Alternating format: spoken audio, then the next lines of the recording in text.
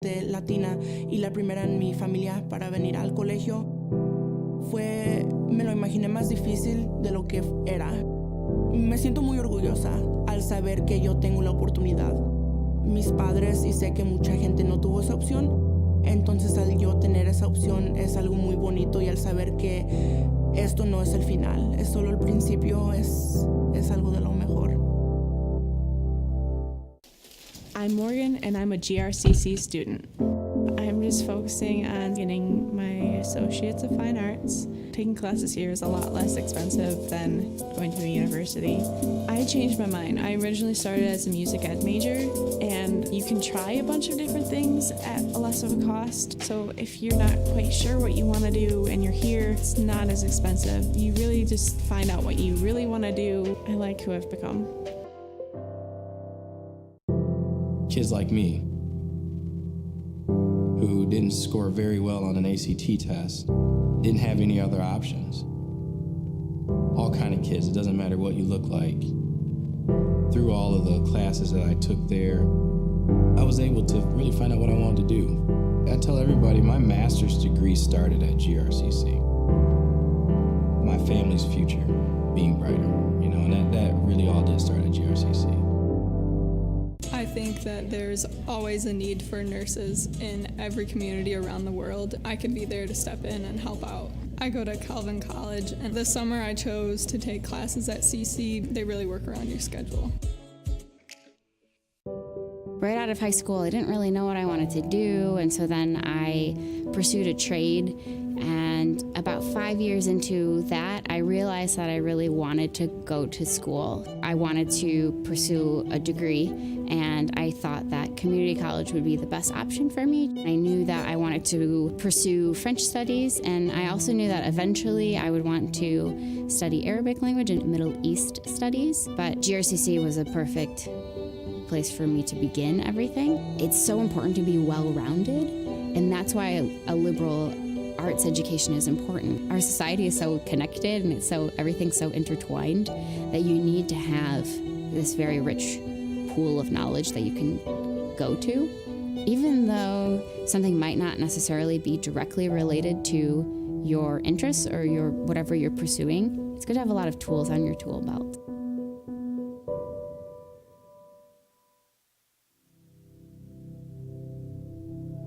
The first position I had in corrections, I began to take on additional responsibilities and even became promoted to sergeant and lieutenant. I had an opportunity to transition to the law enforcement side of the house in 1999, which is about 10 years into my career. They said, we want to send you to the police academy. Your interests or whatever you're pursuing, it's good to have a lot of tools on your tool. I did it in complete reverse order.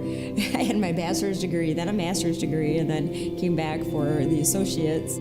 GRCC was an obvious choice for corrections. They had a very strong reputation. Their schedule was different too. I had 2 kids, and I still had substantial responsibilities at work. GRCC Academy gave us the latitude to pick a right answer instead of trying to tell us that there was one right answer. It was a great mix for me, and I did it in complete reverse order. I made the choice. I had my bachelor's degree, then a master's degree, and then came back for our new sheriff. Michelle Young. As sheriff, that's a huge responsibility. My desire. Good evening, everybody. Welcome to Grand Rapids, Michigan, as we are at Grand Rapids Community College. Grand Rapids Community College will be hosting the NJCAA Region 12 District Women's Basketball Championship. These games are going to be on today, obviously, tomorrow, and Saturday.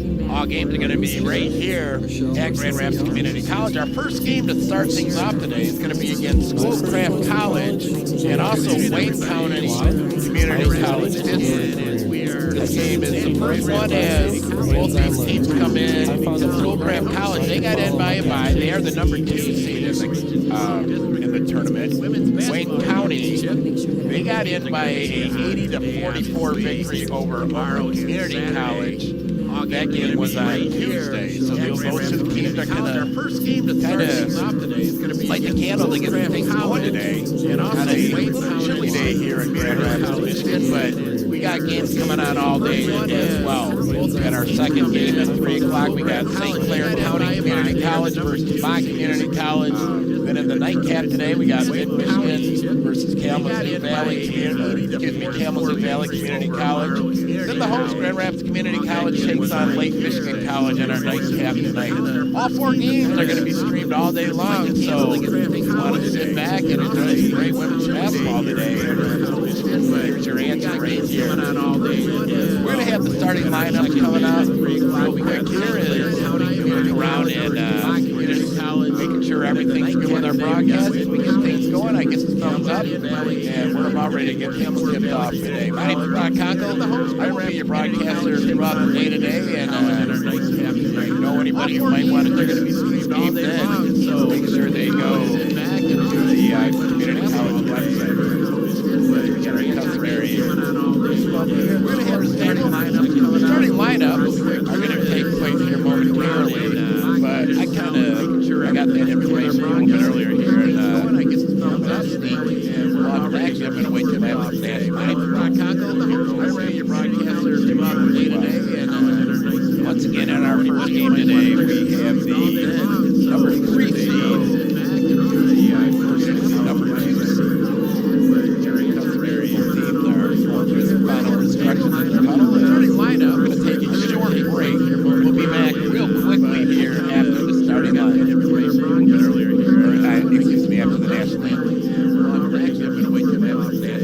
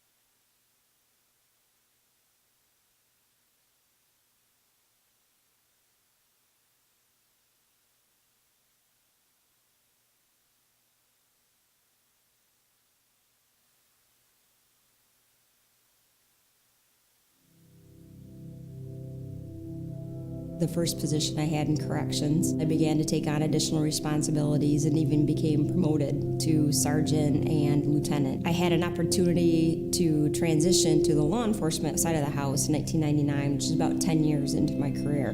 They said, we want to send you to the police academy. I did it in complete reverse order. I had my bachelor's degree, then a master's degree, and then came back for the associates. GRCC was an obvious choice for me then. They had a very strong reputation. Their schedule is different too. I had 2 kids, and I still had substantial responsibilities at work. GRCC Academy gave us the latitude to pick a right answer instead of trying to tell us that there was one right answer. It was a great mix for me, and ever so glad I made the choice of GRCC. Our new sheriff, Michelle LaTroy Young. As sheriff, that's a huge responsibility. My desire to make sure I help them be their best can sometimes be a little ominous. Okay, that's a big job. It's a big deal to make sure that the people have the tools they need, have the education they need, have the encouragement they need, and the support. I just want to make sure that I'm there for them.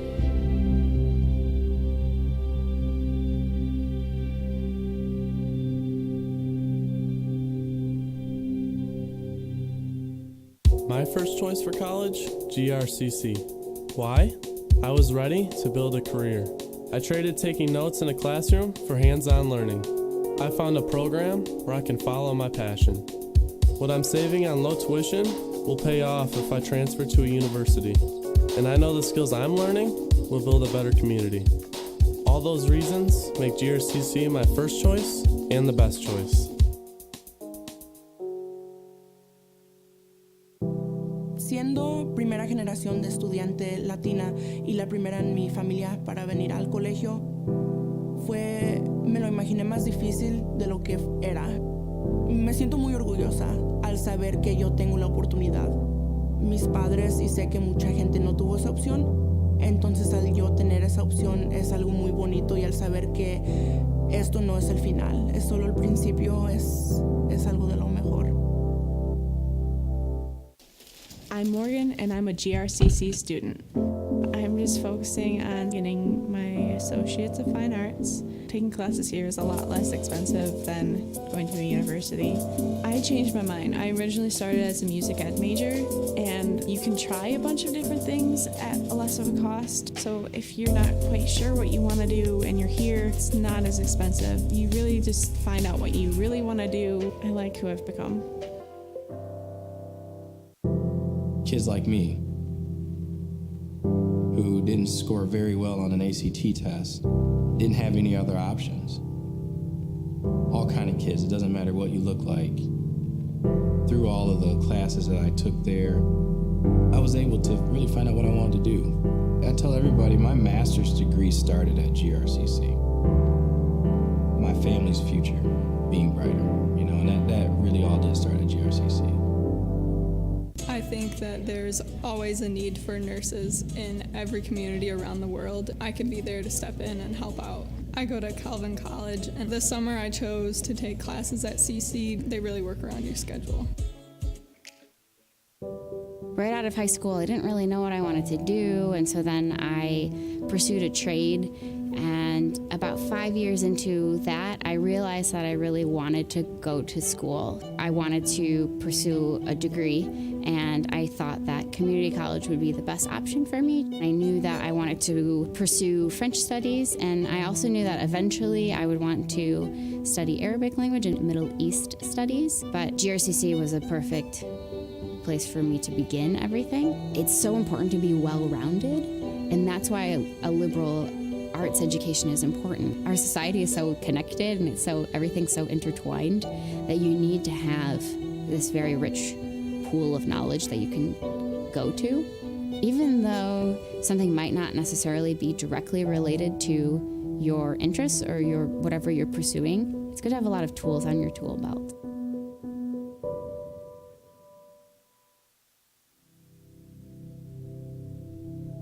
the first position I had in corrections. I began to take on additional responsibilities and even became promoted to sergeant and lieutenant. I had an opportunity to transition to the law enforcement side of the house in 1999, which is about 10 years into my career. They said, we want to send you to the police academy.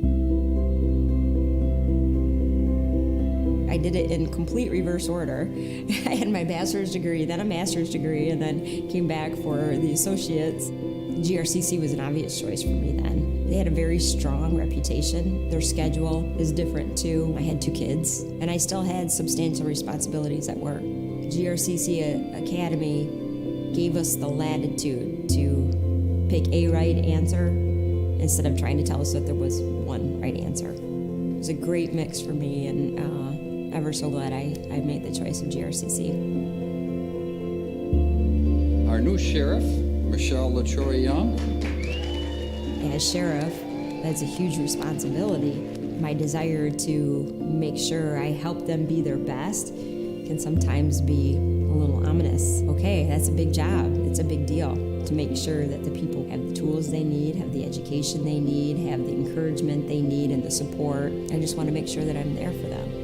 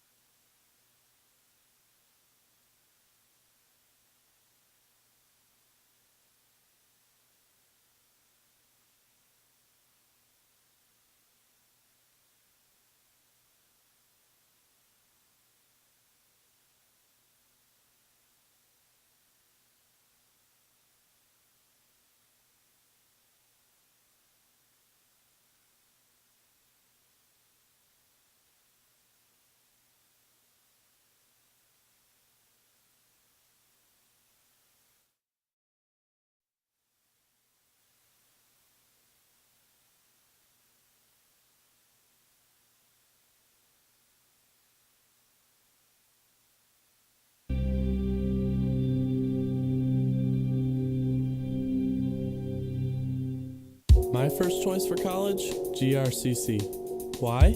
I was ready to build a career. I traded taking notes in a classroom for hands-on learning. I found a program where I can follow my passion. What I'm saving on low tuition will pay off if I transfer to a university. And I know the skills I'm learning will build a better community. All those reasons make GRCC my first choice and the best choice.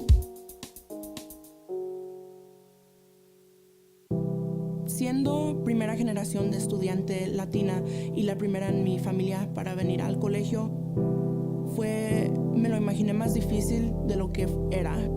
Me siento muy orgullosa al saber que yo tengo la oportunidad.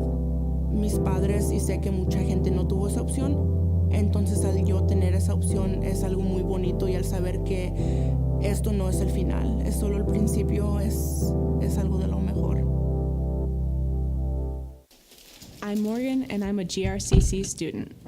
I'm just focusing on getting my Associates of Fine Arts. Taking classes here is a lot less expensive than going to a university. I changed my mind. I originally started as a music ed major, and you can try a bunch of different things at a less of a cost. So if you're not quite sure what you want to do and you're here, it's not as expensive. You really just find out what you really want to do. I like who I've become. Kids like me, who didn't score very well on an ACT test, didn't have any other options. All kind of kids, it doesn't matter what you look like. Through all of the classes that I took there, I was able to really find out what I wanted to do. I tell everybody my master's degree started at GRCC. My family's future being brighter, and that really all did start at GRCC.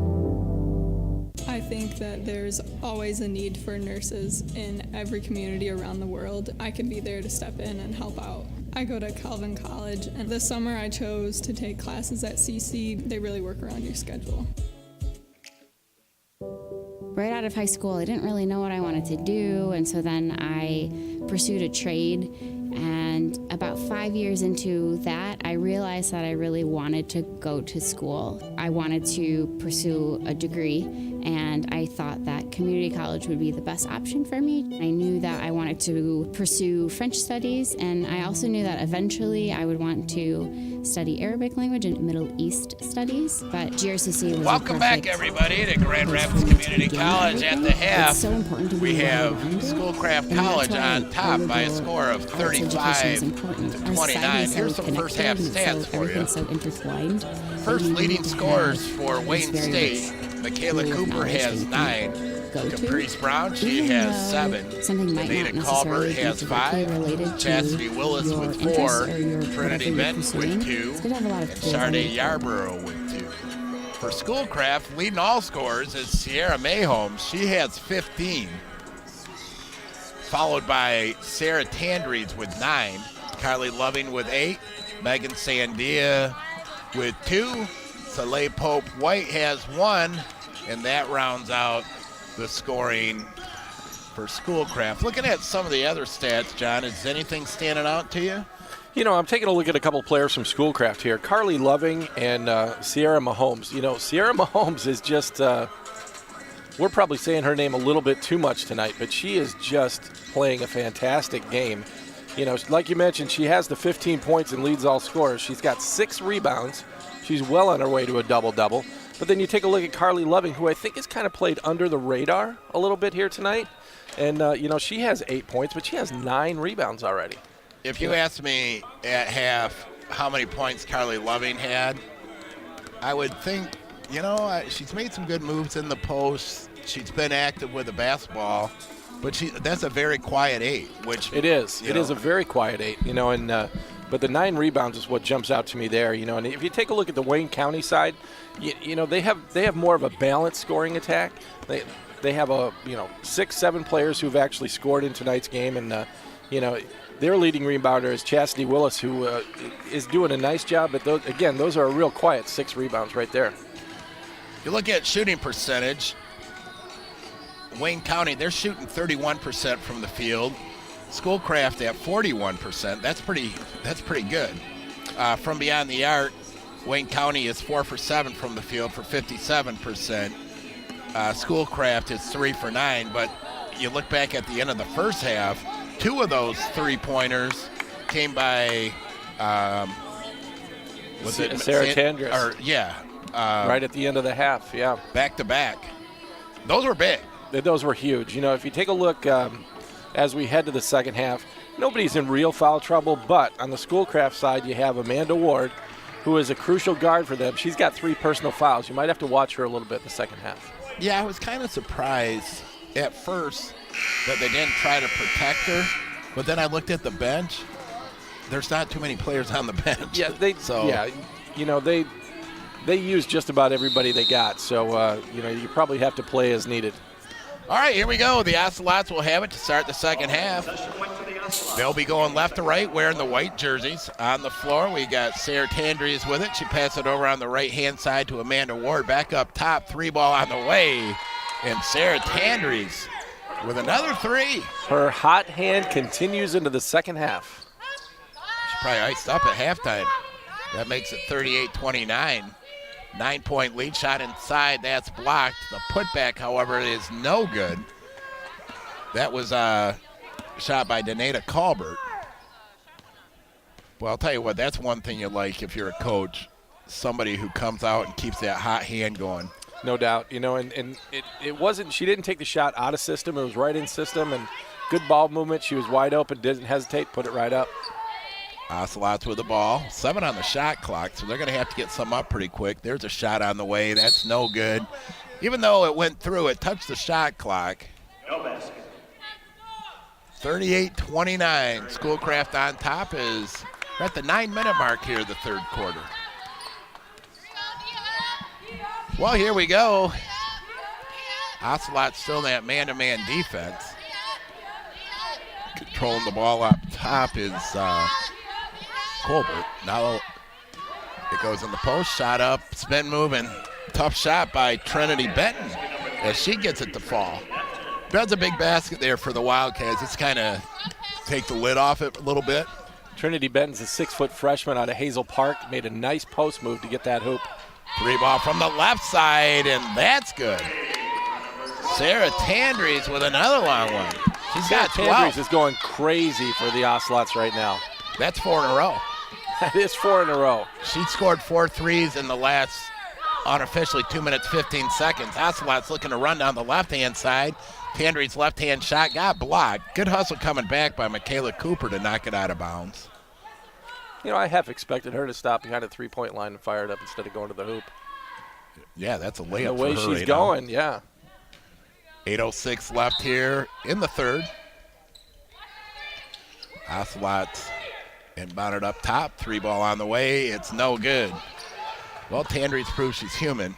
She had a good look at it, though. Back up top. Tandries just inside the 3-point line. That's no good, and it's going to be run down by Donata Colbert of the Wildcats. Back the other way. 3 ball from the right side. That's no good. Tandries with a rebound. She'll walk it down this time. Tandries across the timeline and kind of long skip pass over on the left-hand side. I got blocked by the official there. I didn't see what happened, but it's going to go out of bounds. You know, John, it looks a little bit like Wayne County might be a little tired. You notice I think that? they're going to have to use their timeouts intelligently in the second half because, like you say, their bench isn't real deep. 3 ball on the way from outside is Loving. Her shot's no good, but it's run down by Amanda Ward. Ward turns around, gives it over to Woodard, who's going to reset. Fresh shot clock. Those are the little things right there. You don't have the benefit of seeing it, but it was pure hustle that the Ocelots got that ball and got the new shot clock. And they are really starting to out-hustle Schoolcraft here a little bit. Woodard up top in the paint, and that gets blocked. That was a great block by number 5, Chastity Willis. Colbert back the other way. She passes it over on the right side to Benton, and Benton gets the bucket. 8-point lead for Schoolcraft, 41-33, 6:35 left here in the third quarter. Ocelots are going to pull it out and set things up. Looks like Wayne County switched over to man-to-man here. Shot inside is no good. With the rebound is Benton. Quickly up ahead to Colbert, who passed it up ahead on the left-hand side to Brown. Her shot no good. They've had some pretty good looks, the Wildcats, here in the third quarter inside. Caprice Brown was a little offhanded on that one and kind of went up the wrong side and I think he made a layup a little more difficult than it needed to be. Up top with it. Well, they tried going inside now as Mayholm's pass got stolen. Quickly up ahead, and it's just out of, well, good hustle running it down. I thought that's going to go out of bounds. Over on the right side, a high rainbow 3 is good. Michaela Cooper. She gets another one. I think that's her third 3 on the day. Well, that was from way downtown, too. And that brought rain. Yeah, that's her 9th point unofficially. Schoolcraft resets it over on the left-hand side. Woodard goes to the paint with it. Nice pass left side with a left-hand shot. And Mayholmes gets another one. Great pass by Sharon Woodard.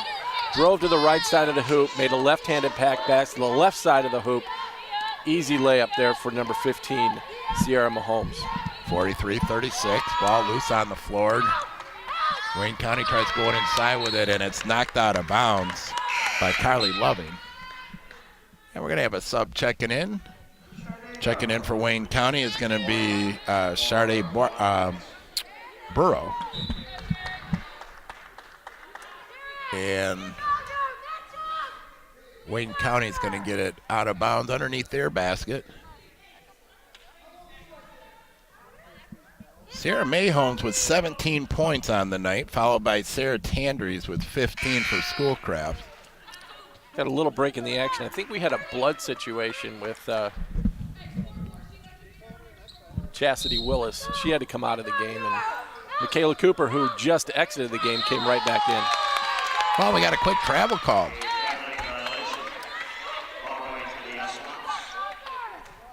So the Ocelots get it back. What if these officials, it's a four game today, what if they'll come back a couple games later and do another one?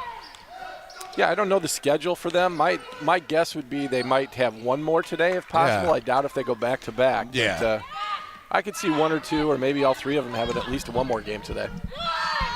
43-36 Schoolcraft. Wayne County back the other way. Shot up, no good.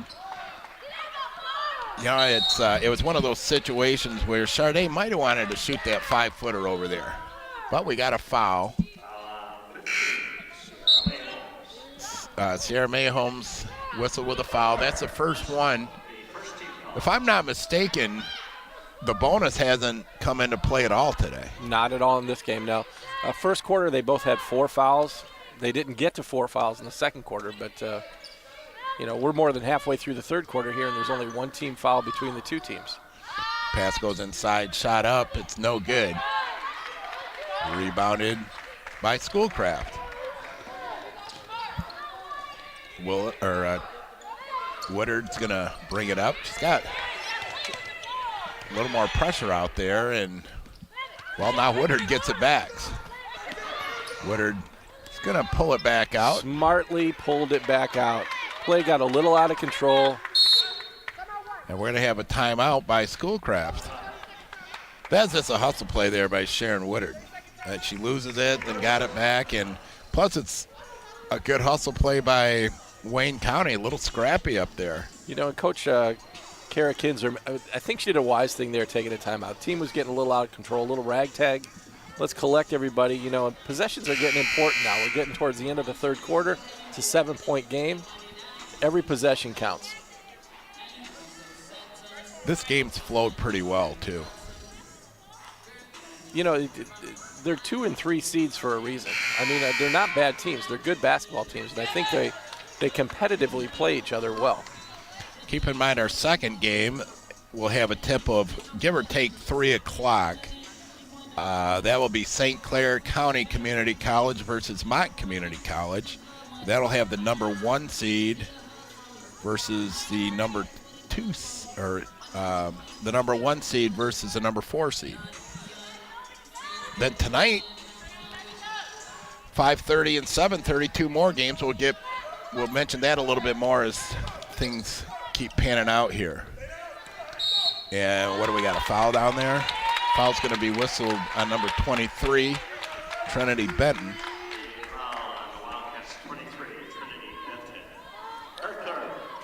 That's Trinity's 3rd foul, team's first, so nowhere near being in the bonus situation yet. Tandries inbounds it over to Ward. Ward's 5-footers on the way. That's good. We had a good angle. That was great form on the 5-footer, nothing but net. Amanda Ward with her first bucket of the night. Going back the other way, a little floater in the paint. That's good. Danita Colbert with the basket. Seems like every time Wayne County makes a little run, Schoolcraft comes right back and answers it right now. If we go back to the first half, the real difference in this game since the first half, where there was 2 3-pointers by Sarah Tandries, because that put them up by 7 going into half, and they've maintained that 7-point lead here in the third quarter. Up top, taking it into the paint is Willis. Her shot up, it's no good. Rebounded by Carly Loving. Loving's doing a good job in there taking care of the boards. Yeoman work, doing all the stuff that doesn't get in the stat book, but she's doing a really nice job. She's got 12 boards on the day. Well, that's probably going to be over and back. Well, I think we're having a little discussion. I think that might have been off Wayne County's foot. Oh. I think they got it. Oh, no? Yeah. Well, you're right. It went off Wayne County's foot. And, if they will let the play go, if they actually saw it the way it was supposed to be, Schoolcraft would have retained possession, but the whistle blew, so they just had to inbounds it. Shot clocks remain the same. They're under 10 now. Pass inside, shot up, and that's no good by Loving. Rebounded by Wayne County. Across the timeline, and another floater in the paint off the glass, and good. Danita Colbert. A nice little floater. That makes it a 5-point lead for Schoolcraft. 2:20 left to go here in the third. Danita Colbert's a 5'4" sophomore out of Detroit Mumford. Back-to-back baskets, if I'm not mistaken. Pretty much the same type of shot, too. Yeah. Well, we'll see what Schoolcraft can do as they come back the other way. That shot by Woodard is no good.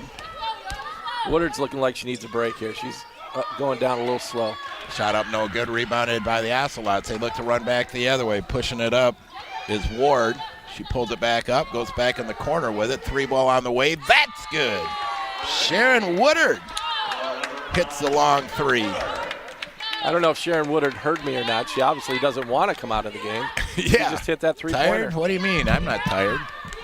That makes it a 7-point lead again, just where we were at halftime. 1:32 left in the half. Wayne County on a little bit of clock this time as the shot clock's down to 8 now. Been going to work with it, taking it to the bucket, and getting the layup is Chastity Willis. No one picked her up. Nice move to the hole. Yeah, went right around 2 defenders. Did a nice job using the basket to screen out any defender and went to the right side. Nice basket. Amanda Ward will control it up top. Woodard goes to the bucket with it. Passes back up top into the hands of Tandries. 8 on the shot clock. Little scoop shot inside is blocked. Nice block inside there by Benton. Ball loose. Ooh, that's an over and back or a timeout. Oh, no, they're going to call foul. It could have been any of those, really. Yeah, it was. I do think that Amanda Ward crowded her a little bit. I'm not going to say it wasn't a foul, but it wasn't the worst foul I've seen. Right, but that's her 4th, so they got to take her out of the game. 39 ticks left here in the third. 47-42, Schoolcraft on top. Wayne County will inbound here at half court. 9-second shot differential. Hannah Paulsack checks into the game. I think that's her first time playing tonight, isn't it? I don't know. I believe you're right. Well, Ocelot's coming back the other way. They're looking to run. Nice pass over on the left side. 5-footer on the way. That's no good off the glass. And it's rebounded by Wayne County, and they're looking to run back the other way. Polston Sarah with it. Tandris, great hustle defensive play right there. Now we have a foul on Wayne County. It's only the third. A lot of things happened right there. Wayne County did an awful job communicating. Sarah Tandris was coming up behind of Michaela Cooper. No one was letting her know. She stripped the ball right away. Led to a Wayne County foul. Well, let's see what Schoolcraft can do. Tandris has it over on the left-hand side. A little move in the paint. Floater up, no good. And that's going to be it of the third. So Schoolcraft with a 5-point lead going into the fourth. I'm going to go back to what you mentioned a second ago. The hustle on that play was a 96-foot hustle. Right. You know what I mean? I mean, she had to go coast to coast. And I can tell you one thing. I don't care how good a shape you are in. When you turn around and sprint back that way, you're tired. No doubt. And that was a pure hustle play by Sarah Tandris, and she did a nice job getting the ball back for the Ocelots. They didn't convert, but they had the ball back nonetheless. You look at the score right now, Brock, and it's 47-42. I don't know about you, but I just get this feel through the whole game that Schoolcraft has controlled the game, but yet it's a 5-point ball game. Yeah, I was looking at that the same thing. I think Schoolcraft has outplayed them, but Wayne County's hanging around. They're hanging You know what happens when Exactly. you hang around long enough. Yeah, it makes everybody a believer. Yeah. You know, if you can be within 5 points heading into the fourth quarter, it's anybody's game. Right. I'd rather hang around and win than outplay and lose. Exactly. And that's not trying to take anything away from either team. Well, one of the things that stand out, too, Sierra Mayholm, she's the leading scorer for Schoolcraft with 17 points.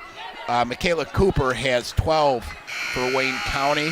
But then you turn around, you got Sarah Tandries with 15. There's two scorers that have pretty much the bulk of the scoring. You look over at Wayne County, you got Colbert with 9, Brown with 7, Willis with 6. It's what I'm getting at is it's more evened out. Right. And and you look at Sierra Mahomes, you mentioned she has 17 points. Well, she had 15 at half. So Right. she was not real productive in the third quarter. She probably needs to step up here to help out Schoolcraft to keep this a tight ball game. Wayne County starts out by going inside with it. Trinity Benton will go to the free throw line. They hit 2 free throws here. It's a 3. Well, wait a minute. Oh, okay. For a minute, with the players walking the other way, usually they don't stand on the free throw line. Right. Trinity Benton will shoot a pair. She's from Detroit Hazel Park High School. First free throw is good. First free throw is no good. The rotation she had, I was just watching, her form, the rotation. I'm like, that thing's got to go. Yeah. I mean, she has good form on her free throw. Second one is no good as well. And going up for the rebound and the putback is Danita Colbert. That's a 4-point trip by Hazel Park, and we got a 3-point game. 9:40 left. That was all will on Danita Colbert's part. She's 5'4", muscled the offensive rebound, and got the hoop. Nice play. Schoolcraft running their offense. Looks like Hazel Park has come out in a man-to-man defense here to start the fourth. Over on the right-hand side, back up top now. Making the move, shot up, and that's no good by Soleil Pope White.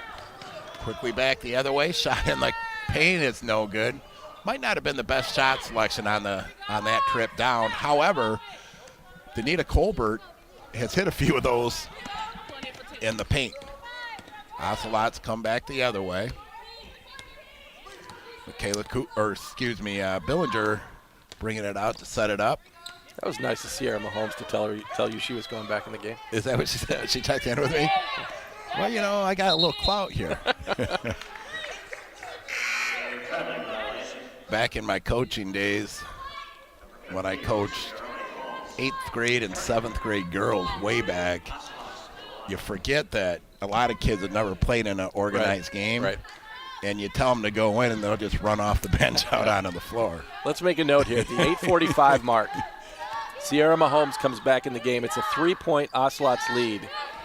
Let's see how that affects the game moving forward to conclusion. Well, she's got 4 fouls, too. Yeah, I think she's going to make a big difference here. Shot up, and that's off the glass and in. It's obvious by her defense that they told her not to play timidly. She did not hesitate on the defensive end of that. Yeah. Well, there's a steal by Wayne County. They are going back the other way. Sharday Yarborough in the paint. Her shot up, that's no good. And that whistle's going to be on Carly Loving. Also checking back in is going to be Sharon Woodard. That's the second team foul, second foul on Loving.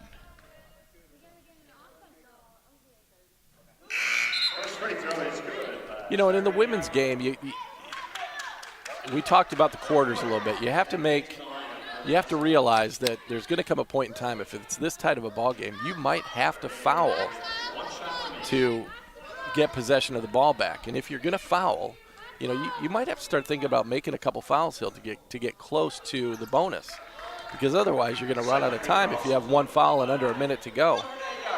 You have to be cognizant of how many fouls you have heading into the end of this game. Well, the Wildcats just took their first lead in a long time, and then there's a turnover. They're going to go back the other way. 3, maybe a 2 ball on the way by Colbert is good. I didn't see a 2 or 3. That was must have a been a 2-point basket, yeah. They race a 7-point deficit. And the coach is kind of blocking my view here. Ball goes inside, shot up, and that's no good. But we're going to have a foul on the Wildcats. I want to expand a little bit on what you just said with the fouls, the bonus situation. Yeah. We talked in the first half briefly about halves or quarters. One thing I'd like to see in the women's game is a 1-and-1. Right. Somehow. I don't know. I mean, obviously, well, there's a turnover by the Ocelots. At least a couple. I'm not saying you got to do that every quarter, but maybe before that, the second and fourth quarter. That's one thing I'd like change. 50-47, Wildcats on top. One of the girls, Danita Colbert, has had something to do with that. She's had, just like that, her shots like that off the beautiful. glass. Colbert with 15 points. That's how she's getting her points, too, right in the paint. Back the other way, shot up, no good. We're going to have a foul. I thought they said blue 23, so that's going to be on Soleil Pope White. That's the third, isn't it? Actually, that's on Trinity Benton, and that's her fourth. Oh, my bad. I looked at the wrong roster. That's easy to do. We don't see these teams all the time. No. It took me about 5 minutes just to get the flow because I don't, usually at least one of the teams. Big shot inside. Nice. That was huge. Sierra Mahomes. Yep. She's kind of been silent this second half. And now we're going to have a timeout. It looks like Wayne County's taking a 30, I think. This is an argue with the referee timeout. I think the officials have done a good job, though. I do too. We haven't mentioned them, which is exactly what we're supposed to do. Yeah. And we're only talking about them now because we're giving them praise. So. Right. No, there's nothing that really stands out. And hey, at the end of the day, you ever ref? No. It's not since college. I did a little bit in college, but not since then. Not since last night from 6 rows back in the stands. Well, no, come on, Brock. As a public address announcer guy, you really have to mind your P's and Q's about your opinions when it comes to You either have to do officiating. that or make sure you know where the off switch is. Exactly. I broadcast Rockford football, and the PA guy who's been doing it since I played, so probably 40 years, he'll forget to turn that button off every now and then. Tell you what, you want to get people's attention. Exactly. It happens to all of us. It's happened a couple times to me. Tell you what, though, you got the best seat in the house. No doubt. I mean, we both do, especially. I love sitting on the floor. And, you get to kind of see the coaches, how they interact with their players. I think both teams have been coached very well. Wayne County by Dwayne Young and Kara Kenzer with Schoolcraft. Their teams are playing hard. A lot of hustle, a lot of going after loose balls. Well, we got a 3-point lead by the Wildcats with 6:45 left to go as Wayne State inbounds it. Colbert, she's had a little bit to do with that offensive flow. Actually, a lot of it because she's the leading scorer. Inside it goes, shot up, no good. And it's going to go out of bounds off of Schoolcraft.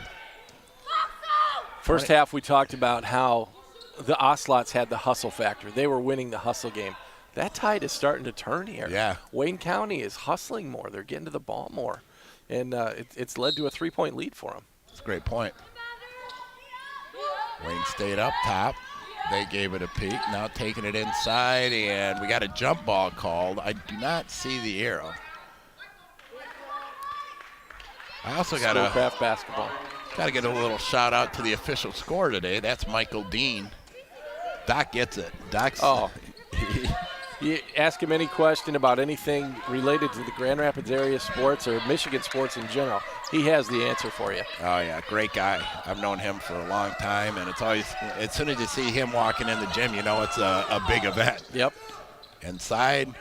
Yeah, Schoolcraft needs to get something going offensively. Shot down in the corner by Mayholmes. It's no good, but we have a whistle.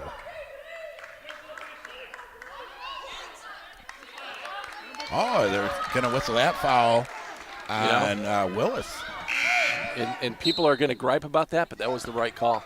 That's a 14 foul, so from here on out, the Ocelots will be shooting free throws. I don't know who the Ocelots defender was on that, but she was maintaining her position. And Wayne County's Chastity Willis just kept going back into her, giving the elbow. That you had to make the call that way. She's not happy about the call. I was broadcasting a game over at Aquinas College 3 years ago, and we come out to start the second half, and the scoreboard changed. That don't happen very often.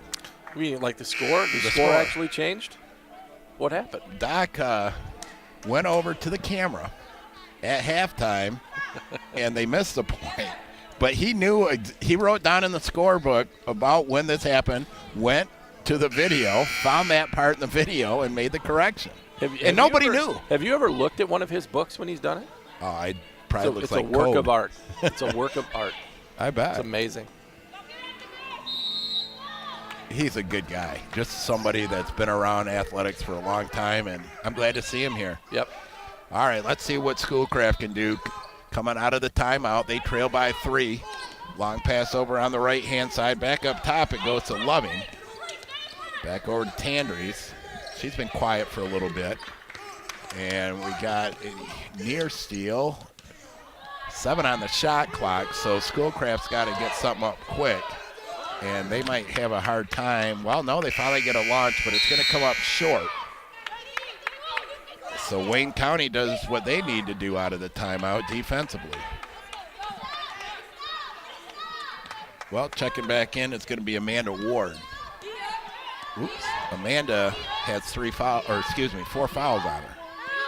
But it's that time of game you got to Yeah, you look a little further down the bench, too, and Trinity Benton for Wayne County is going to be coming back in with 4 fouls as well. Caprice Brown with a bucket. Long 3 on the way, and that's no good. Ooh. But Schoolcraft gets the rebound. Mayholm's with it, and I believe she's going to be shooting 1-and-1 now. Yeah, the Wildcats are in the the Ocelots are in the bonus, unless I'm reading something wrong on the scoreboard. No, it's only the 4th.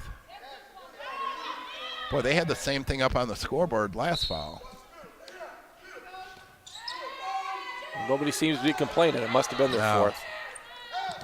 Long inbound pass to Mayholmes. Yeah. She traveled. Looked at Tandry on the left. Tandry moved, and she couldn't make the pass, so feet shuffled, unfortunately, for Schoolcraft. Wildcats with their biggest lead, 54-49, 5:03 to play. Kind of what we talked about. They hung around long enough to all of a sudden they're out playing Schoolcraft here in the 4th quarter. Ball goes out of bounds right in front of the Schoolcraft or Wayne County bench.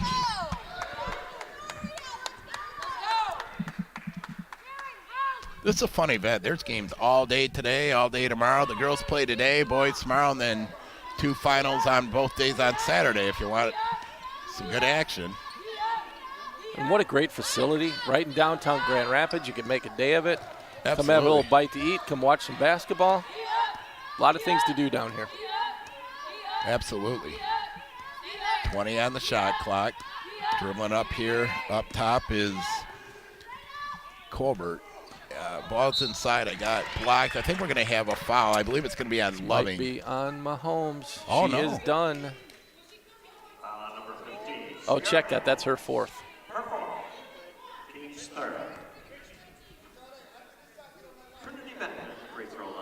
Trinity Benton will shoot a couple. She misses her first.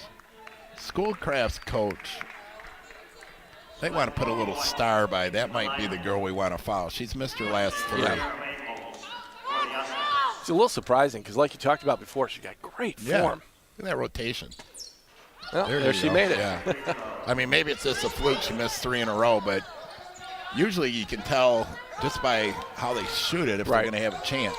There's another steal by the Wildcats. They're up 6 as we approach the 4-minute mark. Can't be turning it over. You got to make every possession count right now. We'll see what Wayne County does this trip as they go over on the right-hand side to Benton. They're running clock. They got to start making a move now, though, as there's 5 on the shot clock. Shot up in the paint, and that's good. Got Tough move. the roll. Chastity Willis gets the bucket. Now, I wish I would have made note of it when it happened, but it seems to me that Wayne County went from a 2-3 zone to the man-to-man, and it really made a difference in how Schoolcraft has been attacking the basket. Absolutely right. Little scoop shot inside. That's no good. And Wayne County's going to come away with it. They're going to slow it down, at least. That's what Coach Young wants them to do, but they turn around and they go inside with it, and Sade Yarborough, right now it is all Wayne County, and Schoolcraft's going to call a timeout. This has been an impressive run by Wayne County. Yeah, and they were down 7 at the half. I think we have a 3-point game at the end of the third, and now they're up 7 with under 5 minutes to go in the game. The winner of this game advances to the Saturday finals. Well, they'll take on the winner of St. Clair County Community College or Mott Community College, who plays in our second game. That tip-off is at 1 o'clock. This time of year, for me as a basketball fan or anybody listening, there's so much going on. Tonight there's regional high school basketball going on. Last night there was district semifinal basketball going on. Tomorrow, district final for the girls.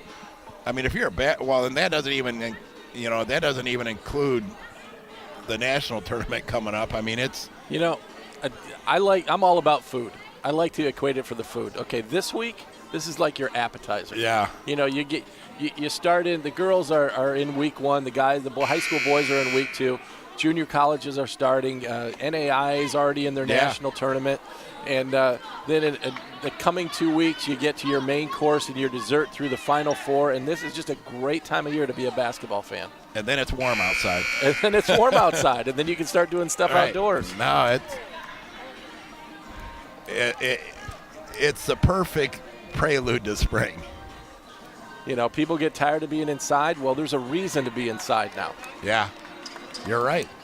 And I'll tell you what, if you haven't been to Grand Rapids Community College in a while, they have done a renovation. This place is looking brand new. It's awesome in here. Schoolcraft's got to make this count. They trail by 10 as we approach the 3-minute mark. And, well, you almost became part of the action there. Pass almost came right into your hands. I wanted to grab it, but I'd have to fly over the table to do it, and that wouldn't look very good. Let's put it that way. I'm just wondering what score sheet you'd be on, Schoolcraft or Wayne County. Well, you got the blue shirt on, so probably there you go. Wayne County. Schoolcraft goes inside with it, back to the right side. 3 ball on the way. Big 3. Sierra Mayhem gives them life. But is it too little too late? We'll see. We still have a 3-possession game here. 7-point lead for the Wildcats. We'll see what the Wildcats do. They're going to go inside with it, shot up. Oh, and, boy, tough roll there. Ocelot's looking to run. Little crossover move. Shot up off the glass. That's good. Oddly enough, that was a big play by Caprice Brown. She didn't go for the block. She didn't commit the foul. Sierra Mahomes is just way too good an athlete to miss a layup like that. She played it smart by coming off the ball a little bit and allowing the hoop. Long 3 on the way. That's no good. Ball loose inside, and they're going to say it goes out of bounds off of the Ocelots. 5-point lead by the Wildcats. What do you think of that last 3? I might have ran a little bit more clock, but I'll tell you what, she had a great look at it. Yeah, she, you break the ankles of your defender and you got nobody in front of you. It's hard not to take that shot. Going to work in the post was Trinity Benton. She gets fouled. Well, we'll see if my theory holds true on that wasn't an intentional foul on her, but unofficially, Benton is 1 of her last 4 from the line. 1:57 left. Her first free throw is off the glass and in. You could tell when that left her hand it was going to be hot, but Hey. It was right on, so it was where it needed to be. Healthy living. Still a 2-possession game. Second free throw on the way is no good. We'll see what the Ocelots can do. They get it over to Mayhelm's hands. We'll see what they set up for her. She's going to get a screen. I like the play, and, ooh, that was no good. She had a good look at it. I think the Ocelots' approach heading down to the end of this game is give Sierra Mahomes the ball, let her go to the hoop, and see what happens. You're right. Well, there nice, is a steal. Nice. Going back the other way, making the right-handed layup was Amanda Ward. We got a 4-point game with a $1:22 left. Ocelots in a full-court press. Oh, we got Amanda Ward is done. I thought Wayne County was trying to call a timeout there. I think they were, actually, but the foul got called beforehand. These are big free throws here.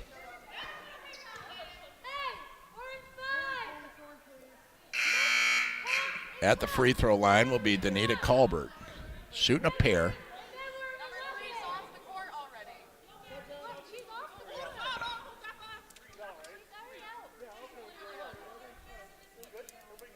Mike Dean just making sure that the proper player was off the court. Right. And Mike commands the attention. I mean, he'll play his harmonica at you too. If absolutely. You don't watch it. National anthem. He played it tonight. 2 shots, 2 free throw shots. First one is no good. Well, the big thing you want to do right now if you're Schoolcraft, you got to make sure you box out. No doubt.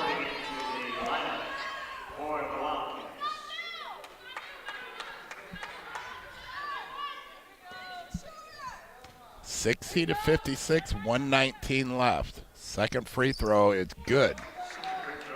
Still a 2-possession game. Wayne County showing a little token pressure. Ocelot's got to get it to the hole, which they do. Shot up, it's no good. And we're going to have a foul. Boy, they got a good look at it. But going to the line's going to be Trinity Benton. It was on Carly Loving. That's her 4th. Schoolcraft has a shallow bench.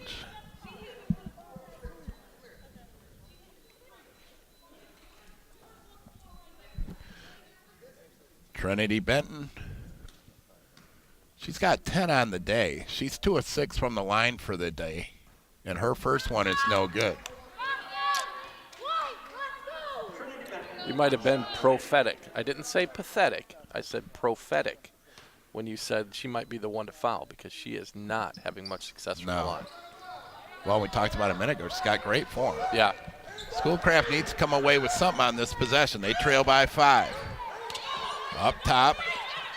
Now they go to the right side. 3 ball on the way. Good look. No good. And the rebound is run down over on the left side by Mayholmes.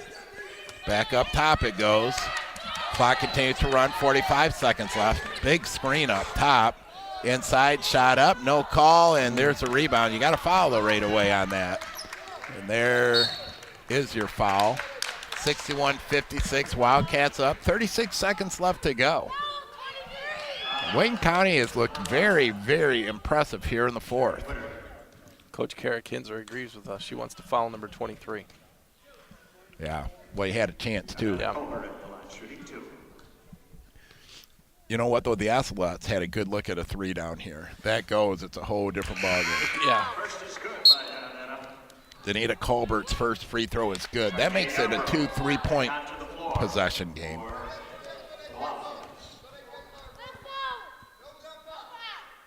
Second one on the way is good as well.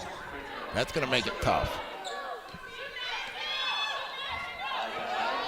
Here comes the Colberts back the other way. Shot up, and that's huge. Big bucket by Sarah Tandries.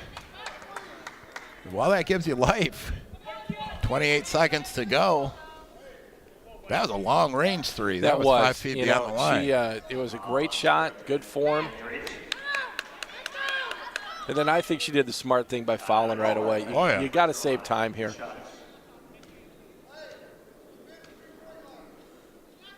Well, it's a two-shotter.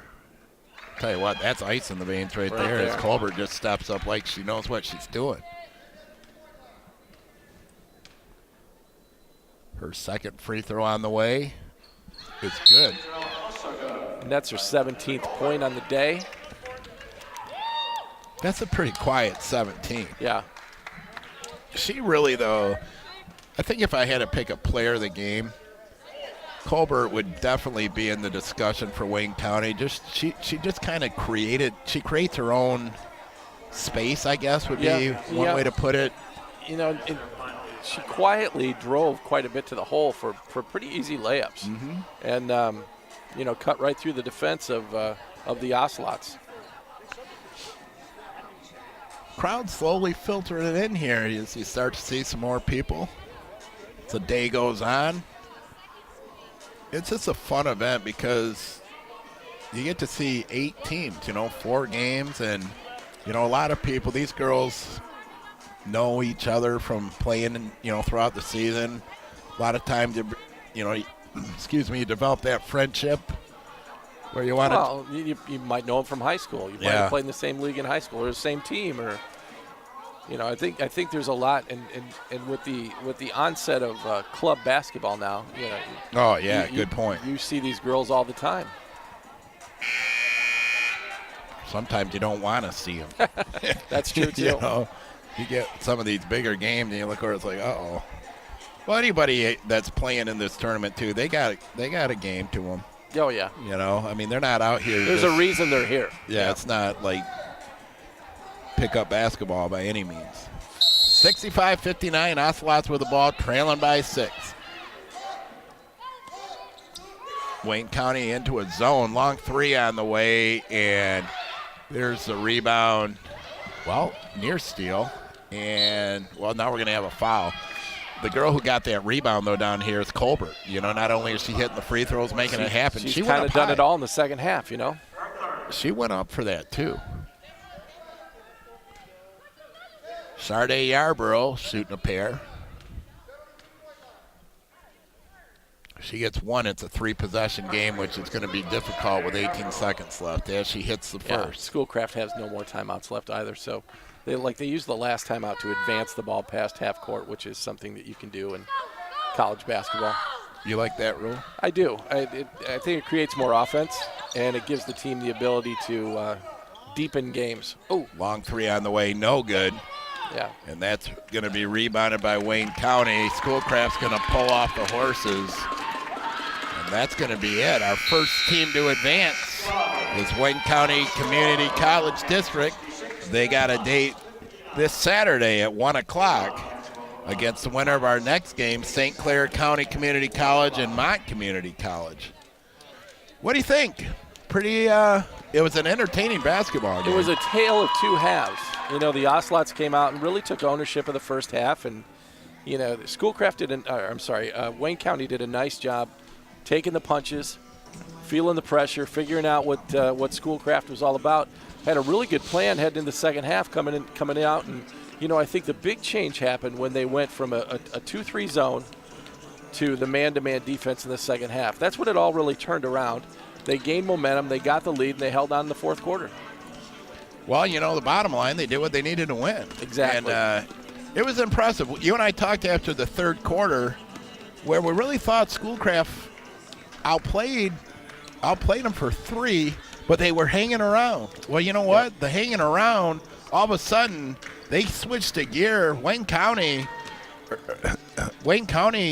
did what they had to do to win. And, you got to say a little bit about Danita Colbert for what she did. She had 20 on the day.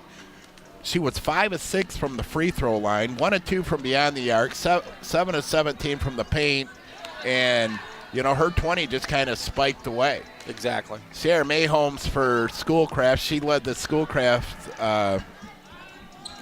Ocelots with 24, but 15 of those were in the first half. It was a quiet second half for her. Yeah. All right. Well, any final thoughts?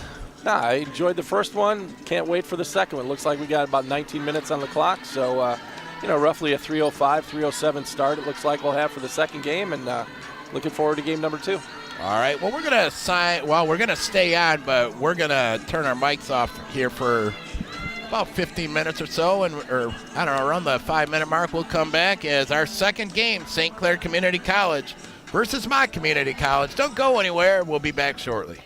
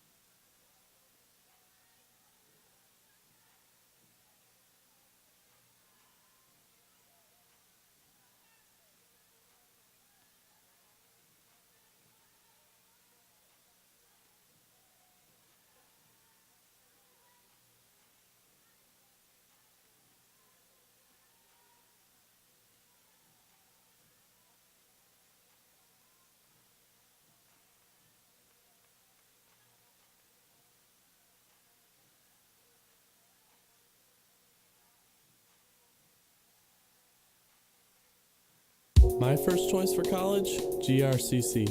Why? I was ready to build a career. I traded taking notes in a classroom for hands-on learning. I found a program where I can follow my passion. What I'm saving on low tuition will pay off if I transfer to a university. And I know the skills I'm learning will build a better community. All those reasons make GRCC my first choice and the best choice.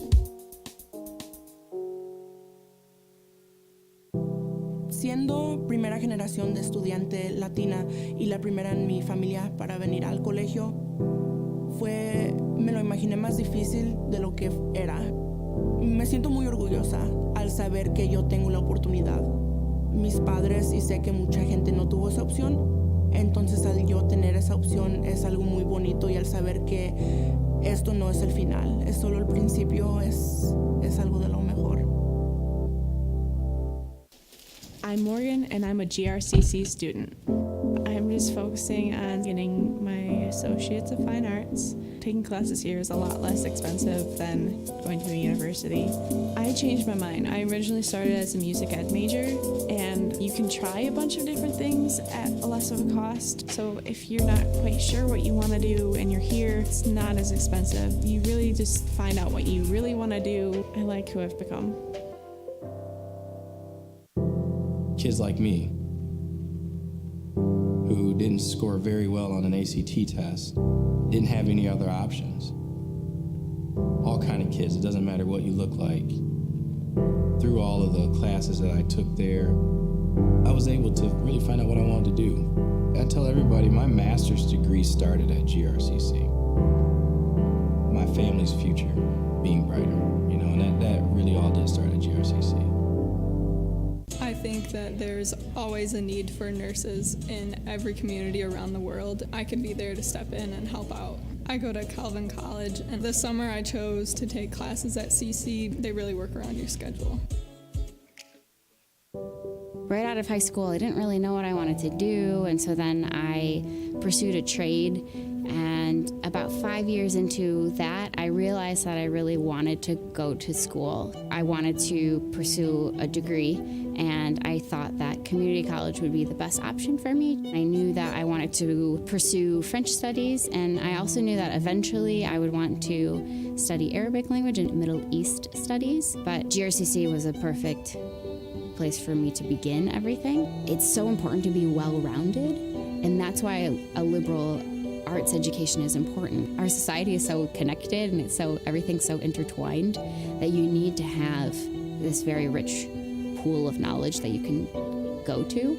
Even though something might not necessarily be directly related to your interests or whatever you're pursuing, it's good to have a lot of tools on your tool belt.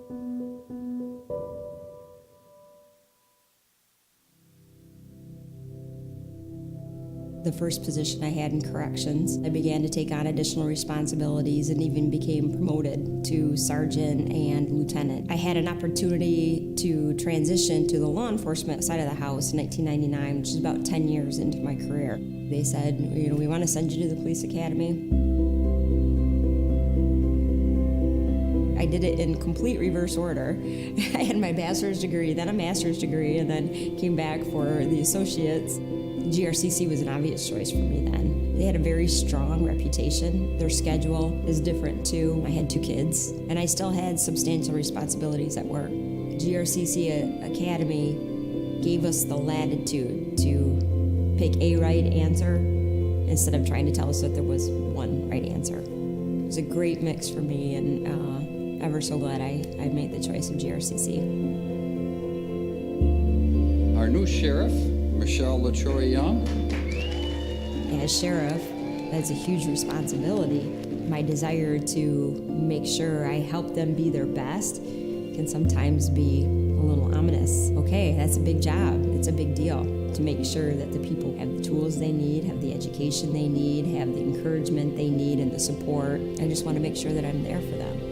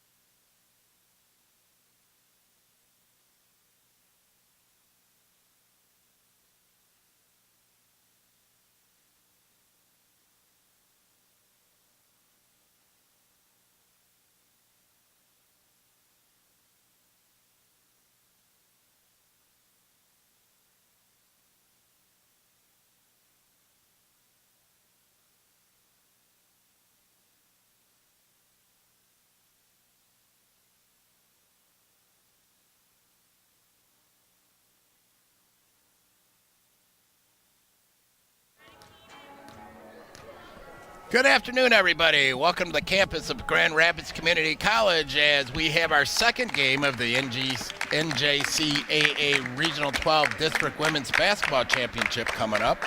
This second game is going to have St. Clair Community College against the Mott Community College, the Bears against the Skippers. My name is Brock Cockle. Joining me this afternoon is John Danielson. John, thanks for joining me. Great action in the first game. It's good stuff. Yeah, it is. It's been a lot of fun. Our first game, just to go back and let you know a little bit what happened in that one, we had Wayne Community College with a victory over Schoolcraft College. So the winner of this game, St. Clair County Community College versus Mott, is going to take on Wayne. First game was a great game, a lot of action back and forth, and it really wasn't decided until the last minute or so of the game. You know, it was a back and forth game where, Schoolcraft owned the first half really, and I personally thought they might run away with it in the second half because, Wayne County doesn't have a real deep bench to begin with. But they came out in the second half and did a nice job transitioning from a zone to a man-to-man defense and really owned the game from there on.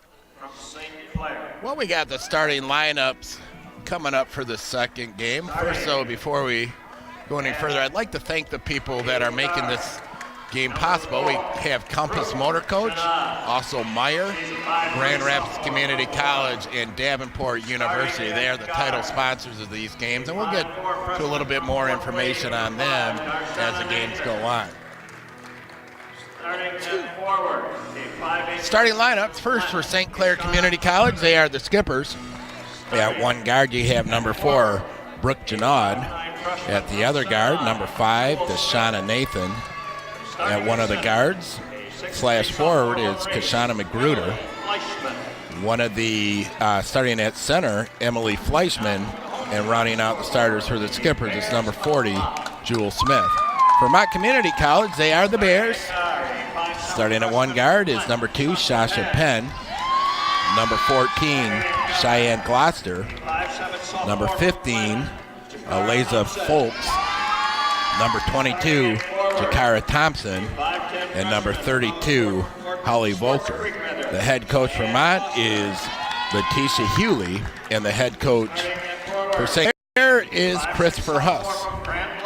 Going through the starting lineups, Mott is going to be wearing gold uniforms trimmed in navy blue, really bright gold. And looking at the Skippers, they are navy blue trimmed in gold. It's kind of like both teams. Yeah, I think they have similar team colors.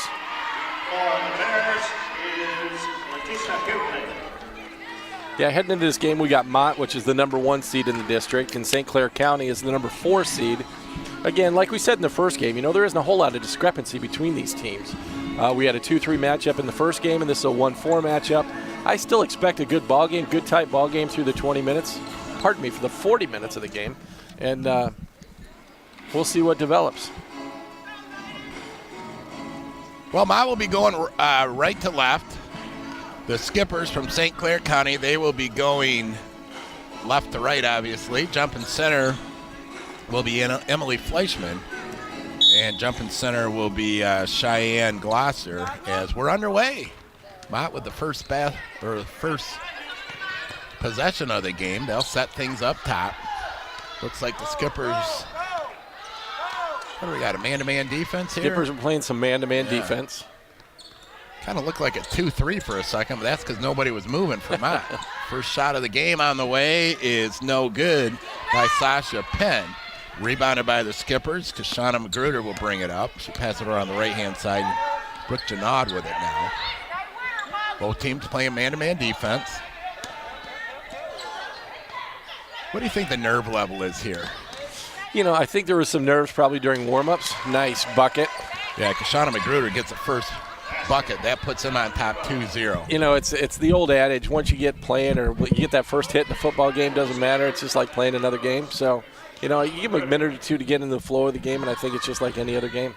The only difference is when you're done, the bus stops. The bus parks it up.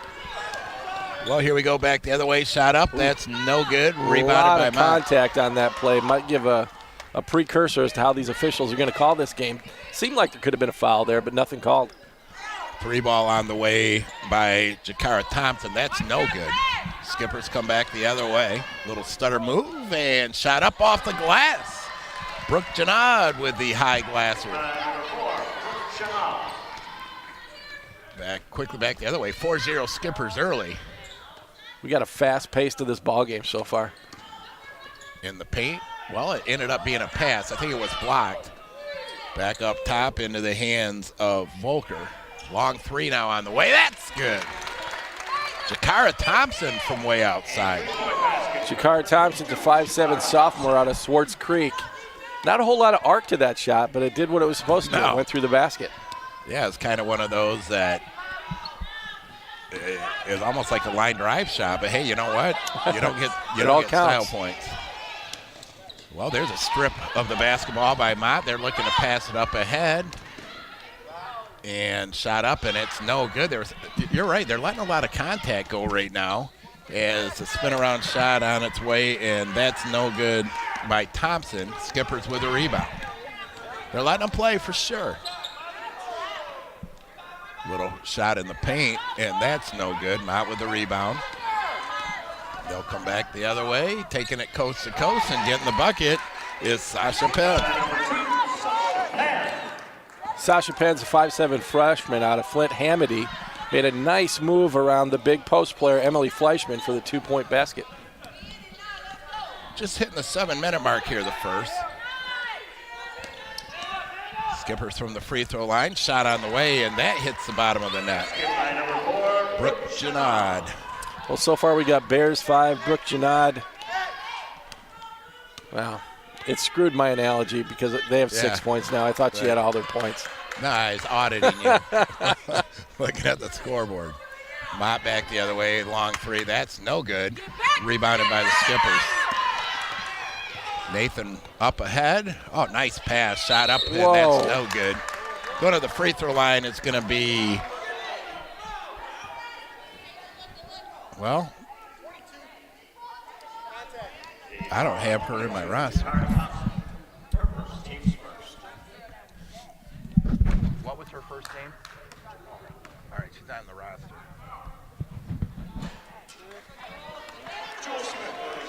We got number 30 for St. Clair County at the line.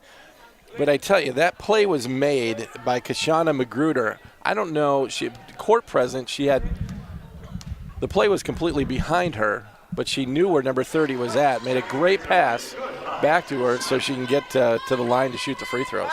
And that number 30 is Jakara Thompson. It's good to know. Yeah. We might need that. We might need that at some point. That makes it 7-5 Skippers. I don't know. There's a shot that's blocked. Skippers with a rebound.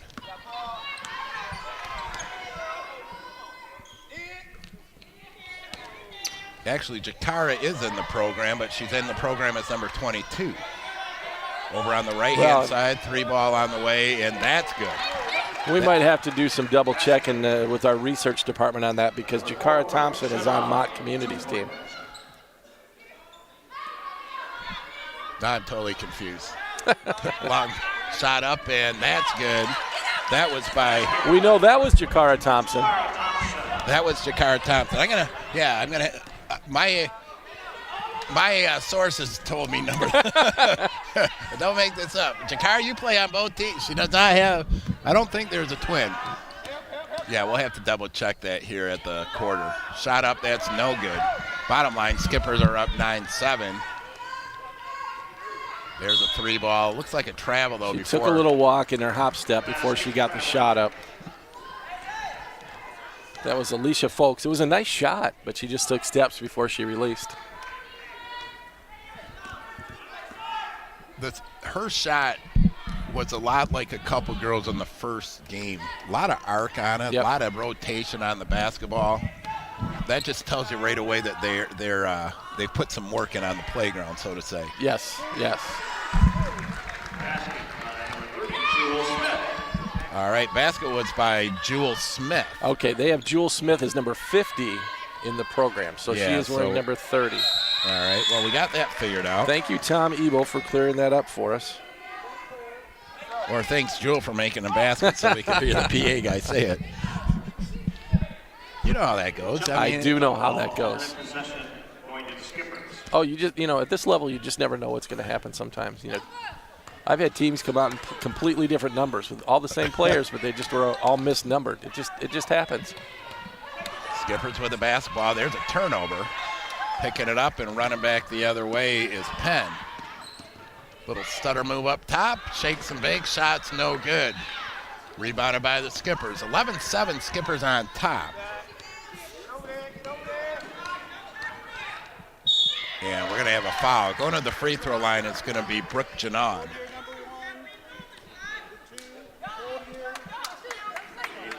That was Mott foul on Sasha Penn. That's her first foul. And that was pretty evident. I mean, her hands were up, but she did reach over and made contact with Brooke Janod. First free throw is no good. Well, we have the number 1 seed and the number 4 seed. Mott being the number 1 seed. St. Clair County Community College is number 4 seed. I've been impressed with the way the Skippers have opened this thing up, though. That free throw on the way. Yeah, they've done a nice job. Not intimidated by the number 1 seed at all. Came out and they've really taken their game to them. Jakar Thompson with it. She'll run the show. Skippers playing a man-to-man. Ball goes inside, and that's good defense by the Skippers, just collapsing on the post, but taking it to the hole and getting the high glasser. I believe that was number 15, Alicia Fox. She made a nice move to the hole. Yeah, it was Alicia Fox. Nice juke around her defender, went right up into the... Long three on the way. That's no good. Mott with a rebound. They'll run it across the timeline. Little stutter move. Back up top. 3 ball on the way is no good. It's going to go out of bounds. Skippers up 12-9 early. 2 team fouls so far on the Bears, none on the Skippers. This is our second game today, and both games have had a lot of energy in them. There's a lot of electricity in the gym for people watching it at home. It's tournament basketball. Yeah, exactly. That's what it's all about, one and done. Well, here goes the Skippers setting it up. Resetting it is Jewel Smith. She gets a high screen. Back into the hands of Nathan. 9 on the shot clock. The old screen and roll. Shot up. It's no good. And Mott comes back the other way. Down in the corner. Nice pump fake. Shot up. And somehow that went in. Jakar Thompson with a nice shot. Jakar Thompson went and found the contact. Other games she might get the call on the 3-point play there, but no call was made. She made the bucket. No harm, no foul. Skippers have set it up. Nice drive to the hole. Shot up and off the glass is Deshauna Nathan. She showed a little gear there. She just exploded. Exactly. A really good ball handler from what I've seen so far this game. Mott with the basketball. As that's going to go out of bounds. Are you kind of surprised so far that you haven't seen Emily Fleischman get a touch inside? Yeah, I don't know anything really about her game. She's a big girl. She's 6'3". She's tall. I think I almost view her as more of a defender, development type of player. I don't know if she's real offensive threat, but we'll have to see how the game progresses. Well, I do know she has about 6 inches in height inside. Exactly. 2:10 left here, first quarter. Skippers up 14-11. Going to the left side with it now is Bohm. Back up top to Magruder. Magruder pump fakes a 3 and then relaunches. Boy, that had trend. How did she keep that in her hands before she released the shot? Yeah. What an athletic move. I thought she kind of got her timing off by the defender. Back the other way, shot off the glass by Cheyenne Gloucester, and that's good. 17-11 Skippers.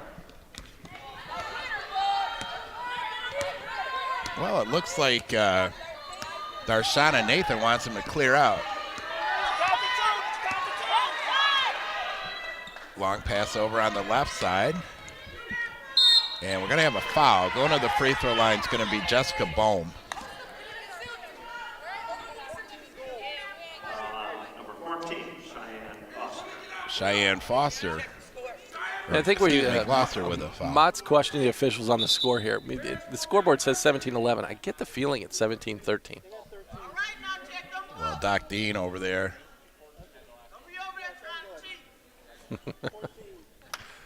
Now, if you've never seen Mike Dean do scorebook, he's got a red pen, a blue pen, a green pen, actually about 3 of each, just in case it goes into 22 overtimes. He's not going to run out of ink. Yeah, don't forget about the 2-liter of Diet Dr. Pepper, Right. which keeps him going through the whole game, too. And don't ask for a drink. No, don't ask for a drink. I made that mistake about 3 years ago. All right, so let's make sure we got this score right. 18-13 Skippers with 1 minute left to play. Mott with the basketball up top. They'll get a high screen, little goes in the corner now as they move it around the perimeter. Little skip pass to the corner, 3-ball on the way. Good look. However, it's off the mark, rebounded by Magruder. She looks to run. Up ahead, layup on the way, no good. But the putback inside by Emily Fleischman is good. There you go. That's Rocky, her role right there. You just can't teach tall. No. And she did nothing wrong there. She just reached above everybody else, got the short rebound, and stuck it back for 2. 32 ticks left, 17 on the shot clock. Mott with a little weave play. Called the old Harlem Globetrotter offenses. They just weave up top, and taking it to the bucket was Alicia Falks. 20-15. Skippers with 20 points already. That's a high-scoring affair. You know, I was just thinking about that. It's something that, you can see 5 points scored in a quarter in women's basketball. You can see 25 points scored in a quarter. Taking it inside with another nice drive. Getting the bucket off the glass was Darshana Nathan at the buzzer. Skippers on top of the number 1 seed right now, 22-15. I like Darshana Nathan. She's a good ball handler. She controls the offense well, and she drives to the hoop when it's needed. That was a nice bucket. That was a nice quarter by the Skippers. I'm impressed with them so far. 7-point lead. Mott coming in, like I said, they're the number 1 seed, so that tells you right away they've won a few games over there, over the season. But also, there's a lot of basketball left as well. We'd like to thank Compass Motor Coach. Safety, integrity, and reliability is what makes them the preferred transportation provider for several community colleges and universities within Michigan. Check them out at compasscoach.com. Also, Meijer. Winter may be sticking around for a bit longer, but Meijer has everything you need to beat the chill. From blankets, sweatshirts, and socks, to soup, hot chocolate, and tea, and everything in between. All in one stop at Meijer, because when it's cold outside, you need something cozy to warm up with. And I hope they've sold out of shovels, because I don't want to have to go through I don't need a one. shovel anymore this year, do we? My wife was shoveling the driveway, and she's like, this shovel's too heavy. I'm like, I'm not buying one. That's just basically telling winter to stick What, no around. snowblower? I got that. Wives don't know how to run snowblowers. There you go. Oh. My wife I'm staying away from that one. My wife doesn't know. I'm in charge of snow blowing. I'm particular when it comes to my snow removal. I Right. don't let my wife snow blow. There you go. But she's on this, I want to be outside 15 minutes a day kick, and I'm like. Hey, perfect. That works great then, doesn't it? That's about how long it takes to do my drive. All right, second quarter underway, 22-15. Shot up inside, it's blocked. We talked about Emily Fleischman's role. We saw what she did on the offensive end. That's what she needs to do on the defensive end. Just clog things up. Mott with a steal, racing back the other way, taking it to the basket, and going to the free throw line. It's going to be Jakara Thompson. I like that explosion out of Thompson. She got across half court. She wasn't. It wasn't a matter of pulling it out. I mean, Right. She just shifted a gear and. I get the impression that Mott has a lot of athletes, a lot of girls that can take it to the hoop, and I think they rely on that through the course of their season. You're right. That's a good point. First free throw, no good.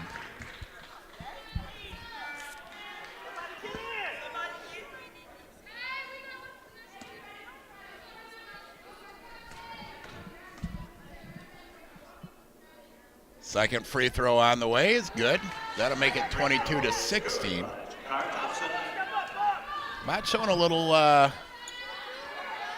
full court press. The girl, Mott broke through it, the Skippers broke through it, but good hustle there by Jakara Thompson getting back to knock that thing out of bounds. Darshana Nathan did a nice job pushing that. And boy, I like that inbound pass. But we're going to have a turnover. An over and back, yep.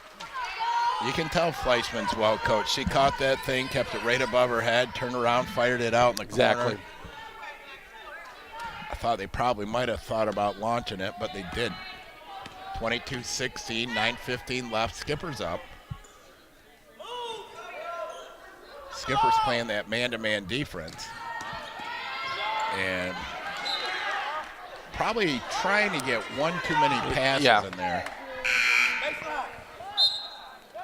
Serena Rice is going to check in. You appreciate the effort by Claudia Freed there, but she probably just would have been better off taking it in the hole herself.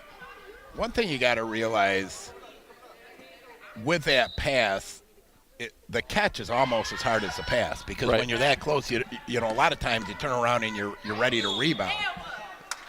Now we have it travel. She did travel, but she did the right thing there, just taking it to the hole. Another thing, too, not to keep, drilling that point, but when you make that pass, when somebody catches it, you're in the paint right away. As soon as you make that pass, you're almost looking at a certain lane violation as well. Exactly. Skippers with a basketball. Faking the three, now launching the three. The high arcer on the way, it's no good. Mott with a rebound. Serena Rice pushes it up. Shot up, it's no good, but we're going to have a foul. Going to the line will be Sasha Penn. And the foul's going to be on Brooke Janad. That's her second foul here in the second quarter.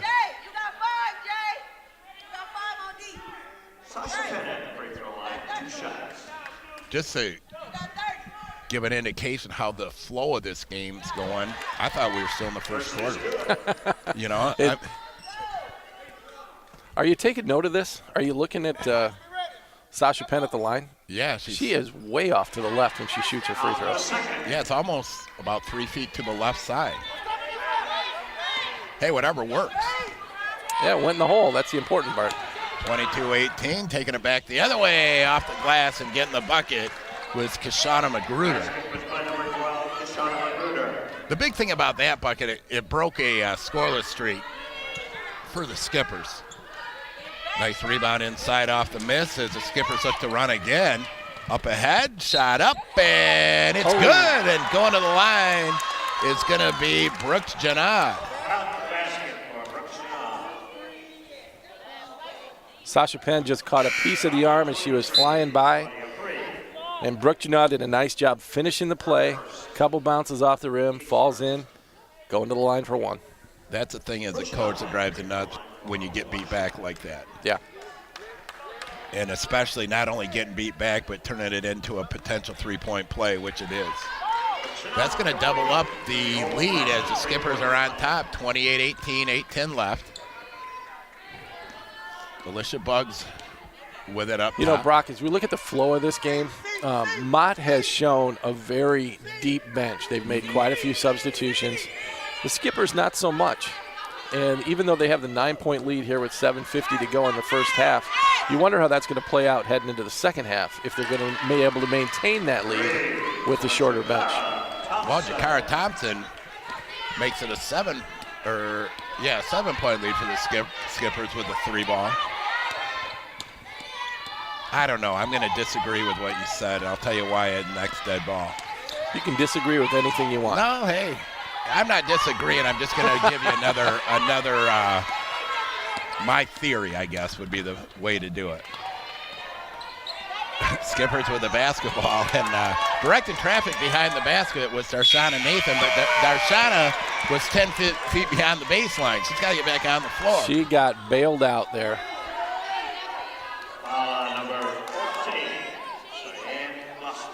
Brooke Janad did an awful lot of dribbling, and as the shot clock was expiring, got the foul on Cheyenne Gloucester there, so she'll go to the line to shoot two.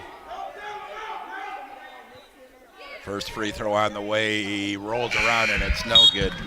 My theory is, and I'm not taking anything away, I don't know the team, I don't know how deep they go, but I also know a 40-minute game for a kid this age, I hated coming out back in the day. That's true. You know, and you almost catch that win. But, hey, you know, there's a different rule of thought. I'm not disagreeing. I'm just, you know, sometimes I think it takes away from a team's flow. I see your point. If you have a chemistry with the 5 or 6 rotation that you have and it works for you. And I've seen it work for the 10, too. Right. You know, right. I mean, whatever, I guess at the end of the day, it's whatever chemistry your team has, and these coaches build these teams. And 28-21, Skippers on top. Mott will inbound, long inbound pass into Penn.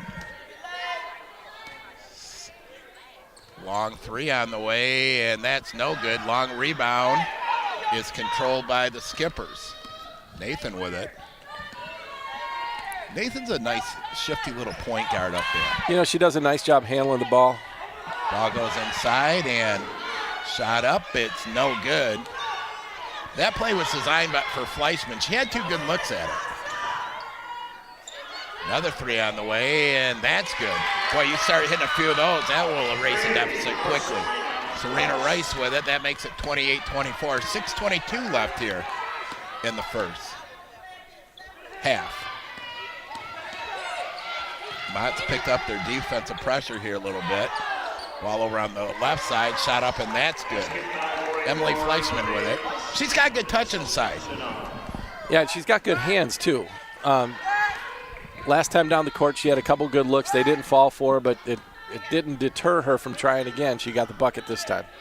30-24 the score, 5:53 left. Shot inside, it's no good. We're going to have a foul, though. It's going to be on Darshana Nathan of the Skippers.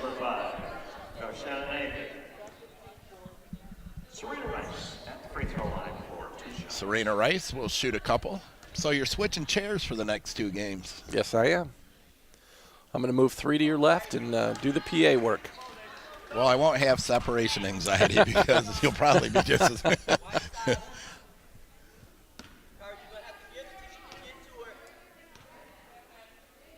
Second free throw on the way is good. You know, you look around the gym a little bit. You and I have had the opportunity to see Division III basketball, NAIA basketball, and you know, there's a few coaches from the WAC here. I see Ferris has a representative here, and you know, that's what this junior college basketball is about. You know, getting to the next level. You know, continuing your education, going to a 4-year school, and yeah, you're right. From what we see from a lot of these girls on the court today, a lot of them have the opportunity to move on and play. Long 3 on the way. That's no good. Yeah, I've seen the coach from Siena Heights, Davenport. Rochester's here. Rochester. Looking at the level of talent, and you just mentioned Division III, NAIA. There's a lot of players that can easily make that transition. Oh, no doubt. And I think we've seen a couple. We saw a couple in the first game that could easily make that transition. Maybe even D2. Yeah. I don't think we've seen any legitimate D1 yet, but what do we know? Yeah, that's true. I mean, but how often does that really happen with teams of this caliber? You know, right. A lot of these girls are D2 at best, you know, but God bless them if they can go D1. Hey, and I'll tell you what, they're here to play. Oh, no doubt. You know, it's been fun basketball. They're getting it up. You know, they're going at it. Well, at the line, shooting her second one will be Alicia Folks.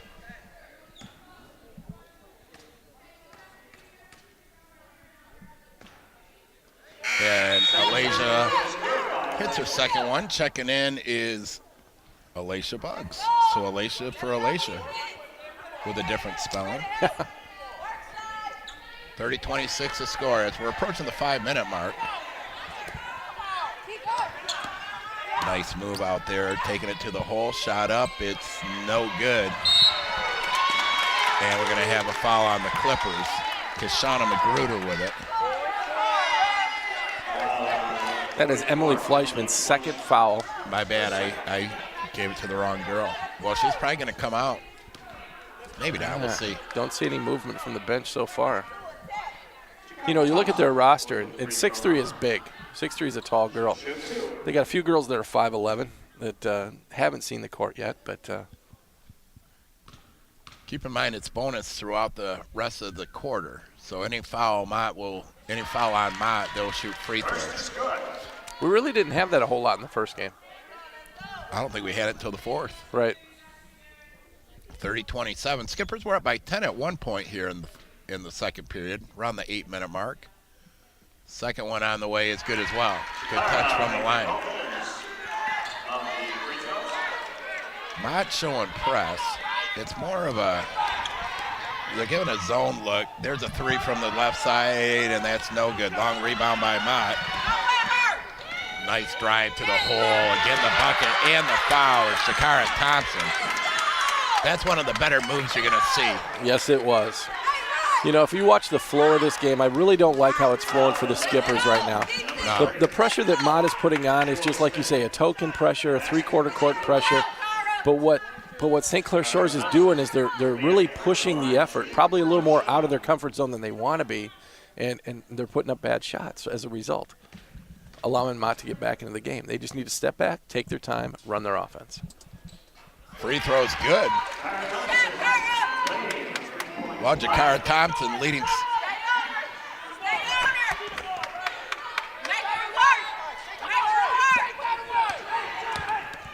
Oh, there's a little contact. Skippers get it. Shot inside. It's no good. How many points do you think Thompson has so far? There's another bucket by Mott. There's a timeout. Yeah, there's a well-needed timeout by St. Clair Shores, and they're going to take a full one. How many points does Thompson have? Jakara Thompson. I'm not going to look at the board. I'm assuming she's in double digits. I'll say 12. 16. 16 well, points. 15 according to the stats I have. 16 to the board. And excuse me. The reason I mentioned that, I just happened to look at the real-time stats. I never would have guessed that. And what that tells me, that's an unselfish player who's really taking what's given to her and making it happen. I mean, very impressive. 5-11 from the field, 2 of 5 from the line, 3 of 4 from the free throw line. Leading scorer for St. Clair Community College is Brooke Gennard with 11. But it's good stuff. You know, you look at a player like Jakara Thompson, who is a sophomore, and one of those girls that we talked about that would be going the next level next year. Unselfish points you're absolutely right when you say that, because she's not taking 4 shots. She's letting the game come to her, and she's getting her points as a result of it. Yeah, exactly. Well, this press definitely, since the Bears went into it, it pretty much wiped out that 10-point deficit by the Skippers. And it's almost kind of disguised in a way. I think it's almost a man, it looks like more of a zone, like a 2-2-1 zone. And the Skippers run their press break off it. This time they're running, there's going to be a foul. Going to the line for the Skippers is going to be Jewel Smith.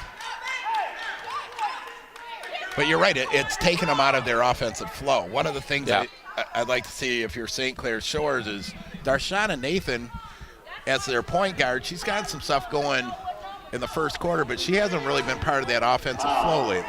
She is a full-on floor general. Mm-hmm. And what I would like to see, and I'm no coach, but what I would like to see the Skippers do more is break the press, pull back, get into their offense. Yeah. Don't necessarily take it to the hole. Something just happened. Was there a warning on the bench? There was a warning on the Mott bench. I think one of the assistant coaches was up when they shouldn't have been. He just got up again. I've never seen that warning before on the bench. What happened to just the technical foul? Yeah. It's a 2-shot foul. Yeah, the first free throw by Jewel Smith was no good. But Jewel, hey, you know what? When in doubt, go after the ball. Exactly.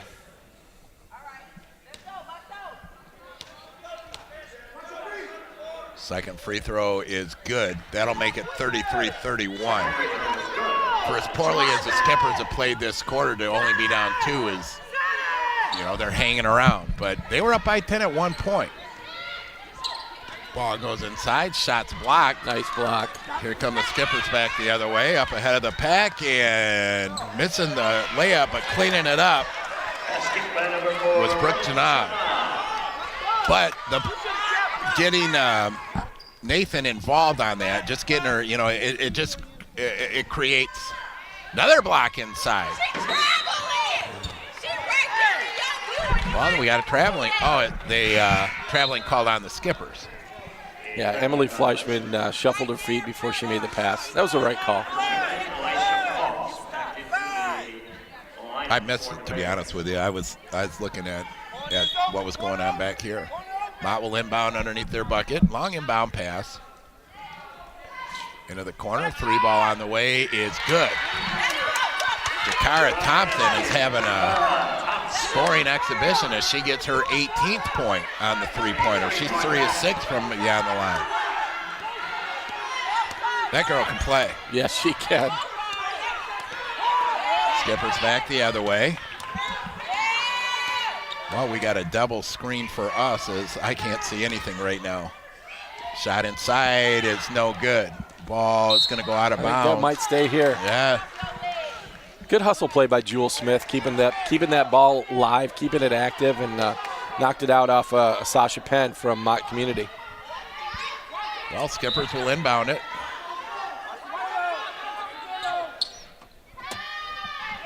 Quick inbound pass.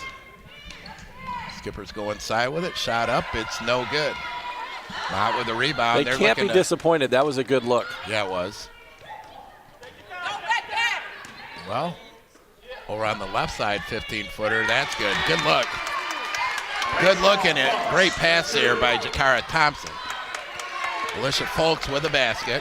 38-33 now with 2:51 left. And that was a lot tougher basket than you think when you got a 6'3" Emily Fleischman coming at you. You got to arc the shot high enough to get over her. That was a nice bucket. Skippers with a basketball. They go down low with it. Shot up. It's no good. And it's run down by Mott. Mott looking ahead. Tough pass. But Mott's going to get it, and, well, shot is no good. There's the rebound by Nathan. Look for her to go to the hole with it. Shot up, and that's good. Nice move. Nice move. Nathan is a player. Shauna Nathan is a player. Oh, and there's a block back the other way.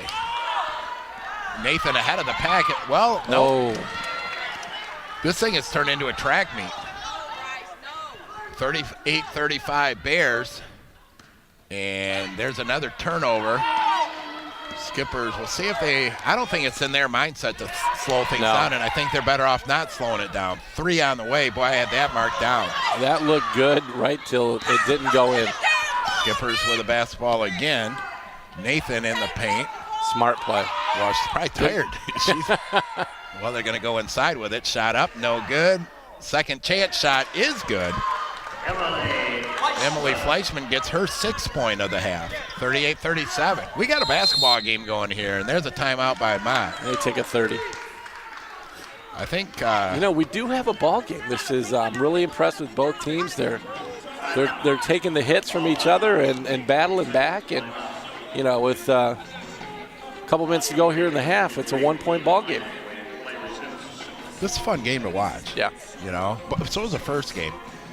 It's not one of those, okay, we're going to set it up, we're going to run 30 seconds off the shot clock, get a good look, and make it. And I'm not taking anything away from teams that do that. Back in my coaching days, one of our offenses was a 10-second offense, where you better launch it in 10. And I'll tell you what, there are times when you need to do that. Right. Now, granted, a lot of the players thought we were running the 10-second offense. All the time? Right. Well, Mott with the ball coming out of the timeout. Once again, they're on top by 1, 38-37. I like that timeout there. Just kind of, all right, let's regroup. Yep. There's a 3. And, boy, I'll tell you what, folks, Jakara Thompson has 21 points. And there's nothing about that. That touched nothing. Right back the other way, though. The skipper's go inside with it, and Jules Smith gets it. 2-point game, under a minute to go in the half. Really nice pass by Nathan, and Jules Smith finished up the play. Mott goes inside with it. Little floater is good. Fleischman got over just a touch late on that. From about the 5-minute mark, Mott was in the 1-1. They had a back-to-back 1-1, and then they didn't take advantage of that after that. Right. There's a shot on the way. That's no good. Shot clock's off, so this will more than likely be the last possession of the half. I think this is the first time that Mott has opted to slow up the pace of the play. Jakar Thompson setting it up. If I was a scout here, I'd be typing a letter up for her right now. Exactly. Jakar to her left side, shot up, and it's no good. So at the half, the Bears on top by a score of 43-39. We'll be back in about 10 minutes or so we'll go over some halftime stats and that. But we got a great ball game here, folks. If you know anybody who might want to tune in, tell them to go to grcc.com, GrandRapsCommunityCollege.com, and click on athletics. You can find the link just like you are doing at home. This is a good ball game, and once again, the winner from this game will take on Wayne County on Saturday at 1 o'clock. Anything you want to mention before we? I'm looking forward to the second half. That was a good first half. Me too. Well played by both teams. They took each other's shots. I think we're in for a lot of fun. All right, we'll be back shortly.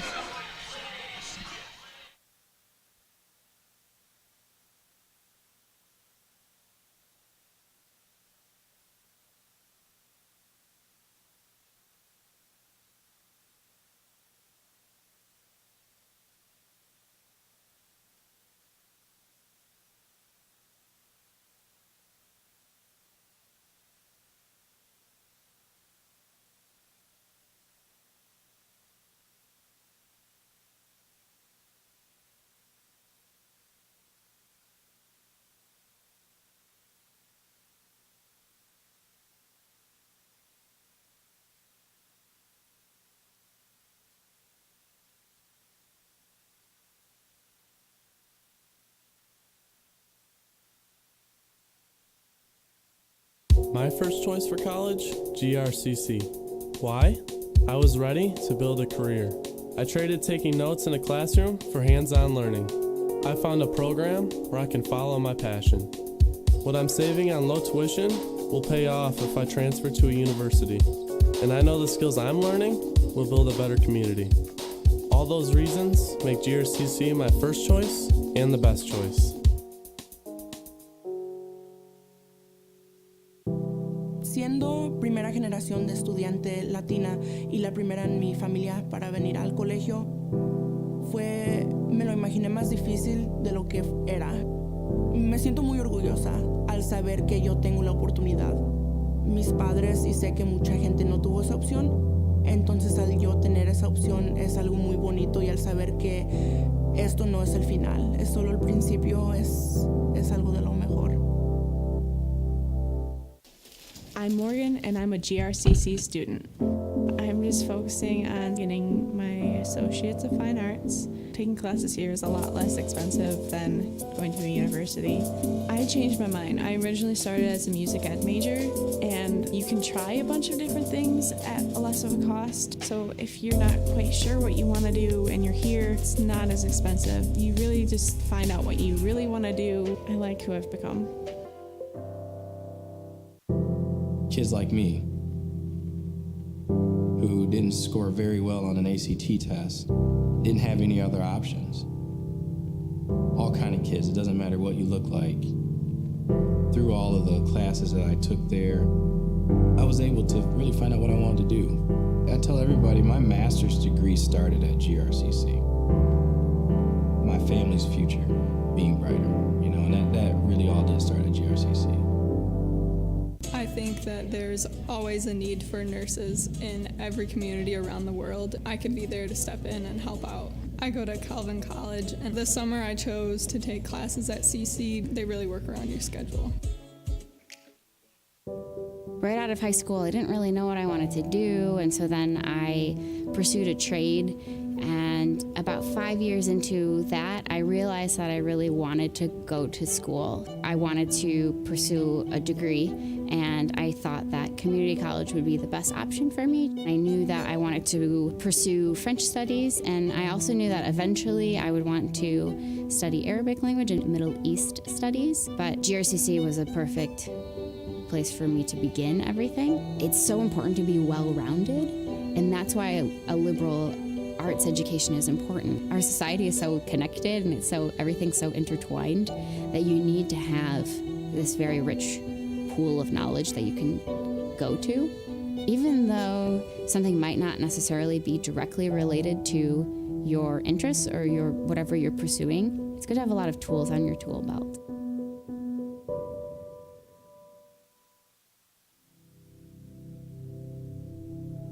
The first position I had in corrections, I began to take on additional responsibilities and even became promoted to sergeant and lieutenant. I had an opportunity to transition to the law enforcement side of the house in 1999, which is about 10 years into my career. They said, we want to send you to the police academy. I did it in complete reverse order. I had my bachelor's degree, then a master's degree, and then came back for the associates. GRCC was an obvious choice for me then. They had a very strong reputation. Their schedule is different too. I had 2 kids, and I still had substantial responsibilities at work. GRCC Academy gave us the latitude to pick a right answer instead of trying to tell us that there was one right answer. It was a great mix for me, and ever so glad I made the choice of GRCC. Our new sheriff, Michelle LaTroy Young. As sheriff, that's a huge responsibility. My desire to make sure I help them be their best can sometimes be a little ominous. Okay, that's a big job. It's a big deal to make sure that the people have the tools they need, have the education they need, have the encouragement they need, and the support. I just want to make sure that I'm there for them.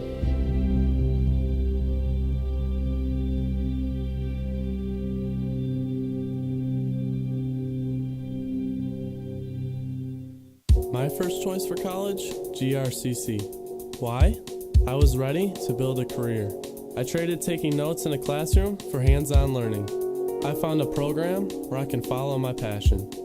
What I'm saving on low tuition will pay off if I transfer to a university. And I know the skills I'm learning will build a better community. All those reasons make GRCC my first choice and the best choice. Siendo primera generación de estudiante latina y la primera en mi familia para venir al colegio, me lo imaginé más difícil de lo que era. Me siento muy orgullosa al saber que yo tengo la oportunidad.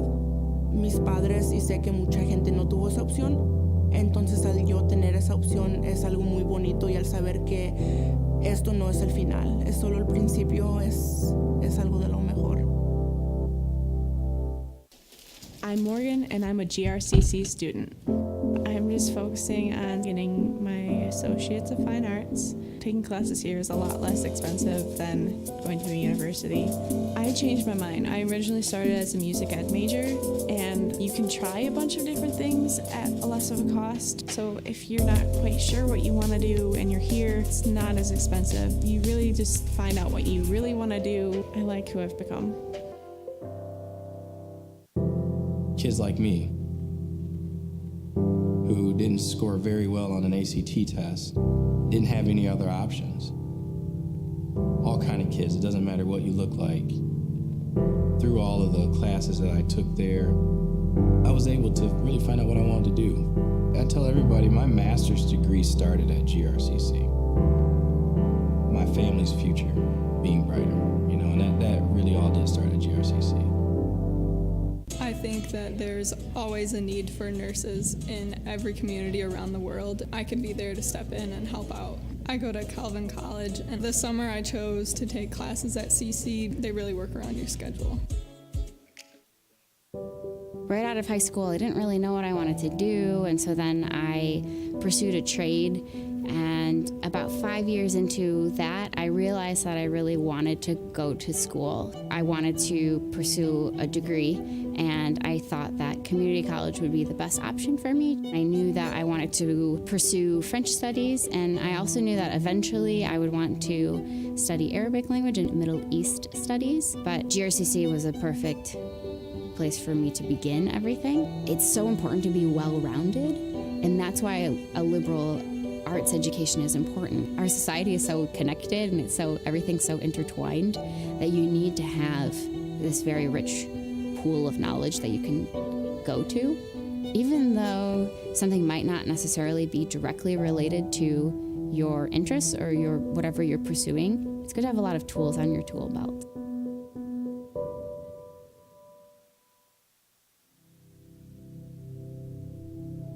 The first position I had in corrections, I began to take on additional responsibilities and even became promoted to sergeant and lieutenant. I had an opportunity to transition to the law enforcement side of the house in 1999, which is about 10 years into my career. They said, we want to send you to the police academy. I did it in complete reverse order. I had my bachelor's degree, then a master's degree, and then came back for the associates. GRCC was an obvious choice for me then. They had a very strong reputation. Their schedule is different too. I had 2 kids, and I still had substantial responsibilities at work. GRCC Academy gave us the latitude to pick a right answer instead of trying to tell us that there was one right answer. It was a great mix for me, and ever so glad I made the choice of GRCC. Our new sheriff, Michelle LaTroy Young. As sheriff, that's a huge responsibility. My desire to make sure I help them be their best can sometimes be a little ominous. Okay, that's a big job. It's a big deal to make sure that the people have the tools they need, have the education they need, have the encouragement they need, and the support. I just want to make sure that I'm there for them.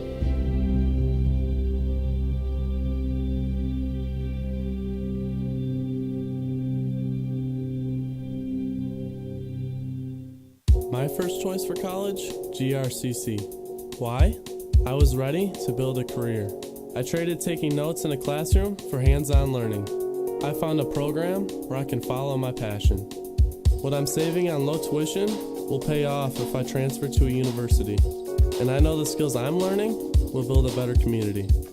All those reasons make GRCC my first choice and the best choice.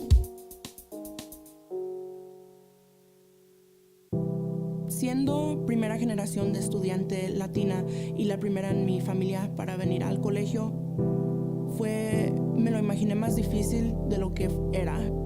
Me siento muy orgullosa al saber que yo tengo la oportunidad. Mis padres, y sé que mucha gente no tuvo esa opción, entonces al yo tener esa opción es algo muy bonito, y al saber que esto no es el final, es solo el principio, es algo de lo mejor. I'm Morgan, and I'm a GRCC student. I'm just focusing on getting my Associates of Fine Arts. Taking classes here is a lot less expensive than going to a university. I changed my mind. I originally started as a music ed major, and you can try a bunch of different things at a less of a cost. So if you're not quite sure what you want to do and you're here, it's not as expensive. You really just find out what you really want to do. I like who I've become. Kids like me who didn't score very well on an ACT test, didn't have any other options. All kind of kids, it doesn't matter what you look like. Through all of the classes that I took there, I was able to really find out what I wanted to do. I tell everybody my master's degree started at GRCC. My family's future being brighter, and that really all did start at GRCC.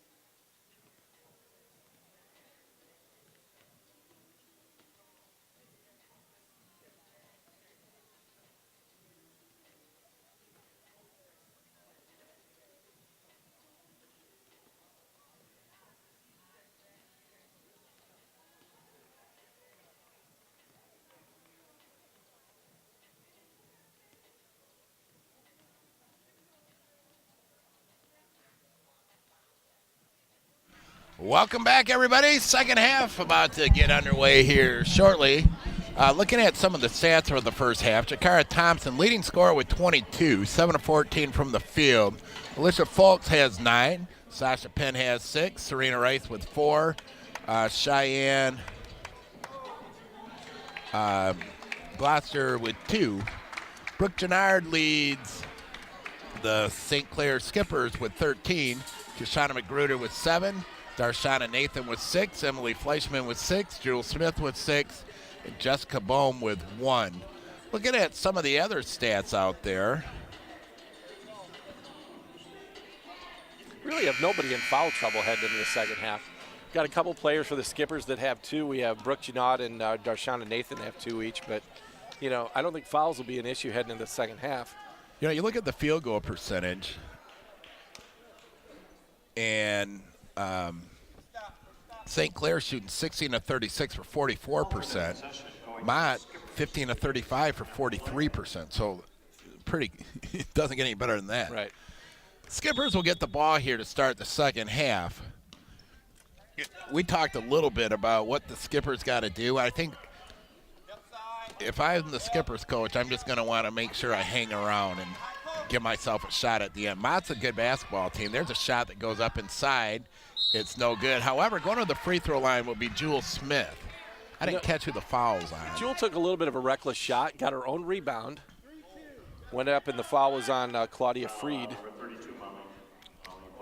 My dyslexia just came out. Number 32 instead, Molly Volker. First team foul, obviously. First free throw's good. Get a little side note on that. Sometimes it always screws me up with the officials because they should be doing the numbers as they present to you. Yeah, I get it. Ooh. Hey, you don't see that too often. No. Now, then it comes down. We call that a Van Ord whenever that happens. A Van Ord? For Dave Van Ord. What did he do? He used to do that a lot in basketball when he played. He led his team. He averaged like 3 of those a game. Here comes Mott. Their first possession of the second half. Nice screen up top. Boy, right now I'm double blocked by the official and the coach. There's a shot left side, and that's no good. No good. Mott with the rebound. Volker with the rebound. What happened? She got fouled on the play by Brooke Gennard. That's her third. A little early in the half to pick up that third foul. Don't know if the Skippers, I doubt if they go to the bench to bring her out. She's too much of a key element of their offense here, but something to watch in the second half with her and her third foul. Quick inbound pass up top. Going to the left side, shot up, and that's blocked. We mentioned earlier, Fleischman just changes so many shots. Even if she doesn't block them, she makes a change to them. Mott's showing a little token pressure here. Excuse me. Bringing it up for the Skippers is Nathan. She's made some things happen throughout the night. I just like her ball handling skills and just her overall play. She had 6 points on the night. Wide open 3 on the way, and that's no good. Boy, you don't get more wide open on that. She had a good look, just didn't fall for her. Mott will set it up over on the right-hand side. They get a high screen, long 3 on the way, and geez, I'll tell you what, just like that, Jakara Thompson, she's not skipping a beat. That's her 25th point. I was talking to Grand Rapids Community College's coach at the break, and he said, that's an everyday occurrence by Thompson. Really? Yeah, he's like, that girl can play. 46-40, another 3 on the way. That's no good. Long rebound. And Thompson gets it back in her hand. Thompson's going to bring it out and just set it up top. If I'm the Skippers, I almost have some type of defense where, hey, you know what, let everybody else beat us. We're not going to let Thompson beat us. There's a nice move inside by Mott, and Sasha Penn gets the bucket, 48-40. European two-step by Sasha Penn there. Yeah. That's the old Jordan rules, it looked like. There's a high screen, and there's a steal. Skippers better get a TO here pretty quick. Jakara Thompson read that all the way. Well, there's a timeout. All of a sudden, it's a 50-40 lead. Yeah, this could get ugly real quick unless the Skippers rein it in here a little bit. And they need to control themselves a little more. It's not pressure time yet. You're only down 10 points. It's early in the third quarter. But they really have to get a bucket. They have to be mindful of what they do in their offensive set. They have to run a play they're comfortable with. They have to get it to a player they trust in, and they have to get a bucket. They have to get some points on the board here. The thing about the Skippers, I haven't seen this yet out of them. But with Jakara Thompson, if you're down 10, she's a player who can get you back 10 quickly by herself. Yeah. I haven't seen anybody on the Skippers who can kind of put the team on their back and get you a couple buckets when you need it. Now, I totally could be wrong. If you went through the whole NJCAA, can you find how many Jakara Thompsons can you find? Probably none. But I'll tell you what, right away, they come down and they could do it by committee. You know, and I think a lot of it's going to revolve around Darshana Nathan because she's a ball handler. She'll get it to the open people. And I think if they put her in charge of the game, that things could do well for them. Sasha Penn with a shot, and that's on its way, and it's good. But the thing is, Mott's not missing right now. It's going to be, they're just playing good basketball. Skippers try a little backdoor, and there's going to be a travel on it. That was a good call. Skippers got bailed out on that, though, because there was no way that pass was making it through there. And no. You can't force the issue. I hate the bounce pass in the paint, too. I don't care who does it. Well, there's the girl you're talking about there, making a little move. Shot up. It's no good. However, Nathan's going to go to the free throw line. Yeah, you're right. She's the type of girl that can create. I don't see her as somebody that's going to fill it up and score 30 points like Thompson's doing, but she'll distribute it. She'll dribble around a player, get the ball to the open man. And I think, that's what the Skippers need right now. They need to create some offense. First free throw is no good. And, of course, when you say the word free throw, you got to take advantage of that as well. For the game, St. Clair is shooting 8 of 14 from the line. Mott is 8 of 11 from the line for 73% compared to 54%. 6:32 left. 9-point lead by Mott. There's a block. Nice block. And I'm totally blocked, so you got to help me out.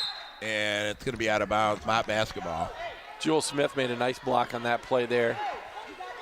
It'll stay in Mott's possession.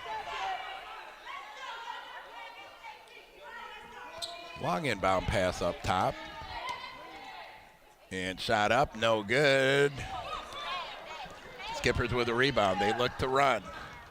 Shot up, and that's good. Smart play there by Thompson. Didn't create a foul there. As Jakara Thompson got back. Shot up, this time no good. 52-45, Bears on top. Skippers looking to make a run. Go inside with it. Nice pass.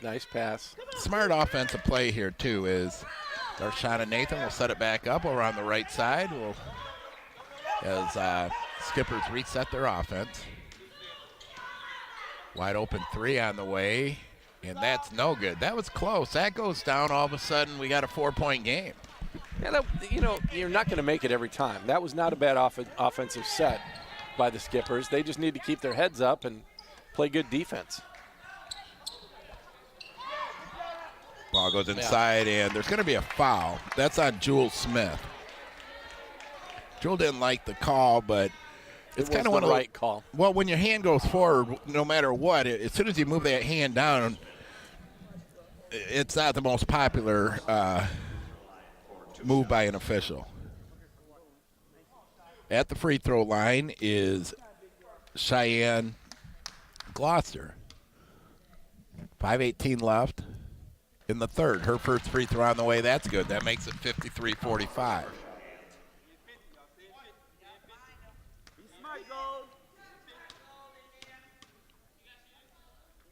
second free throw on the way is good as well. That'll make it 54-45. Well, Mott's in their press. However, I don't think Coach Healy wants him in the press, as she's standing right in front of me saying. And usually what happens when you do that as a coach is your team creates a turnover because they're in the press. Kind of the Carter, the Murphy's Law.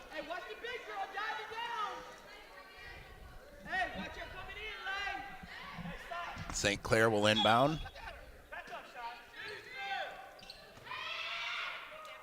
And they get it inside to Fleischman.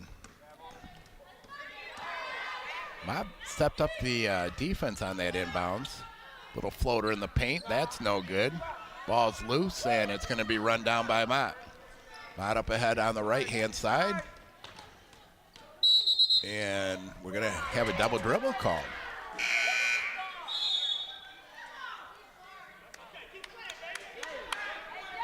(54-45), 4:49 left here in the third. Well, that high-paced action kind of, somebody hit pause on that a little bit here. Jessica Baum checks into the St. Clair Shores lineup. Shot inside, and that's no good. It was more like a kind of a wing tee quarterback. Handing it off. Hand off left, fake right. Yeah. Darshana Nathan at the free throw line. She hits her first. 54-46. Checking in for Mott is going to be Claudia Freed. Second free throw is good as well. Claudia Freed reporting into the Mott lineup.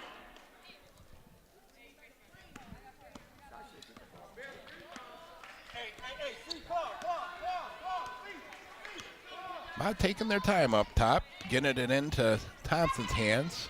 She had a double screen, but she went the other way with it. Back up top into the hands of Penn.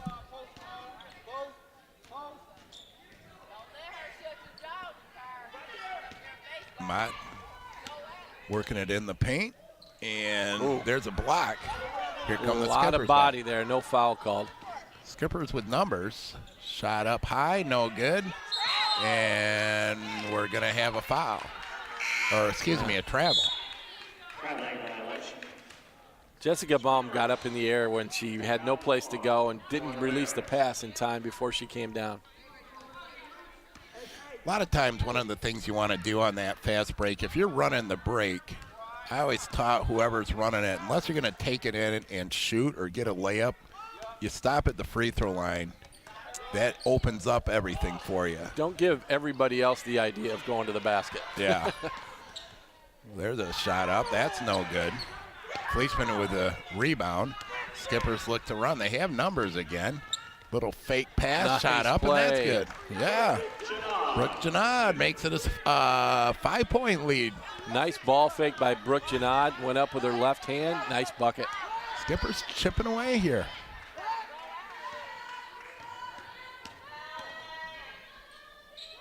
There's a three, I think. And miss. Well, you know what? We talked about the person who can get them back into it, and I like how she took it to the basket, that being Nathan. Here we go back the other way, and what do we got? It's going to go out of bounds. Went off of Jewel Smith there for St. Clair Shores. Mott will inbound it.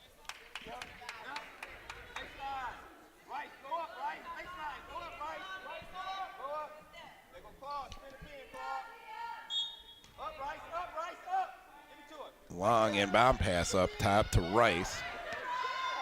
Rice is going to pop the three. Good luck, nice and shot. Rice hits it. There's no hesitation there. Once she zeroed that thing in, that was nothing but net. 49-57, 2:42 left. Into the hoop with it, or into the lane with it. It's blocked out of bounds.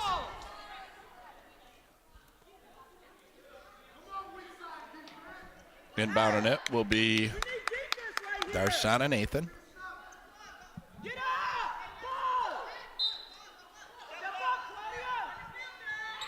Quick inbound on the left-hand side. Taking it to the middle, shot up, and that's no good, but that's going to go out of bounds. I like the take there by Jessica Bohm. That was a good take, and Skippers get lucky. It goes off of Mott. They'll retain possession. Quick inbound pass, right back in the corner. There's a three on the way, and that hits the side of the backboard. Up ahead. Shot up and no good, but the putback's no good as well. Mott having a little lid on their basket here for a minute. We got a travel call though. Emily Fleischman had a nice rebound, panicked a little bit when she was double teamed, tried to dribble out of it and traveled. Back on the floor for the Skippers.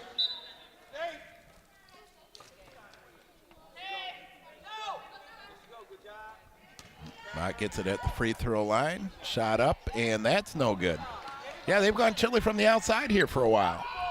We're approaching that 2-minute mark here in the third. 57-39, Bears up.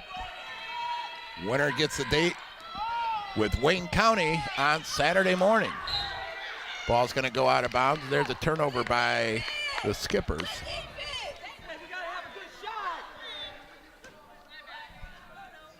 The Bears have gone cold a little bit. The problem is the Skippers have gone cold too. Yeah, you're right. It's a kind of an epidemic on the field, or on the floor, I should say.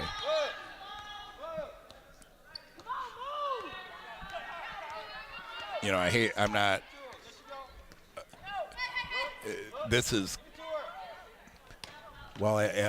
Mott goes inside, shot up, and that's good. Alicia Buggs. I was just going to say, one of the girls who's kind of went cold is Thompson, but she already has 27.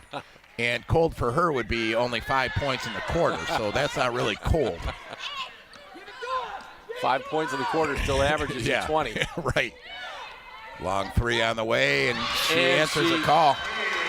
Jakara Thompson with 30. Skipper's going to call a timeout. Right now, Bears on a run as they're on top, 62-49. Yeah, that was a dagger by Jakara Thompson. You know, it's she's up at 30 points now. Bears have 62. They're up by 13. St. Clair was chipping away, too. You almost get the feeling that the window might be closing a little bit here for St. Clair Shores. There's only a minute to go in the third quarter, but you know, if they don't get this under 10 in the next minute, maybe first 2 minutes of the fourth quarter, I think they might be done. Yeah. Because like going back to what you were saying earlier in the game, the Skippers don't have that go-to player. Yeah. They don't have the Jakara Thompson who can score at will. They have to do it by committee, and when you have to do it by committee and you're running out of time, you're down by double digits, awful tough to do. Looking at how they got here, St. Clair County, they beat Delta College 66-63 on Tuesday in overtime. They're the number 4 seed. Mott came in as the number 1 seed, and the winner will take on Wayne County. If I had to match that game up, it's going to be a tough sledding there for Wayne County as the number 3rd seed, but that's why you play the games. You know, but take it from a different angle. What's your over-under on total points? For Thompson or for the whole team? for that game, if it plays out where you get the Bears and Wayne County. I think you're looking at a 75-70 game, 80-75 game. Fun game to call. Yeah. But, you know, you also got to realize, too, after 3 quarters of the first game, we were saying that Schoolcraft had things pretty much under control. Next thing you know, they went on a roll, and they're playing on Saturday. But Mott's pretty much taken things over. That's a 3rd team foul on both. Both teams have 3 team fouls here in the 3rd. What I appreciate about Mott and what they did, we go back early in the game, they were down as many as 10. Yeah, you're right. But they didn't panic. You know, they knew what they were capable of doing, and they knew that they could come back, and, you know, they've just kind of taken care of business. There's a steal by the Skippers. Well, and that's one thing. Our history of these teams is 5 minutes before the game. And, you know, I wish we could see both of these teams play more. They're both entertaining teams to watch. I totally agree. Well, there's a 1 second shot differential. The game clock has 11 seconds. Skippers are looking for that last shot. If they can get a 3 here, then, you know, it's only a 10-point game. Mott with the launch, and that's no good. I was talking to, and I'm probably going to be off. Actually, I'm not going to be off here. A son of the coach from Lake Michigan College. Actually, I got here early. We had to do sound checks and everything. And Lake Michigan Community College was here practicing. And they practice half-court shots and it was funny for me because I'm sitting over here, and it's kind of, you know, it's not like a serious drill or anything. People are just launching them. I bet you the first 3 to 4 that were launched went in. Is that right? Oh, yeah. And you know, they're going nuts and everything. But the reason I say that, you got to practice stuff, you know? You just don't know when the need is going to arise. Yeah. And, you know, time runs out in every quarter. You're right. And you know, you got to believe that at least 50% of that time you're not going to be in your offensive set. So you're going to be launching a three-quarter, a half-court shot. And I think, you know, really more so in the women's game, you probably have to practice that a little bit more. You know, guys will screw around and jack up three-pointers and half-court shots all the time. Right. But girls, you can fundamentally work it as part of your offense and figure it out and run those plays. I had players that used to think that was their range. Well, Skippers trailing by 13. They are slowly running out of time. But you know what? Hit a couple threes. Next thing you know, you get it down to 7, and who knows how things can pan out. Well, the shot clock guy fell asleep. And the reason I can say that is I know him. That's the worst job in the gym. Wait, I got to look at this. Let me do my math. It's a 30-second shot clock. We're at 9:51 in a 10-minute quarter, and the shot clock's at 26. Shouldn't it be at 21? There Thank you go. I'm not going to pick on the official, especially because I don't know his name. But he's a golf coach here. He said put the shot clock at 26. That wasn't. Maybe that's why he's the golf coach. He figures his scores. Like yeah, he's a -2 handicap too, with 3 bogeys in his last round. That's it. That's it exactly. 62-51. Mott setting it up. There's a 3 on the way, and that's no good. Long rebound. It's going to go to the Clippers, or the Skippers. See what they can do on this possession as they go over on the right side. Nathan sizing her girl up. Little. Oh, nice pass. Boy, that's textbook right there. Fleischman, the recipient. I'd like to see a little bit more of that. There's a 3 coming right back. Boy, what an answer as Serena Rice hits the long 3. You know, the Skippers get one little glimpse of light, and then, you know, Mott just immediately closes the door. There's a long 2 on the way, and that's good by Jewel Smith. I want to give a little credit to Jewel Smith. She's played a really nice ball game. Yes, she has. You've got the stats in front of you. How many points and rebounds does she have? Because she's played a lot of minutes for the Skippers, and I think she's done a pretty nice job. 9 points. She's only got 1 rebound, or 2, I should say, as she pulls that one down. Now, one thing you got to keep in mind, our stats are unofficial. Yeah. Good floor game, though. I mean, she's done a lot of nice things, screened out, boxed out well. She's one of those unsung hero players. Yeah, you know, does all the little things. There's a 3 on the way. That's no good. It's not really time for the Skippers to get 3 happy yet. No. Still, you got time to run your offense. It's a 10-point game. You know, it starts on the defensive side. You play tenacious defense, you get a stop. Good things will happen. Mott's going to call timeout. I like that timeout. Just kind of, okay, girls, look, let's not fire up anything. Well, you know, I think the Mott coach saw a little stagnancy in what they were doing offensively and thought, you know, let's get a good play. Let's get a good set here and get a good run at the hole. You know, we were talking between games a little bit about the officiating crews. And I did ask this officiating crew before the game started. I said, so do you have any more games today that you're doing or the rest of the week? Interesting what I found out. Complete new officiating crew for every single game this weekend. Nobody doubles up? Nobody doubles up.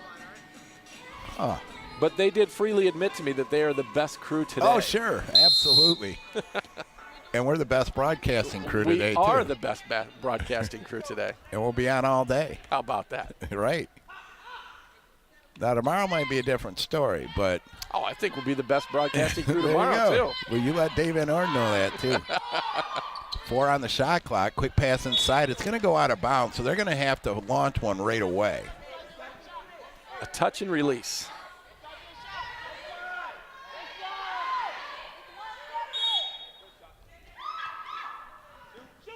Well, they get it off, and it hits the back.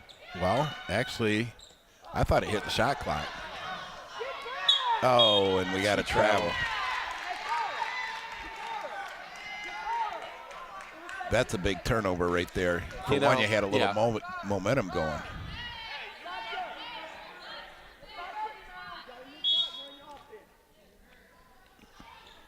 Long inbound pass. Sasha Penn with it. Well, they're running clock. You know, though, Mike got all their points. I shouldn't say all, but a lot of those in transition. They don't run a lot of set plays, but I think at this stage of the game. Well, it goes inside and shot up by Cheyenne Gloucester. She'll shoot a pair.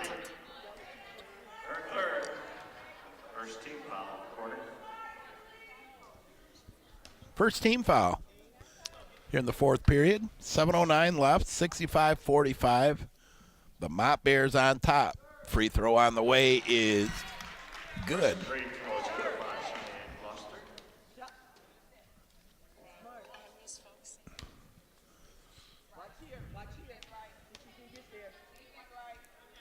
Second one on the way is no good. Well, here come the Clippers back the other way. You know, they pop a 3 here. It's only an 8-point game. There's a shot up off the glass, no good. Ball's loose, and Mott's going to fire it up ahead and get a freebie. Jakara Thompson with it. It's hard to say somebody who has 32 points has slowed a little bit. But, considering the first half she has, 32 is kind of low for this point of the ball game. Skipper's with it over on the right-hand side. Magruder with it inside. Her shot up. That's no good. It's going to go out of bounds. And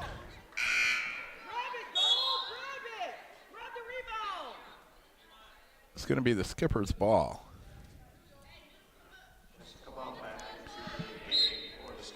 Skippers are going to inbound it with Nathan. Nice play. Oh, shot up. It's no good. However, going to the free throw line will be Brooke Janad.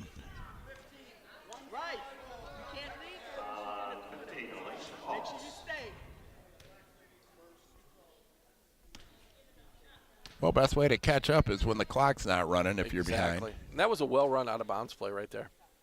You know, they also had Fleischman open on that, too. Yeah.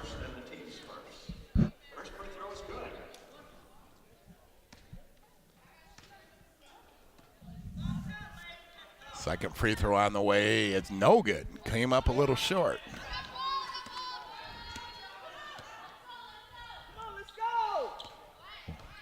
Well, right when I say that Mott's slowing it down, I hear the head coach, Coach Healy, right in front of him, saying, hey, let's go. So, shot up, and that's good. Tough shot. Serena Rice made a nice bucket there over Emily Fleischman, which is tough to do at 6'3". Better do something quick. Nice move. But what do we got, a moving screen? Nope, it's on Mott. They're going to say it was before the shot. That could have went either way, I think. I think that could have been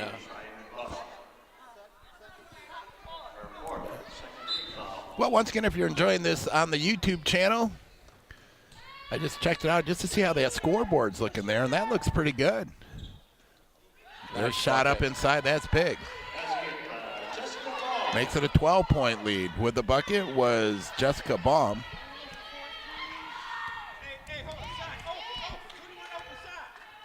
Mott taking their time. Boy, once again, though, Jakara Thompson with her 27. It's been impressive, and there's an impressive shot as well as Cheyenne Gloucester takes it to the bucket. Cheyenne Gloucester, nice move to the basket. That gives her 4 on the day. There's a steal, and there's a foul in the back court. You can't question that foul. I mean, no, that. 5:04 left, 72-58.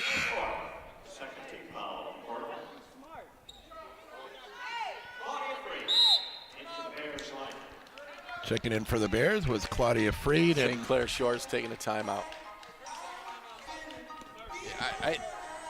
I think that Coach Huss realizes that we're definitely at the point in the game now, 5:02 to go in the game. They're down 14. You got to make a run here or it's done.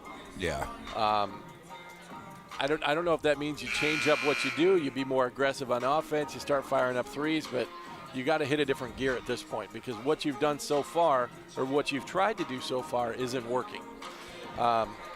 They need to do something different. They need to. I think it starts on the defensive side. You be a little bit more aggressive on the defensive side of the ball. You have 2 personal fouls right now. You got a couple to give before they're shooting free throws. Try and be aggressive. Get that ball. Make that steal. You got to make things happen to get the offense rolling.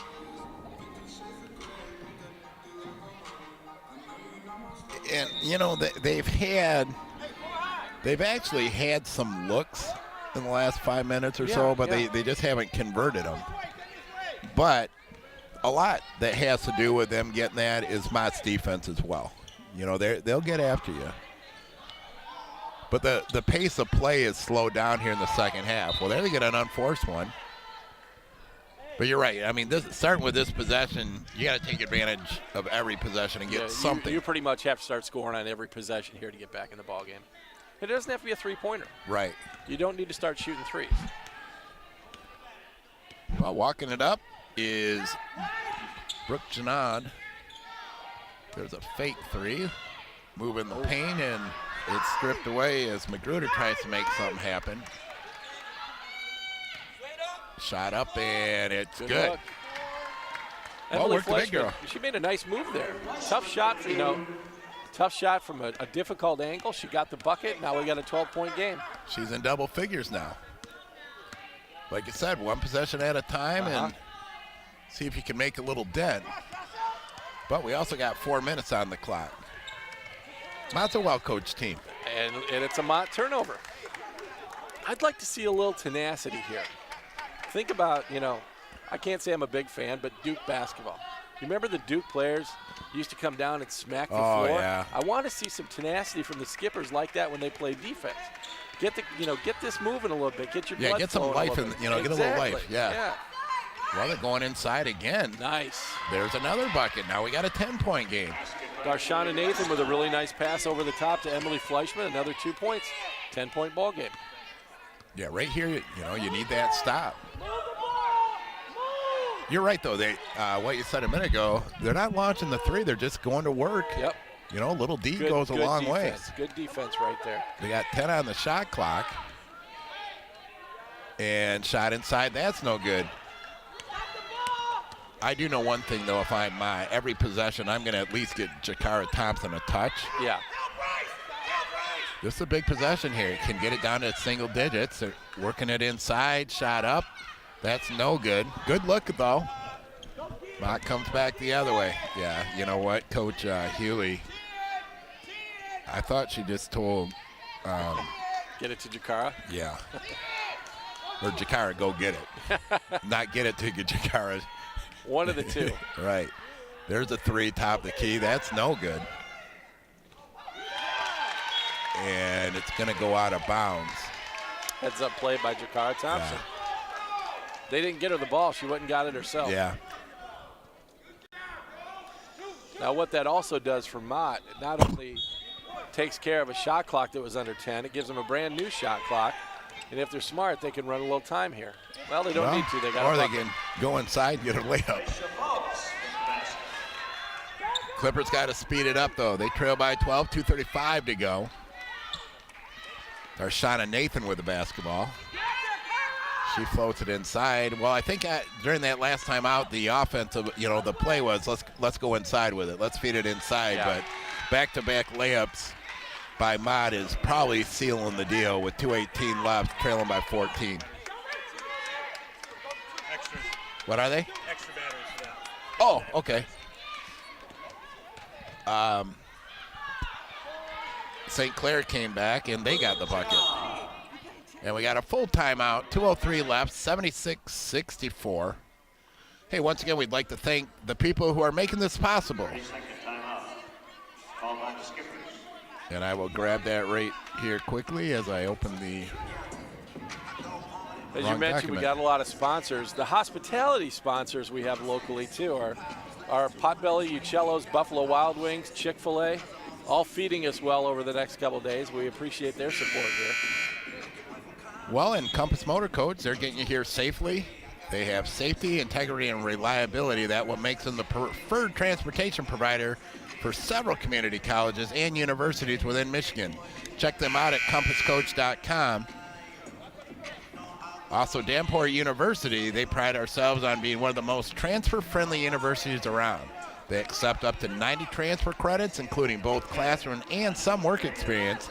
They have programs that can help you earn your bachelor's degree in as little as 1 year. And they offer generous scholarships and discounts. Contact them today about earning your degree in business, technology, or health. Check them out at danport.edu. There's some pressure. Nice move, nice move. Mott gets it up the floor. Once again, Mott up 76-64, 150 left.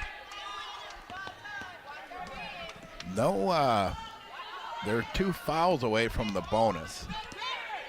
I would think at this point that they are not going to go that route.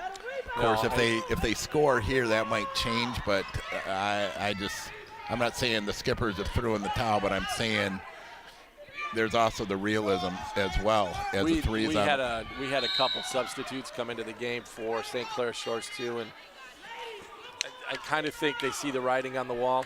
Yeah.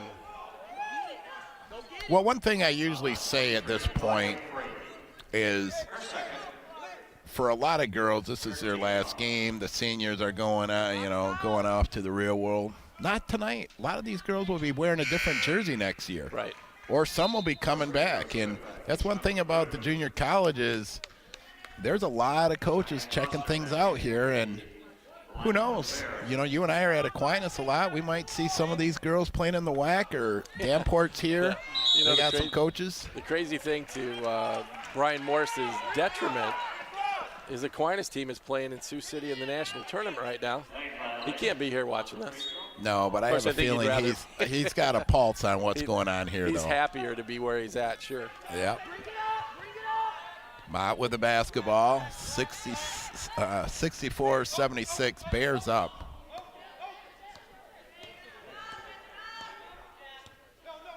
Yeah, Skippers are just going to let it run.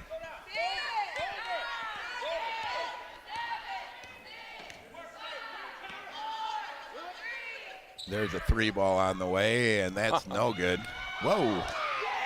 Girl went down hard, but she's getting up. Skippers back the other way. They have numbers. Well, Mott's going to get it, but I have a feeling, I'd have a feeling they might slow it down, but they're going to keep the pedal on as Jakara Thompson gets another one. That'll give her 29. Teams are going to clear the benches here a little bit. 78-65. Thompson, I'm not going to say that they shut Thompson down, but they did a pretty good job on her in the second half. She had 23. So 11 points in the second half, which You know, the Bears had other people step up in the second half. They really didn't need her offense. But, you know, look at some of the numbers we got up there for some of these teams. You got a lot of good scoring up there on the part of the Bears. Yeah, you're right. Hey, I enjoyed working with you. I wish you weren't moving over to the other mic. I mean, you're getting promoted. Probably a pay raise, too. Oh, this was a lot of fun, and I'm glad to do it. Oh, we might have a... Oh, well, we're going to have a turnover anyway. What games are you doing tomorrow? I can hang with you in the afternoon tomorrow. I just got the evening stuff tomorrow. I will be... Well, we'll talk after the game. Sounds good. On what we'll do tomorrow. But this thing's going to run down. Mott just has to dribble it out. Well, actually, there is a 2-second differential. But I'll tell you what, I like how Mott played. But I also like how the Skippers battled. They really, take away that, they were actually up by 10. Mott went on a run. The Skippers, though, they hung around. They battled. You know, a 13-point game, but I don't think it was really a 13-point game. No, not at all. It was a lot closer than that. Not at all. It was just a well-played game, but I think we saw 2 really good games today. Yeah, we did. Well, we got 2 more coming, too. Keep in mind that we'll be on all day. The next game starts at 5:30. Technically, or not technically, a lot of times there'll be like 20 minutes between games, but what's going to happen? We have a session break. Yeah, a session break, which I'm kind of glad. Give us a chance to regroup for the next batch. But with Mott's victory, they're going to move on. They're going to play at 1 o'clock on Saturday against Wayne County right here. Where's Mott located? Flint area, I'm assuming. Flint, I believe, yeah. I don't know if they're sticking around here or if they'll probably head home. I would think. Maybe not. I mean, it's a tournament. Spend some time. You know, let's talk about that for a second. You know, you look at Aquinas that we mentioned before that has the women's team at Nationals. They played today, but they left last Friday. Yeah, that's a different show, though. You know, it's a one and done, and you're going to enjoy the atmosphere for a while while you're there. But, you know, I get the idea that these teams will stick around for a couple of days.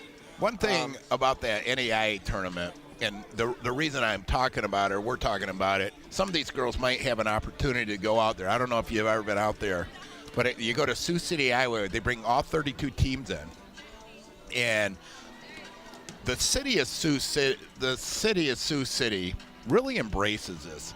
And one of the things that Aquinas did is they spent like a little camp for Special Olympics, and all the teams that go out there do it. It's not, they do a great job of making it more than the tournament. I think that there's always a need for this city nurses shows in every up community for this around the tournament. world. I've actually been out there twice for it. It's I go all to about Calvin it. Have you been out College. there? This summer I we were just chose out to for take volleyball. classes Oh, at yeah. CC. Did you I go? really Yeah. recommend Okay. it. So you get it. Yeah. Very much.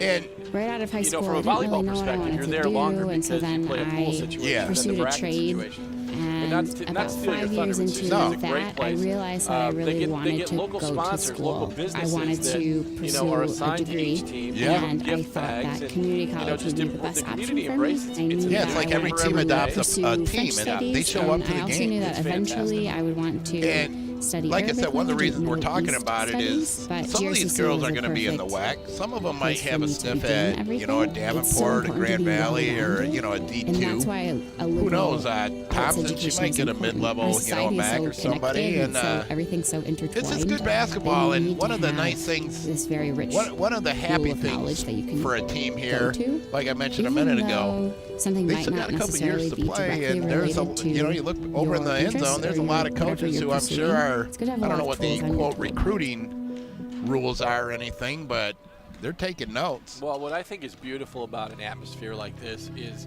The first that's just position it. I had in corrections, I began to take Kids on go to a additional community college to responsibilities and start their even became education. promoted They to get an opportunity to sergeant play a sport and they lieutenant. love. I had an And if they can opportunity use that to sport transition get to the to law another enforcement side of the four-year house in institution, 1999, good for which is them. about 10 Right. years Just into my fantastic. career. No, They it's a great said, stepping "We stone. want to send you to the Grand police Rapids academy." Community College, if you have a kid that's, not at college I did yet, it in complete get down reverse here and order. check this I place had out. my bachelor's degree, have then a not master's been, degree, and then I'm just came going back for to the point blank, I have associates. not been to any of the GRCC other was an obvious facilities choice of for any of these other They had a very schools. I'm from this strong area. reputation. Their schedule is different too. They did I had 2 kids, and I still had makeovers substantial of responsibilities the at Gordon work. Huntsberger GRCC Arena. Academy It's first class gave event. us The the arena's latitude fantastic. to The building surrounding pick a campus, right if you will, answer is fantastic. instead of trying to tell It's us in that there downtown was Grand one Rapids, right which is answer. growing by leaps It's and a great bounds. mix for me. It's the place to and, be in ever so Grand glad Rapids. I made It's the a choice of wonderful GRCC. community to have your kids go to school.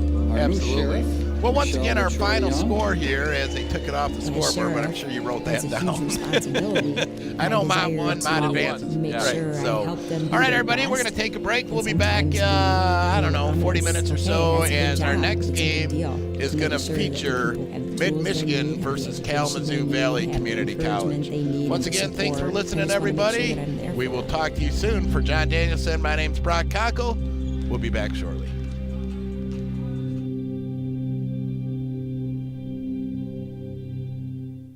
My first choice for college, GRCC. Why? I was ready to build a career. I traded taking notes in a classroom for hands-on learning. I found a program where I can follow my passion.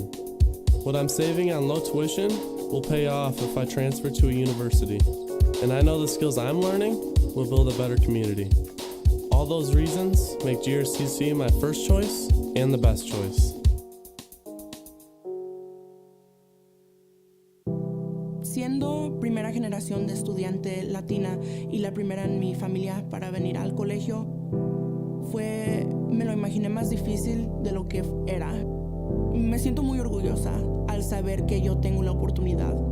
Mis padres, y sé que mucha gente no tuvo esa opción, entonces al yo tener esa opción es algo muy bonito, y al saber que esto no es el final, es solo el principio, es algo de lo mejor.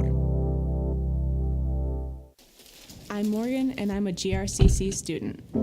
I'm just focusing on getting my Associates of Fine Arts. Taking classes here is a lot less expensive than going to a university. I changed my mind. I originally started as a music ed major, and you can try a bunch of different things at a less of a cost. So if you're not quite sure what you want to do and you're here, it's not as expensive. You really just find out what you really want to do. I like who I've become. Kids like me who didn't score very well on an ACT test, didn't have any other options. All kind of kids, it doesn't matter what you look like. Through all of the classes that I took there, I was able to really find out what I wanted to do. I tell everybody my master's degree started at GRCC. My family's future being brighter, and that really all did start at GRCC. I think that there's always a need for nurses in every community around the world. I can be there to step in and help out. I go to Calvin College, and this summer I chose to take classes at CC. They really work around your schedule. Right out of high school, I didn't really know what I wanted to do, and so then I pursued a trade. And about 5 years into that, I realized that I really wanted to go to school. I wanted to pursue a degree, and I thought that community college would be the best option for me. I knew that I wanted to pursue French studies, and I also knew that eventually I would want to study Arabic language and Middle East studies, but GRCC was a perfect place for me to begin everything. It's so important to be well-rounded, and that's why a liberal arts education is important. Our society is so connected, and everything's so intertwined that you need to have this very rich pool of knowledge that you can go to. Even though something might not necessarily be directly related to your interests or whatever you're pursuing, it's good to have a lot of tools on your tool belt.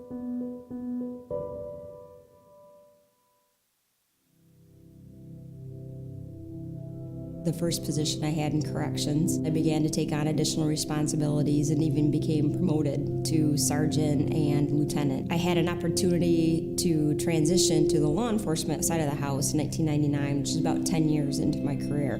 They said, we want to send you to the police academy. I did it in complete reverse order. I had my bachelor's degree, then a master's degree, and then came back for the associates.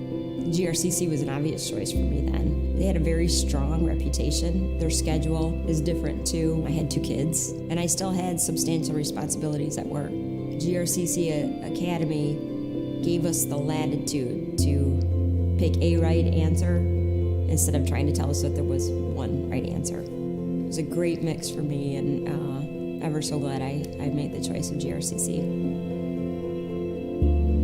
Our new sheriff, Michelle LaTroy Young. As sheriff, that's a huge responsibility. My desire to make sure I help them be their best can sometimes be a little ominous. Okay, that's a big job. It's a big deal to make sure that the people have the tools they need, have the education they need, have the encouragement they need, and the support. I just want to make sure that I'm there for them.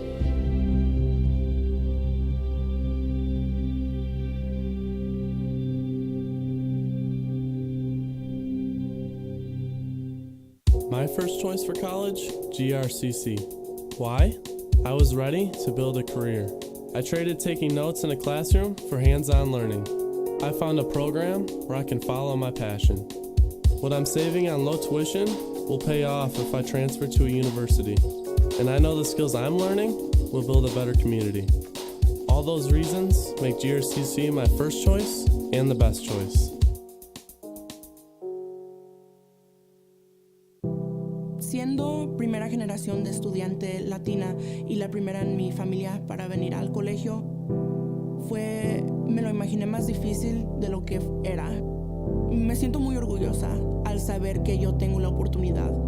Mis padres, y sé que mucha gente no tuvo esa opción, entonces al yo tener esa opción es algo muy bonito, y al saber que esto no es el final, es solo el principio, es algo de lo mejor. I'm Morgan, and I'm a GRCC student. I'm just focusing on getting my Associates of Fine Arts. Taking classes here is a lot less expensive than going to a university.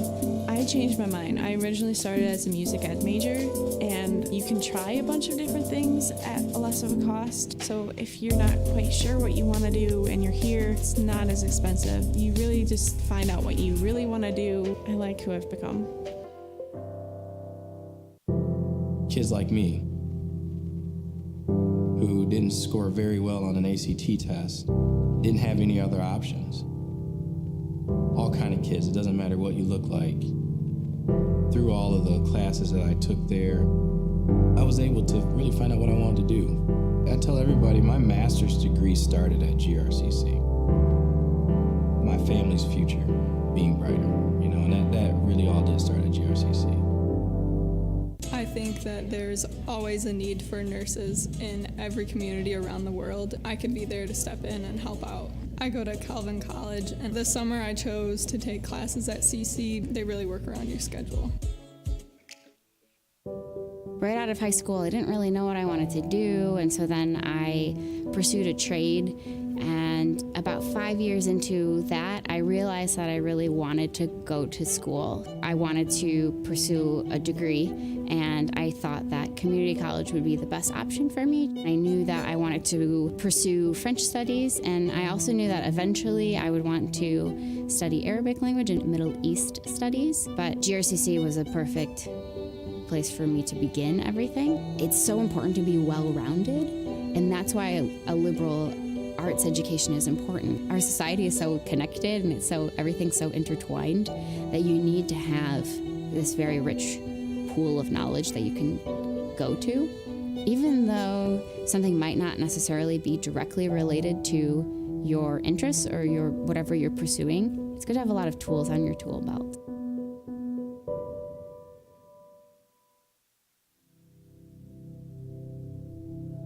The first position I had in corrections, I began to take on additional responsibilities and even became promoted to sergeant and lieutenant. I had an opportunity to transition to the law enforcement side of the house in 1999, which is about 10 years into my career. They said, we want to send you to the police academy.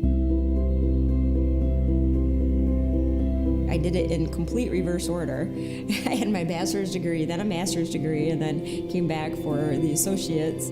GRCC was an obvious choice for me then. They had a very strong reputation. Their schedule is different too. I had 2 kids, and I still had substantial responsibilities at work. GRCC Academy gave us the latitude to pick a right answer instead of trying to tell us that there was one right answer. It was a great mix for me, and ever so glad I made the choice of GRCC. Our new sheriff, Michelle LaTroy Young.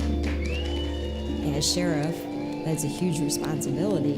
My desire to make sure I help them be their best can sometimes be a little ominous. Okay, that's a big job. It's a big deal to make sure that the people have the tools they need, have the education they need, have the encouragement they need, and the support. I just want to make sure that I'm there for them.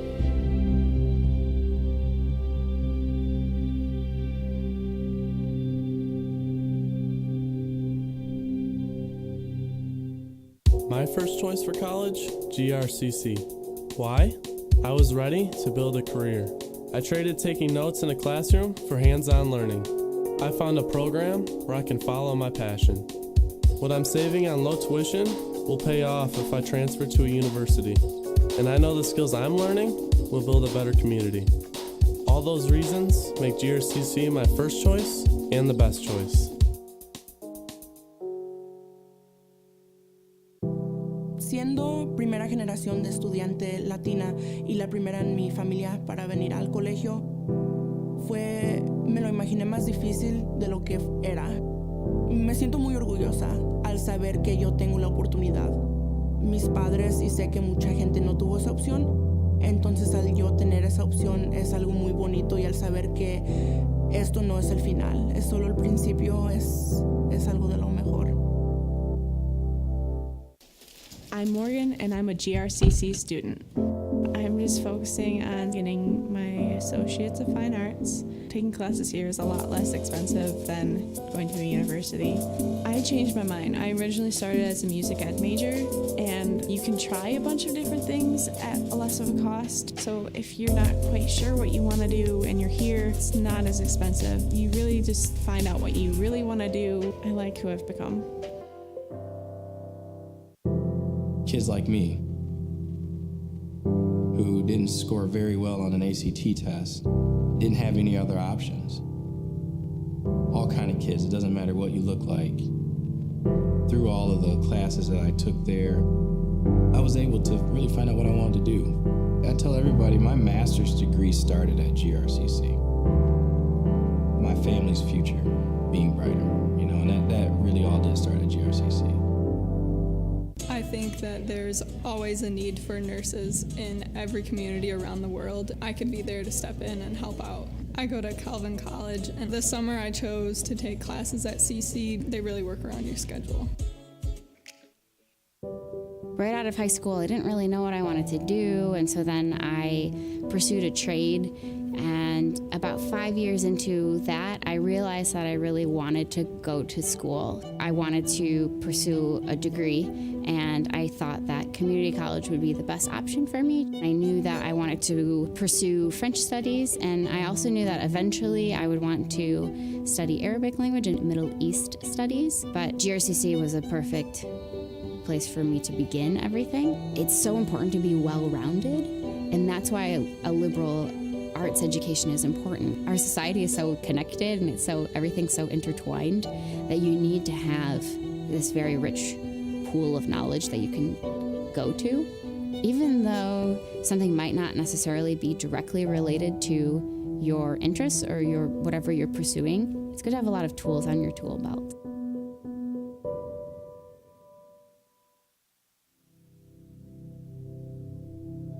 The first position I had in corrections, I began to take on additional responsibilities and even became promoted to sergeant and lieutenant. I had an opportunity to transition to the law enforcement side of the house in 1999, which is about 10 years into my career. They said, we want to send you to the police academy. I did it in complete reverse order. I had my bachelor's degree, then a master's degree, and then came back for the associates. GRCC was an obvious choice for me then. They had a very strong reputation. Their schedule is different too. I had 2 kids, and I still had substantial responsibilities at work. GRCC Academy gave us the latitude to pick a right answer instead of trying to tell us that there was one right answer. was a great mix for me, and ever so glad I made the choice of GRCC. Our new sheriff, Michelle LaTroy Young. As sheriff, that's a huge responsibility. My desire to make sure I help them be their best can sometimes be a little ominous. Okay, that's a big job. It's a big deal to make sure that the people have the tools they need, have the education they need, have the encouragement they need, and the support. I just want to make sure that I'm there for them.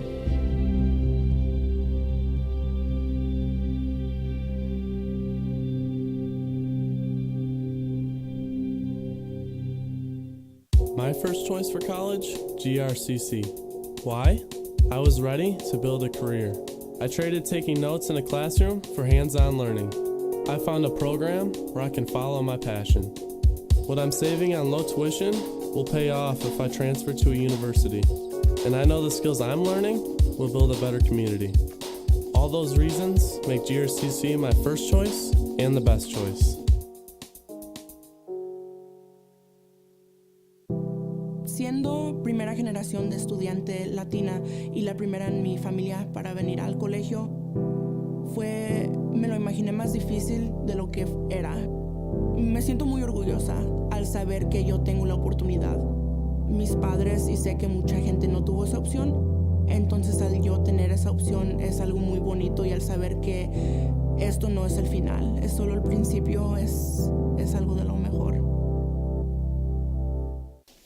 I'm Morgan, and I'm a GRCC student. I'm just focusing on getting my Associates of Fine Arts. Taking classes here is a lot less expensive than going to a university.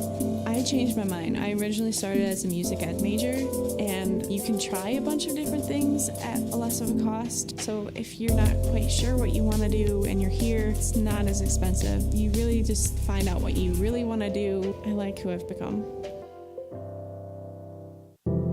Kids like me who didn't score very well on an ACT test, didn't have any other options. All kind of kids, it doesn't matter what you look like. Through all of the classes that I took there, I was able to really find out what I wanted to do. I tell everybody my master's degree started at GRCC. My family's future being brighter, and that really all did start at GRCC. I think that there's always a need for nurses in every community around the world. I could be there to step in and help out. I go to Calvin College, and this summer I chose to take classes at CC. They really work around your schedule. Right out of high school, I didn't really know what I wanted to do, and so then I pursued a trade. And about 5 years into that, I realized that I really wanted to go to school. I wanted to pursue a degree, and I thought that community college would be the best option for me. I knew that I wanted to pursue French studies, and I also knew that eventually I would want to study Arabic language and Middle East studies, but GRCC was a perfect place for me to begin everything. It's so important to be well-rounded, and that's why a liberal arts education is important. Our society is so connected, and everything's so intertwined that you need to have this very rich pool of knowledge that you can go to. Even though something might not necessarily be directly related to your interests or whatever you're pursuing, it's good to have a lot of tools on your tool belt.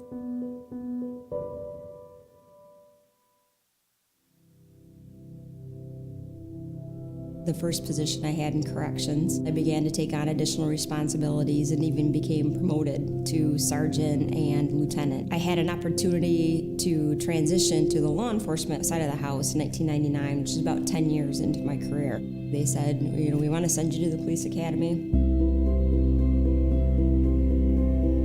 I did it in complete reverse order. I had my bachelor's degree, then a master's degree, and then came back for the associates. GRCC was an obvious choice for me then. They had a very strong reputation. Their schedule is different too. I had 2 kids, and I still had substantial responsibilities at work. GRCC Academy gave us the latitude to pick a right answer instead of trying to tell us that there was one right answer. It was a great mix for me, and ever so glad I made the choice of GRCC. Our new sheriff, Michelle LaTroy Young. As sheriff, that's a huge responsibility. My desire to make sure I help them be their best can sometimes be a little ominous. Okay, that's a big job. It's a big deal to make sure that the people have the tools they need, have the education they need, have the encouragement they need, and the support. I just want to make sure that I'm there for them.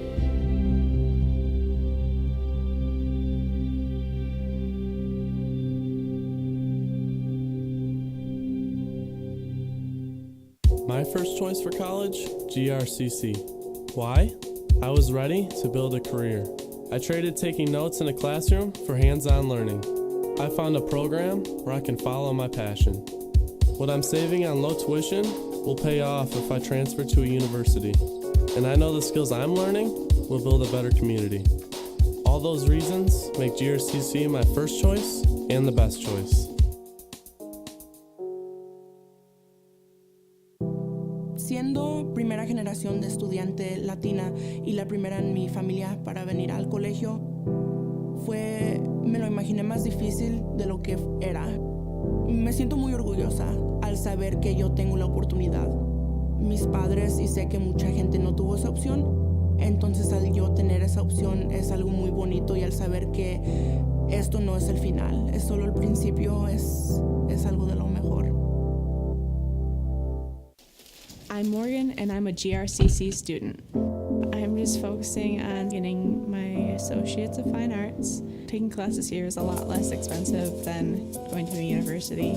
I changed my mind. I originally started as a music ed major, and you can try a bunch of different things at a less of a cost. So if you're not quite sure what you want to do and you're here, it's not as expensive. You really just find out what you really want to do. I like who I've become.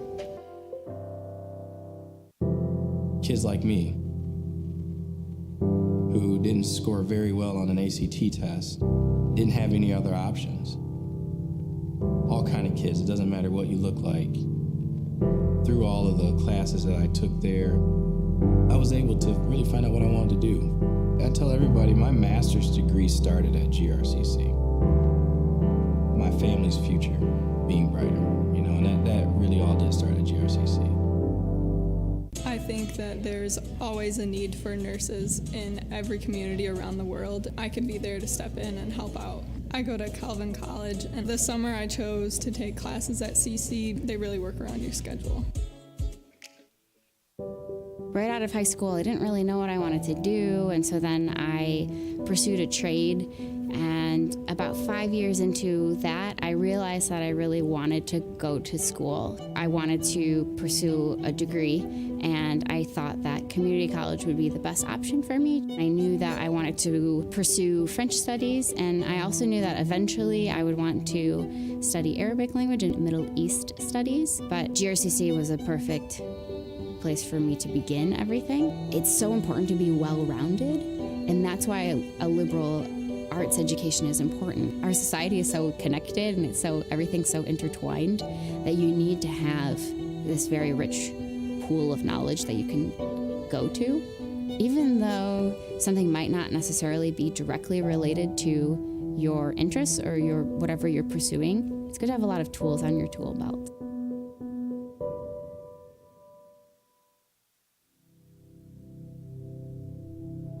The first position I had in corrections, I began to take on additional responsibilities and even became promoted to sergeant and lieutenant. I had an opportunity to transition to the law enforcement side of the house in 1999, which is about 10 years into my career. They said, we want to send you to the police academy.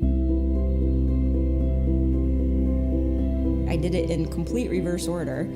I had my bachelor's degree, then a master's degree, and then came back for the associates. GRCC was an obvious choice for me then. They had a very strong reputation. Their schedule is different too. I had 2 kids, and I still had substantial responsibilities at work. GRCC Academy gave us the latitude to pick a right answer instead of trying to tell us that there was one right answer. It was a great mix for me, and ever so glad I made the choice of GRCC. Our new sheriff, Michelle LaTroy Young. As sheriff, that's a huge responsibility. My desire to make sure I help them be their best can sometimes be a little ominous. Okay, that's a big job. It's a big deal to make sure that the people have the tools they need, have the education they need, have the encouragement they need, and the support. I just want to make sure that I'm there for them.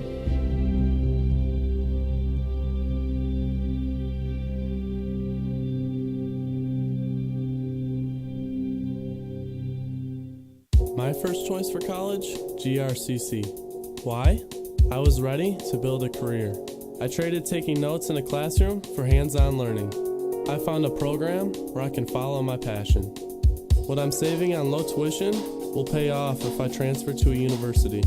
And I know the skills I'm learning will build a better community. All those reasons make GRCC my first choice and the best choice. Siendo primera generación de estudiante latina y la primera en mi familia para venir al colegio, me lo imaginé más difícil de lo que era. Me siento muy orgullosa al saber que yo tengo la oportunidad. Mis padres, y sé que mucha gente no tuvo esa opción, entonces al yo tener esa opción es algo muy bonito, y al saber que esto no es el final, es solo el principio, es algo de lo mejor. I'm Morgan, and I'm a GRCC student. I'm just focusing on getting my Associates of Fine Arts. Taking classes here is a lot less expensive than going to a university. I changed my mind. I originally started as a music ed major, and you can try a bunch of different things at a less of a cost. So if you're not quite sure what you want to do and you're here, it's not as expensive. You really just find out what you really want to do. I like who I've become. Kids like me, who didn't score very well on an ACT test, didn't have any other options. All kind of kids, it doesn't matter what you look like. Through all of the classes that I took there, I was able to really find out what I wanted to do. I tell everybody my master's degree started at GRCC. My family's future being brighter, and that really all did start at GRCC. I think that there's always a need for nurses in every community around the world. I could be there to step in and help out. I go to Calvin College, and this summer I chose to take classes at CC. They really work around your schedule. Right out of high school, I didn't really know what I wanted to do, and so then I pursued a trade. And about 5 years into that, I realized that I really wanted to go to school. I wanted to pursue a degree, and I thought that community college would be the best option for me. I knew that I wanted to pursue French studies, and I also knew that eventually I would want to study Arabic language and Middle East studies, but GRCC was a perfect place for me to begin everything. It's so important to be well-rounded, and that's why a liberal arts education is important. Our society is so connected, and everything's so intertwined that you need to have this very rich pool of knowledge that you can go to. Even though something might not necessarily be directly related to your interests or whatever you're pursuing, it's good to have a lot of tools on your tool belt.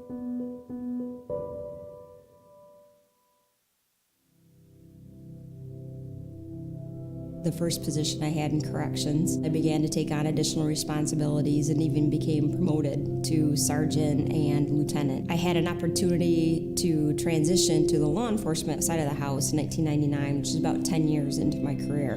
They said, we want to send you to the police academy. I did it in complete reverse order. I had my bachelor's degree, then a master's degree, and then came back for the associates. GRCC was an obvious choice for me then. They had a very strong reputation. Their schedule is different too. I had 2 kids, and I still had substantial responsibilities at work. GRCC Academy gave us the latitude to pick a right answer instead of trying to tell us that there was one right answer. It was a great mix for me, and ever so glad I made the choice of GRCC. Our new sheriff, Michelle LaTroy Young. As sheriff, that's a huge responsibility. My desire to make sure I help them be their best can sometimes be a little ominous. Okay, that's a big job. It's a big deal to make sure that the people have the tools they need, have the education they need, have the encouragement they need, and the support. I just want to make sure that I'm there for them.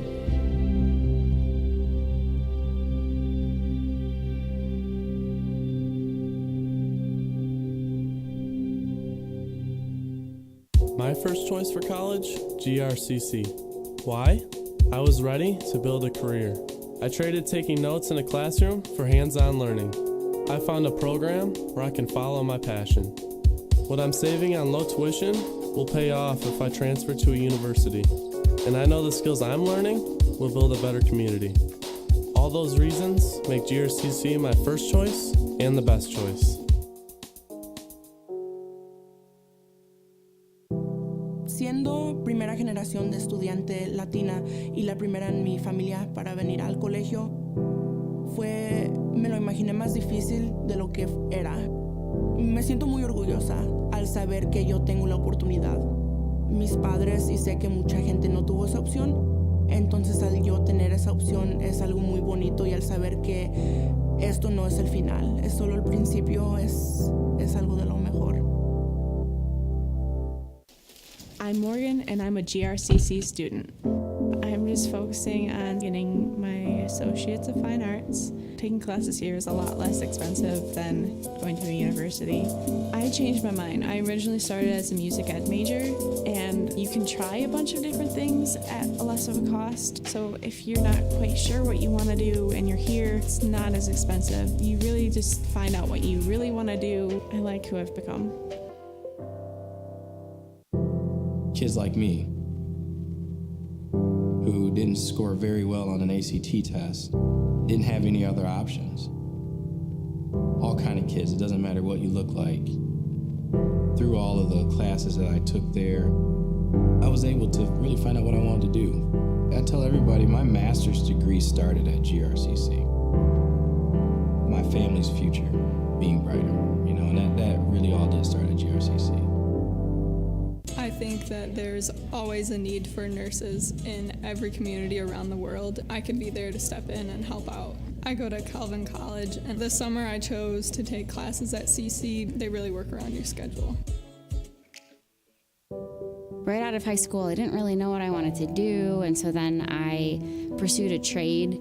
And about 5 years into that, I realized that I really wanted to go to school. I wanted to pursue a degree, and I thought that community college would be the best option for me. I knew that I wanted to pursue French studies, and I also knew that eventually I would want to study Arabic language and Middle East studies, but GRCC was a perfect place for me to begin everything. It's so important to be well-rounded, and that's why a liberal arts education is important. Our society is so connected, and everything's so intertwined that you need to have this very rich pool of knowledge that you can go to.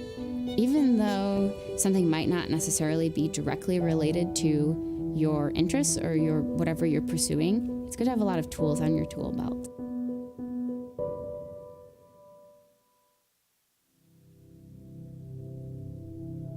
The first position I had in corrections, I began to take on additional responsibilities and even became promoted to sergeant and lieutenant. I had an opportunity to transition to the law enforcement side of the house in 1999, which is about 10 years into my career. They said, we want to send you to the police academy. I did it in complete reverse order.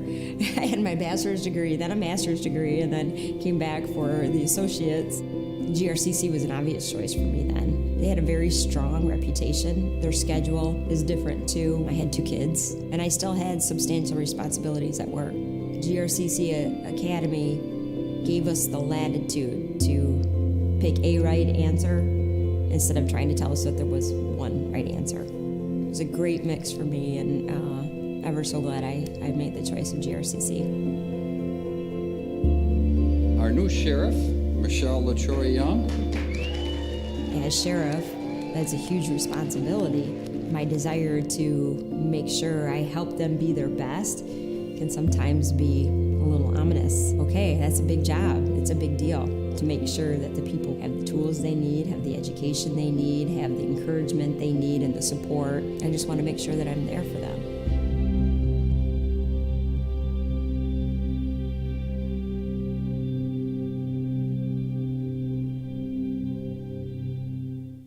My first choice for college, GRCC. Why?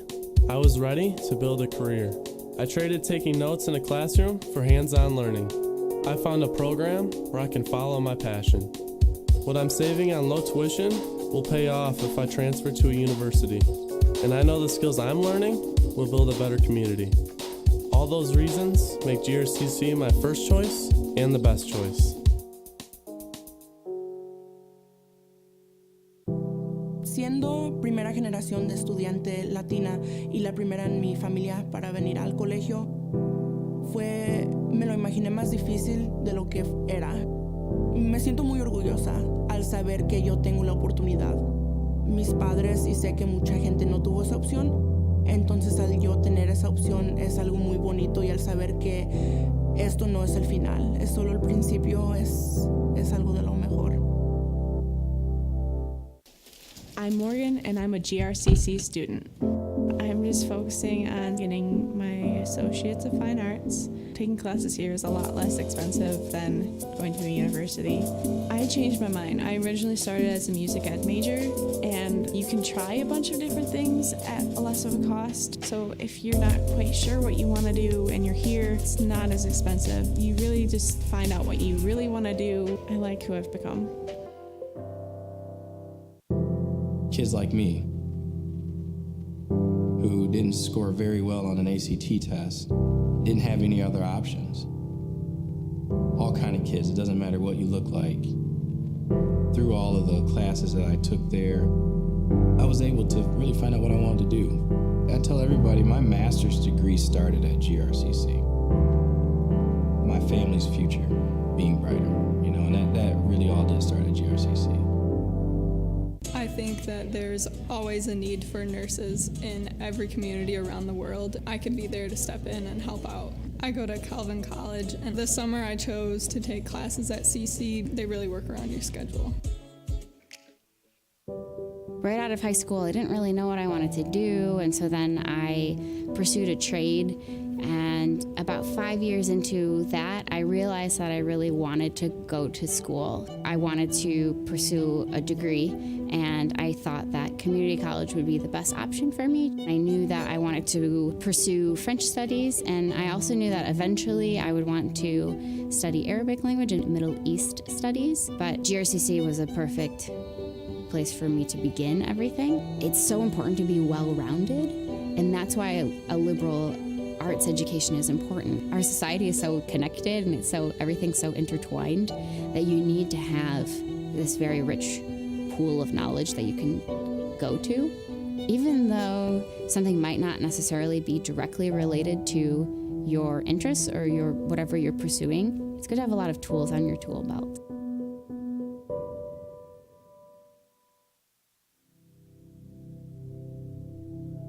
The first position I had in corrections, I began to take on additional responsibilities and even became promoted to sergeant and lieutenant. I had an opportunity to transition to the law enforcement side of the house in 1999, which is about 10 years into my career. They said, we want to send you to the police academy.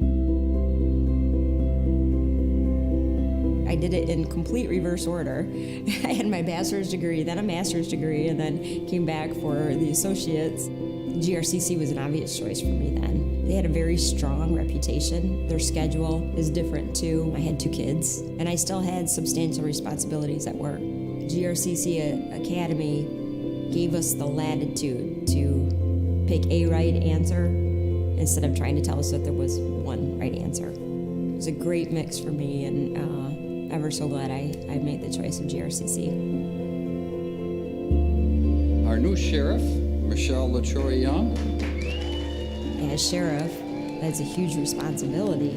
My desire to make sure I help them be their best can sometimes be a little ominous. Okay, that's a big job. It's a big deal to make sure that the people have the tools they need, have the education they need, have the encouragement they need, and the support. I just want to make sure that I'm there for them.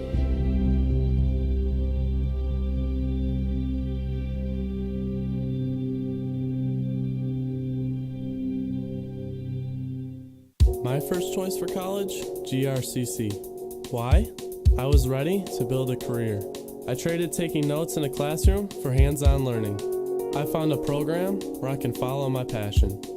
What I'm saving on low tuition will pay off if I transfer to a university. And I know the skills I'm learning will build a better community. All those reasons make GRCC my first choice and the best choice. Siendo primera generación de estudiante latina y la primera en mi familia para venir al colegio, me lo imaginé más difícil de lo que era. Me siento muy orgullosa al saber que yo tengo la oportunidad. Mis padres, y sé que mucha gente no tuvo esa opción, entonces al yo tener esa opción es algo muy bonito, y al saber que esto no es el final, es solo el principio, es algo de lo mejor. I'm Morgan, and I'm a GRCC student. I'm just focusing on getting my Associates of Fine Arts. Taking classes here is a lot less expensive than going to a university. I changed my mind. I originally started as a music ed major, and you can try a bunch of different things at a less of a cost. So if you're not quite sure what you want to do and you're here, it's not as expensive. You really just find out what you really want to do. I like who I've become. Kids like me who didn't score very well on an ACT test, didn't have any other options. All kind of kids, it doesn't matter what you look like. Through all of the classes that I took there, I was able to really find out what I wanted to do. I tell everybody my master's degree started at GRCC. My family's future being brighter, and that really all did start at GRCC. I think that there's always a need for nurses in every community around the world. I could be there to step in and help out. I go to Calvin College, and this summer I chose to take classes at CC. They really work around your schedule. Right out of high school, I didn't really know what I wanted to do, and so then I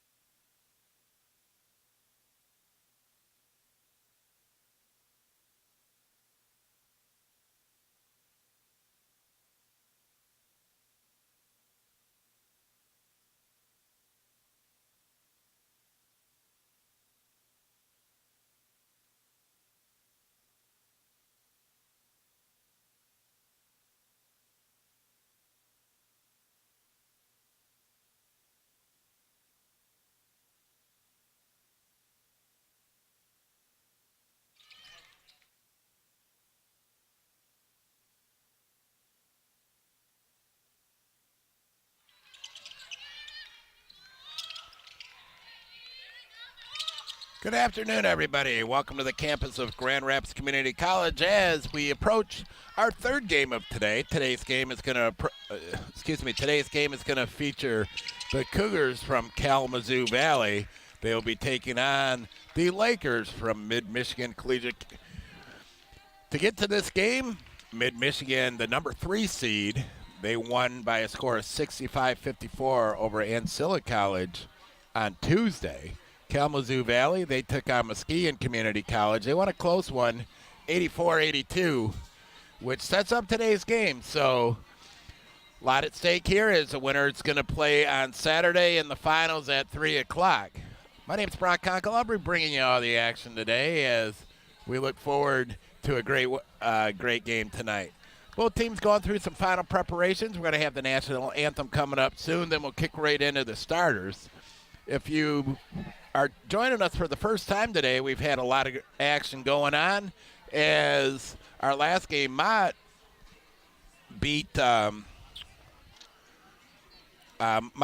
St. Clair Community College, where they're going to advance on Saturday at 1 o'clock to take on Wayne County, who is victorious against Schoolcraft in the early game.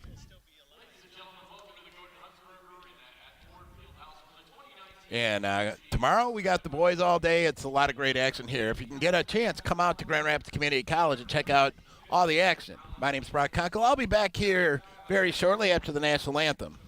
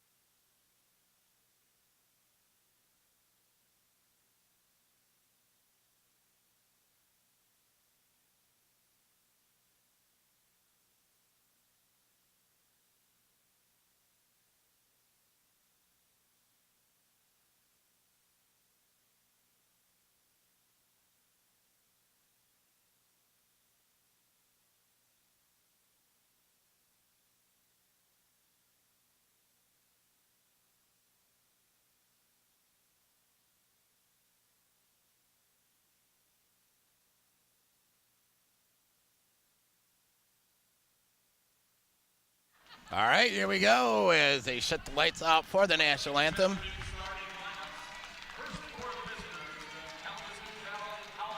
We're going to start out with the Kalamazoo Valley Community College, the Cougars.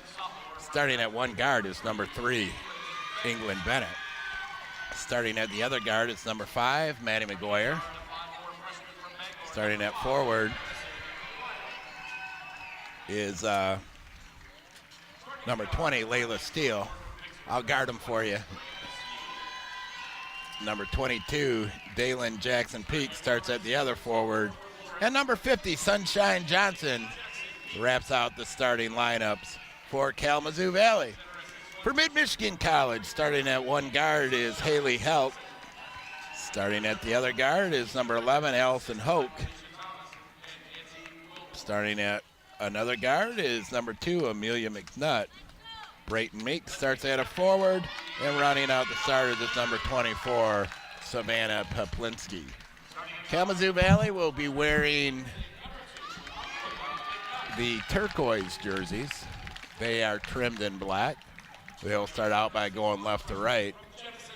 Mid-Michigan will be wearing gray uniforms with blue like an eagle print on the side with blue numbers, blue Lakers, and they'll be going right to left.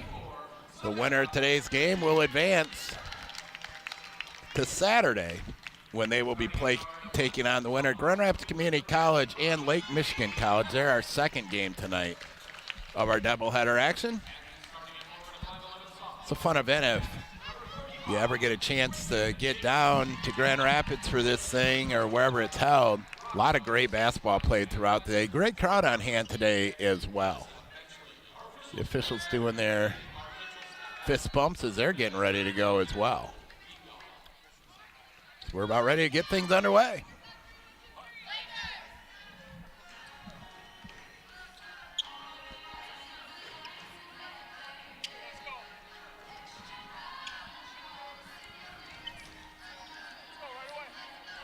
All right, here we go. Jumping center for Mid-Michigan will be Allison Hoke. She'll be jumping up against Jackson Peak, and to start things out, Cougars will have the basketball. They'll set it up over on the right-hand side as Maddie McGuire has it. Left side now is first shot on the way is good. Lena Steele hits a long-range three. Lena, the sophomore out of Vicksburg, Michigan. She puts the Cougars on top 3-0. Little cheering going on in the fan section across the way. Lakers with their first possession. Nice move to the hoop and getting the bucket off the glass is number 24. That's Savannah Poplinski. She's a freshman out of Traverse City, Michigan. She prepped at Maple City Glen Lake High School. Nice little pump fake. Lakers starting out in a 2-3 zone. Shot goes inside. It's blocked. Rebound by the Lakers. Lakers looking to run. And there's a steal right back as the Cougars will bring it back down. Long three on the way right side. That's good. With the bucket, number 22, Dalen Jackson Peak.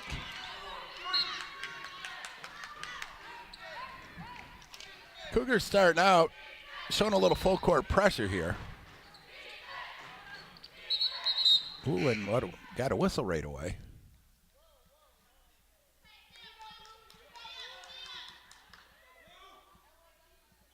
Well, the officials are talking about something. Not quite sure what.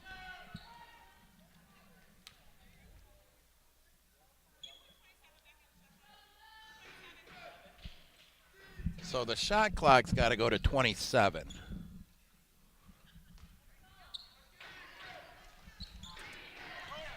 All right, well, here come the Lakers. Little token pressure, just kind of trying to slow the Cougars or the Lakers down a little bit. High screen up. And taking it to the bucket. High glasser is good. Nice shot by Amelia McNutt. Cougars come back the other way. They'll set it up top. Lena Steele with it. Still in that 2-3 zone, the Lakers. As she passes it over to McGuire. Near Steele. McGuire runs it back down. We're down to 12 on the shot clock. Cougars working it around, and there's a steal. Looking to run is McNutt as it goes down. Shot up. It's no good, and it's going to go out of bounds. They're going to say it's Lakers basketball. Hey, good screens now. Good screens. McNutt will inbound it. And there's a turnover by the Cougars. Well, there's another one. They give it right back. Going coast to coast with it. Shot up high off the glass, and that's good. Basket by Haley Held.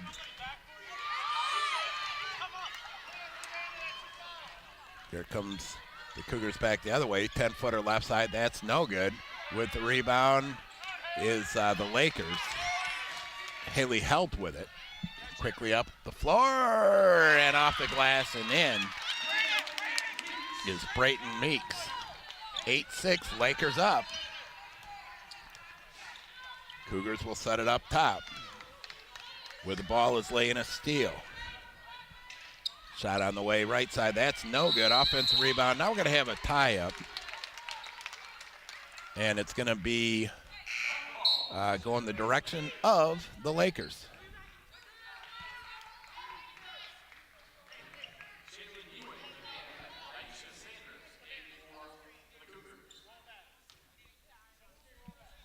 Lakers will inbound it. Once again, Cougars showing a little full court pressure and bringing it up for the Lakers is Savannah Poplinski. She'll get a high screen. Poplinski to the basket. She gets it blocked. Put back up, and that's no good. Excuse me, and it's going to be rebounded by the Cougars. We do have a foul, though. They're going to whistle the foul on number 24. That's Savannah Poplinski.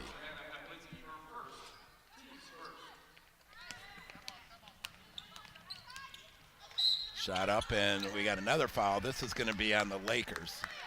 That's on Amelia McNutt.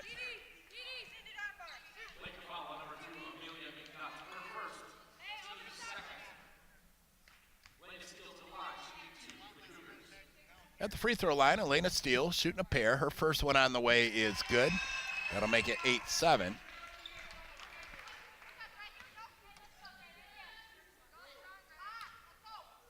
Second one on the way is good as well. So we're tied at 8 with 6:52 left here in the first. Lakers inbound it. Amelia McNutt will bring it up. Cougars starting out in a man-to-man defense as McNutt gets a high screen, right side, 3-ball on the way. That's no good. Long rebound is going to be run down by the Lakers. They'll reset it up top as McNutt will reset the offense. She'll take it to her right side. Ball's loose on the floor, and we're going to have a travel call.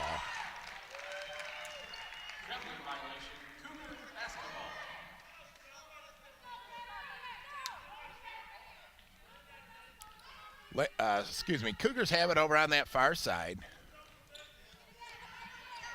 Lakers showing a little token pressure again as they'll get it across the timeline. Lena Steele, the point guard, handling the basketball.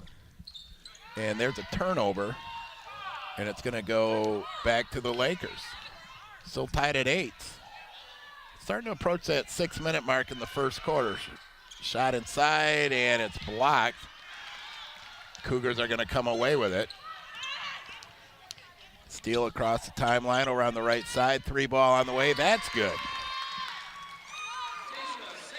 Deja Sanders with the long 3.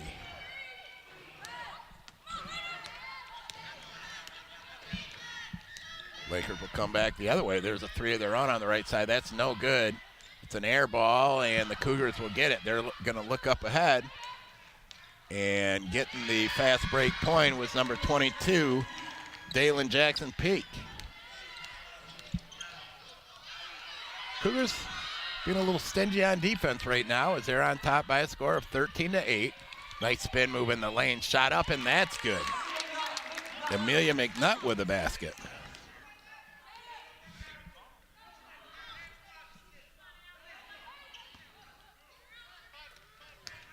Here comes the Cougars back the other way.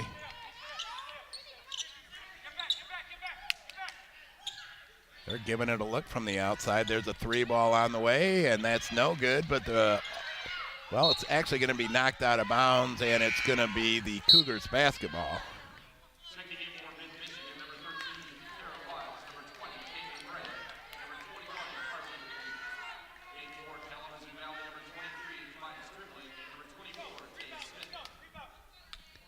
Cougars will inbound it down in the corner.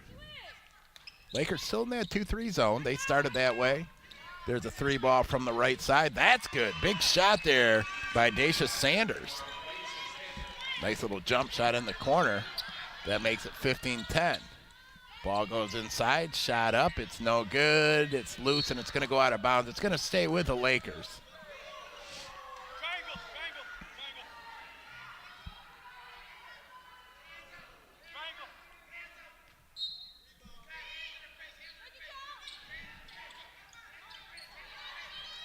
Lakers better get it in, and we got a 5-second call. Well, you don't see that very often.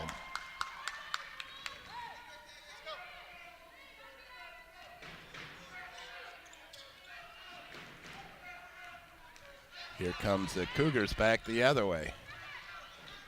Little stutter move. Back up top it goes. 3-ball now on the way. That's no good.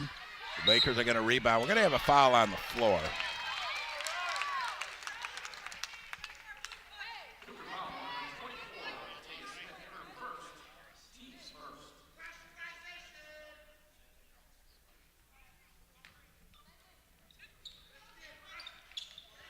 Lakers inbound. Foul was whistled on number 21, or check that, number 24, Taya Smith. And then there's the second foul. This one's going to be on Kimya Stribling. So 2 quick fouls make it 2 fouls on both teams so far.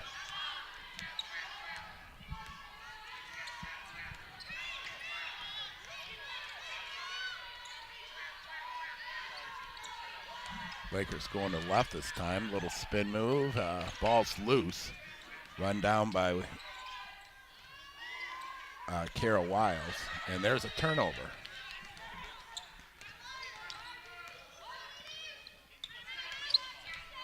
Well, we'll see what the Cougars can do on this possession. They'll set it up with Kimya Stribling up top. She starts it over on the right-hand side. Daisha Sanders with it. Sanders fires one up, and that's no good. It was blocked. Lakers looking to run down the left-hand side. And the ball just kind of got away from Kara Wiles, so it's going to be the Cougars basketball.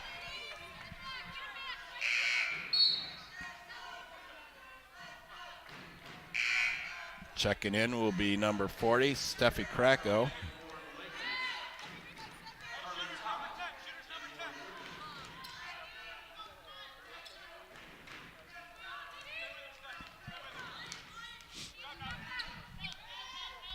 Daisha Sanders setting it up. 15-10 our score. As the Cougars pass it over on the left-hand side. Little stutter move. Now right it goes. 3, I believe it's a 3. Might be a 2. Yeah, she was on the line.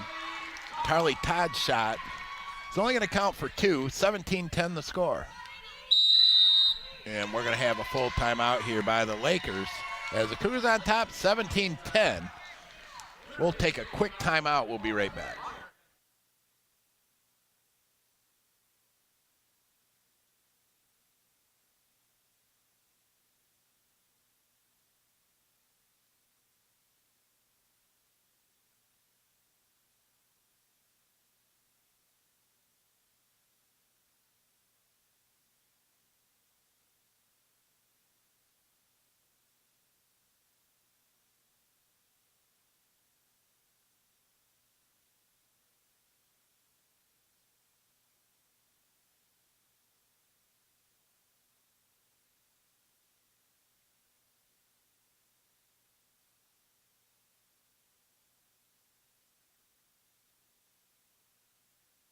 All right, welcome back, everybody.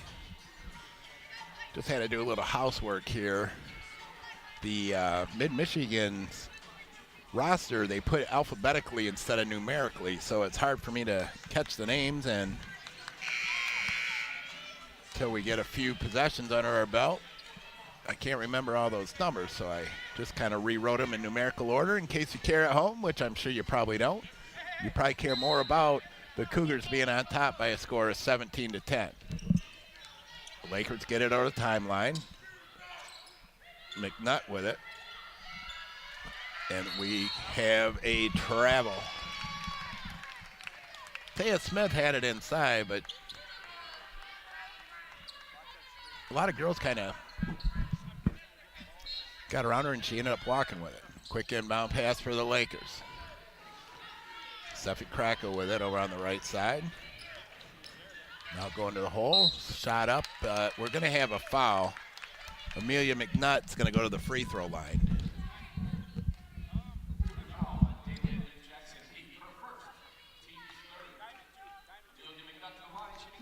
Foul was on Jackson. Dalen Jackson Peak. That's her first. Third team foul for the Cougars. 2:40 left here first quarter. 17-10 the score. Second free throw on the way. It's no good. So Cougars get it. They avoid a couple free throws. Cougars back the other way. Long skip pass in the corner. Back up top it goes. Wide open 3 is no good. And we're going to have a foul on Carly Hickey.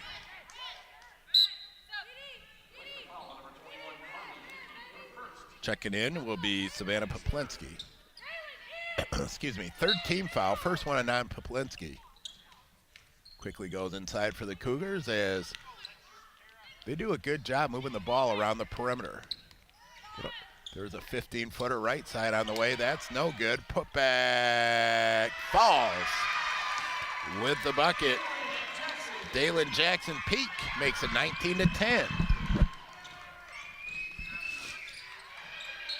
And we got a tie-up. Jump ball is going to be called. Arrow points to the Cougars right now.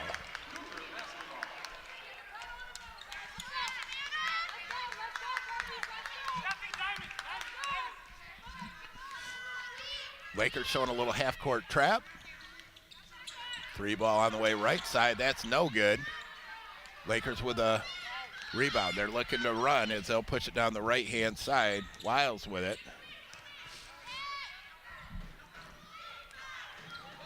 Now taking it to the bucket.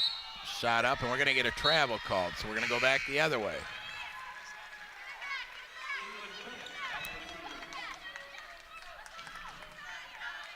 .137 left, 19-10 the score here in the first quarter.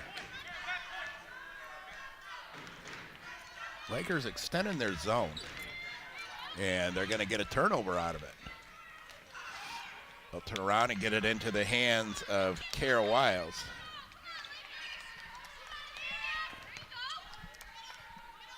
Wiles to her left side as she'll set it up.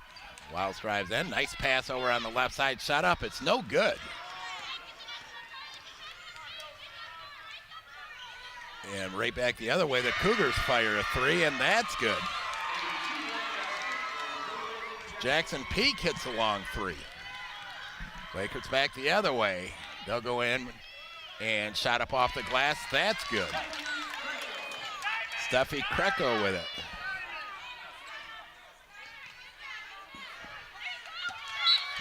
And I almost got hit in the face by the ball.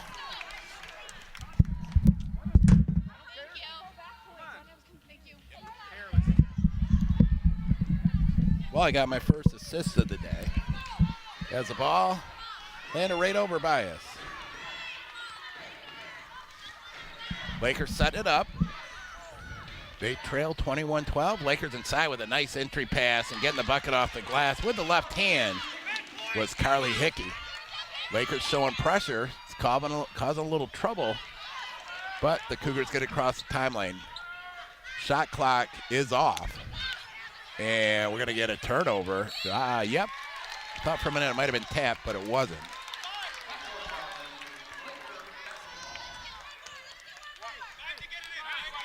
.14 ticks left.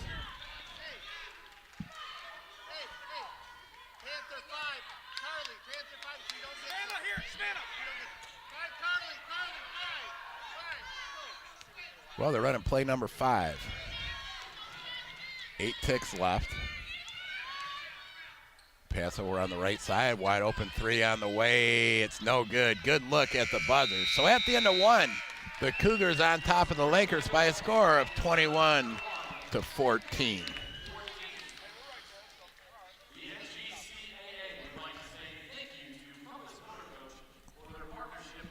Meyer. Well, if you're like me, you're not very thrilled that winter is sticking around. But Meyer has everything you need to beat the chill, from blankets, sweatshirts, and socks, to soup, hot chocolate, and tea, and everything in between. All in one stop at Meyer, because when it's cold outside, you need something cozy to warm up with. Make sure you shop at Meyer. Compass Motor Coach, if safety, integrity, and reliability is what it takes, is what makes them the preferred transportation provider for several community colleges and universities within Michigan. Check them out at compasscoach.com. What's your pathway for success? Well, Grand Rapids Community College experience is a seamless transfer to four-year college or university programs, degrees and certificates that build skills for good character, state-of-the-art technology in high-demand fields, nationally ranked athletic teams, honors and study-away opportunities, convenient locations across the region, and business partnership to develop tomorrow's leaders, all at Grand Rapids Community College. 21-14 the score. Cougars on top. Cougars will get the ball to start the second half.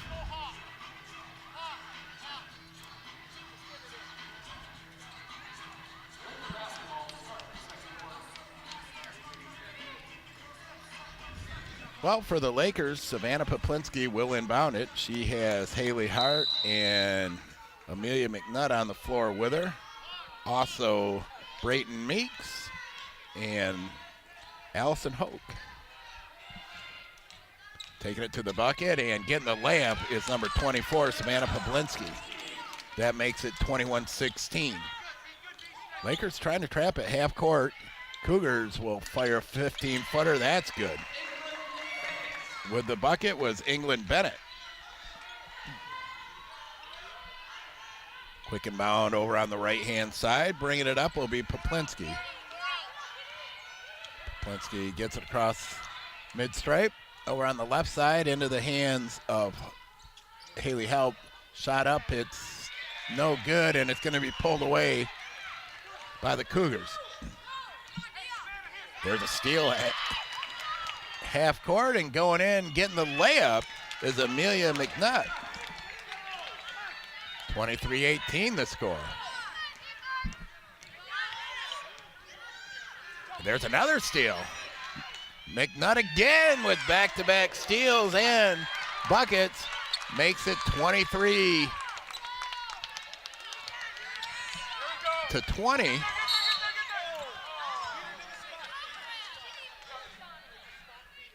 We're going to have a foul on Mid-Michigan. That's going to be on Haley Held.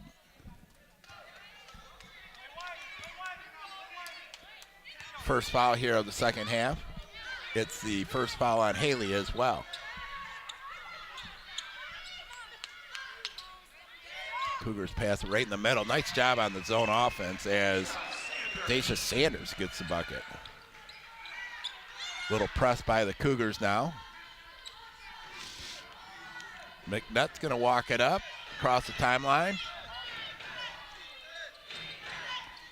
Lakers try it inside. And in the paint, getting it off the glass is number 11, Allison Hoke. Nice work inside by Hoke. This press is causing some issues for the Cougars. They've switched it up to more of a tight 2-2-1. Excuse me. As McNutt gets it across the timeline, she passes it over to Meeks. Inside it goes, shot up. We have a foul. Going to the line for the Lakers, excuse me, will be Allison Hoke.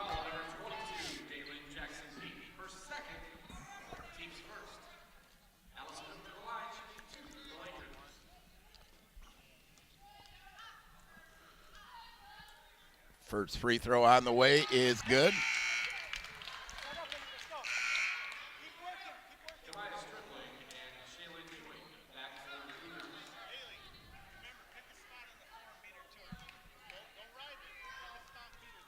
Well, all of a sudden we got ourselves a ball game. Second free throw on the way is no good, 25-23.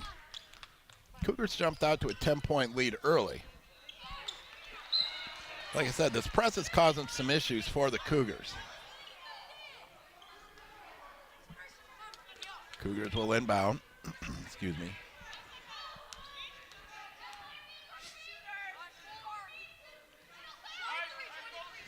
Long pass over on the right side now. Cougars continue to move it around. There's a three ball on the way. It's no good. And the putback's no good.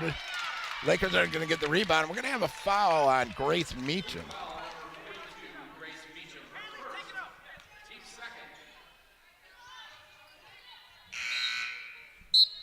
Checking in for the Cougars will be Sunshine Johnson.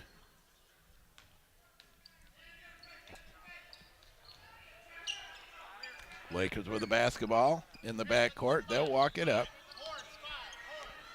Amelia McNutt across the timeline, and she gets her pocket picked, going back the other way, shot up off the glass, and that's good by Daisha Sanders. 27-23, Cougars on top. We just hit that 7-minute mark. Poplinski goes to her right, shot up, and that's good.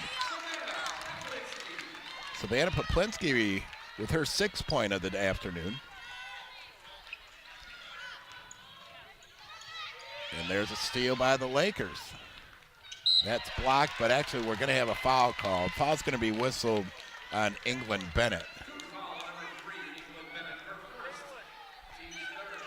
That's her first, team third.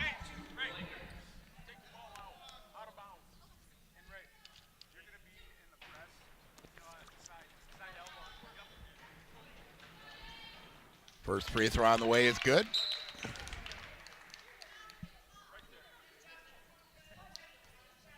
Haley Helt makes her first. Second one is good as well. We had a tie ball game here with 6:38 left in the quarter. Checking in for Mid-Michigan, it's number 20, Caitlin Ray. Yeah, they run a 2-2-1 zone. It's almost a half-court trap with it. And they're causing some havoc with it, but we're going to have a foul on the Lakers. That's going to be their second team foul.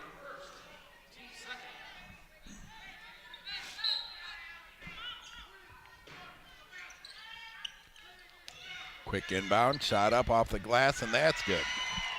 With a bucket is Sunshine Johnson. 29-27 the score. Cougars back the other way. Or check that, the Lakers back the other way, and we're going to have a foul on the floor. It's going to be whistled on number 32. That's Shaylin Ewing. Quick inbound over on the right side as the Lakers will set it up top. Poplinski with it. She goes over to McNutt.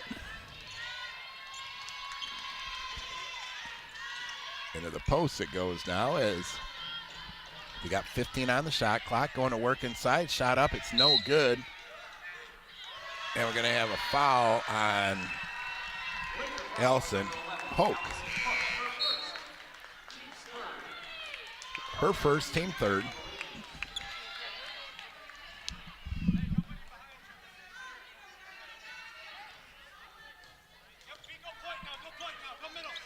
Well, here's the Cougar. Cougars got to get somebody in the middle on that press break. There's a three ball on the way. That's off the mark, and it's rebounded by the Lakers. Lakers are looking to run. They pass it up ahead on the left-hand side, making a nice move inside. The spin move and getting it off the glass is Brayton Meeks. 29-29, 5:30 left here before halftime. Three ball again is short, and it's rebounded by the Lakers. Poplinski is told to get going by head coach Matt Redondo. He likes that up-paced game. Poplinski again with a high glasser. She gets her 8th point high off the glass. Kalamazoo's going to call a timeout. 29-29, 5:05 left here in the first.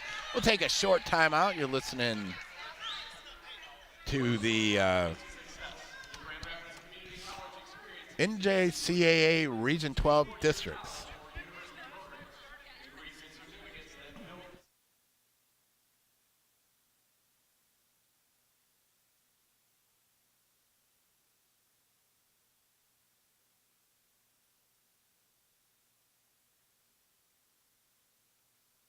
At Davenport University, they pride themselves on being one of the most transfer-friendly universities around. They accept up to 90 transfers credits, including both classroom and some work experience credits. They have programs that can help you earn your bachelor's degree in as little as 1 year, and they offer generous scholarships and discounts. Contact them today about earning your degree in business, technology, or health. You can visit them online at davenport.edu/apply. for more information. 31-29 the score. Lakers with another turnover, and they're going to look to run as they go down the left-hand side. Meeks loses it out of bounds, but they're going to say it was tapped out of bounds. So Emily McNutt will inbound. She goes into the corner with it. Long skip pass up top to Ray. Back inside, bucket's no good. And here come the Cougars back the other way. In the paint, shot up, and no good. Offensive rebound's no good, and it's blocked, but they're going to say it went off of the Lakers.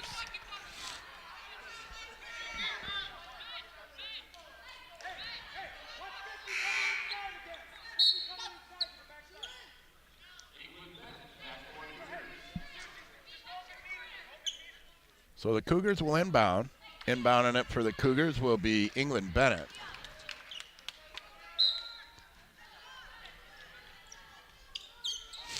And it's stolen. And it's saved right back to the Cougars. And what do we got? Got a jump ball called.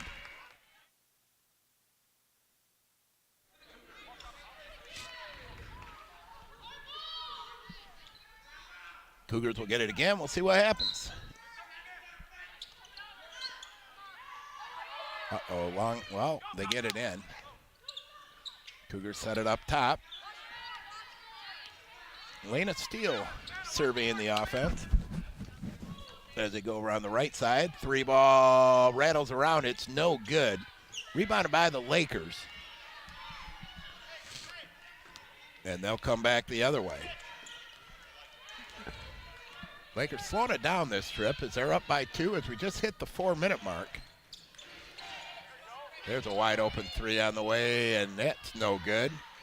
Rebounded by Lena Steele. And Steele will turn around and push it up the floor. Little stutter move. Nice pass in the corner. Shot up, and that's good. It's a 3-ball. Dalen Jackson Pete puts the Cougars back on top, 32-31. 3:39 to go, and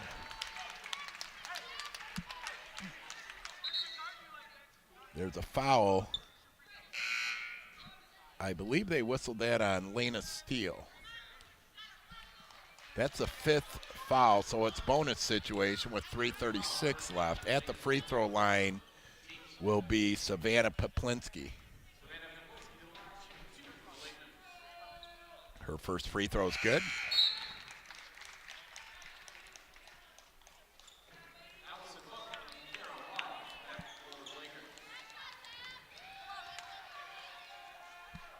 Second one's good as well.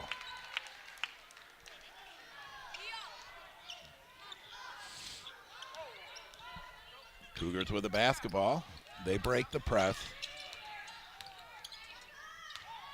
Shot in the paint is no good. However, we have a foul called.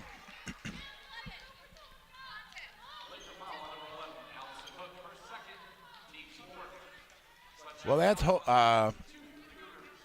Allison Hoke's second, team 4th. First free throw on the way is good.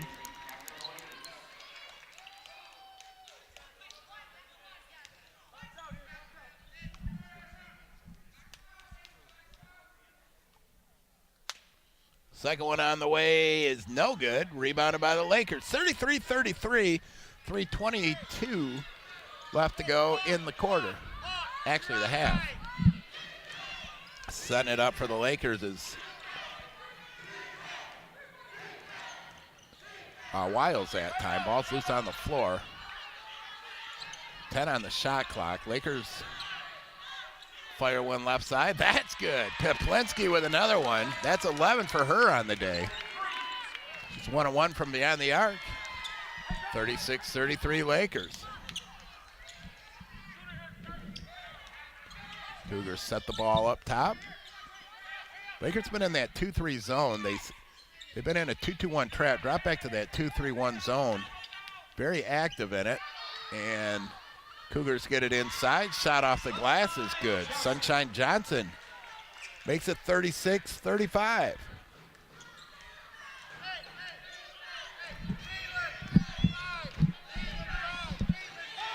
Poplinski to her right side. Boy, she's got open on that same move minimum of 3 times. It's just a screen and roll, and Poplinski has a good burst of speed getting it to the hole and getting the bucket.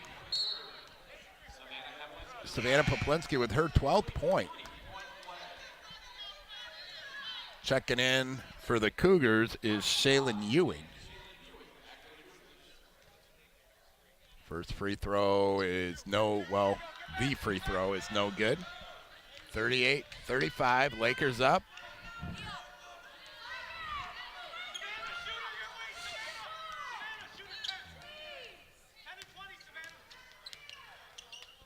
Inside, shot up, it's no good, but we have a foul.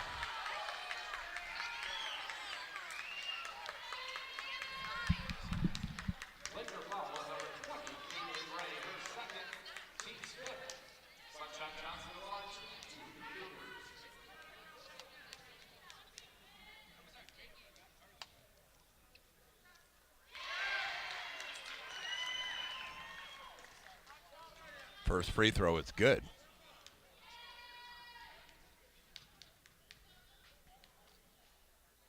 Second one on the way is good as well. 38-37. Cougars showing full court press. Poplinski goes back the other way. Poplinski this time to her left side. She gets fouled again. Savannah Poplinski, high scorer in the game with 15. She'll shoot a couple more. Savannah Poplinski's from Traverse City. She went to Maple City Glen Lake High School. Checking in is Amelia McNutt. 1:53 left before half. 39-37 Lakers. That'll make it 40-37. High-scoring game. Good crowd on hand as well. Probably don't see it in your video, but the side away from the camera is about three-quarters full. 3 ball on the way. That's no good. There's a rebound by the Lakers. They look to run back the other way. Over on the left-hand side, they'll try the paint, and good hustle coming back by Sunshine Johnson. We're going to get a timeout here by the Lakers. We'll take a short break here. We'll be right back.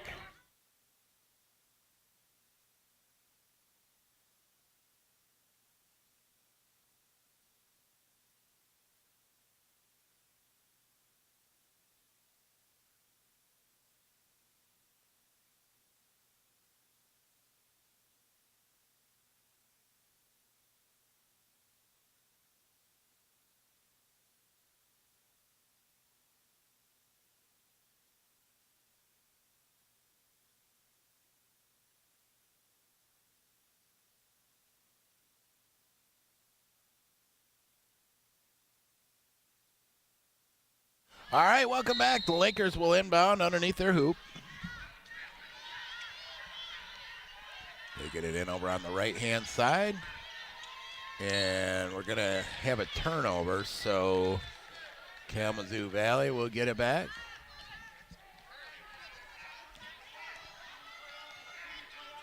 Cougars get it across the timeline. They'll go over on the left side.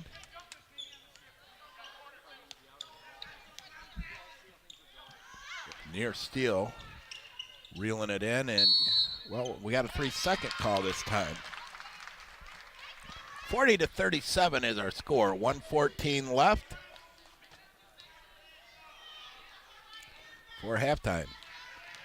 Poplinski gets it in the backcourt. She'll bring it up as the Lakers have a 3-point lead. Boy, Poplinski turns and fires a long three. That's no good. And it's going to be out of bounds. So the Cougars will get it. Checking in for the Cougars is Dacia Sanders. Good basketball game. 3-point lead by the Lakers. Cougars looking inside with it. They're going to try the paint. Back up top, and 18-footer on the way. That's good. England Bennett with it. England Bennett with her 4th point of the day. Cougars back the other way, and we got contact shot up, and we're going to have a charge called.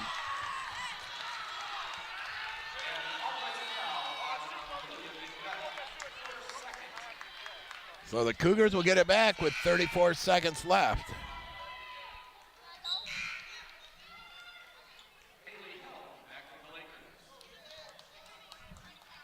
Haley Helt checks back in for the Lakers. She goes in for McNutt. McNutt just got her 2nd foul. There's a 2-second differential between shot clock and game clock.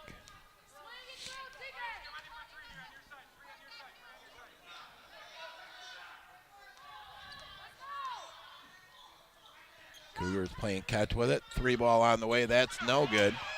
Ball's loose on the floor. We're going to have a jump ball called. The arrow's going to point to the Lakers. 10 ticks left before half. Kalamazoo Valley.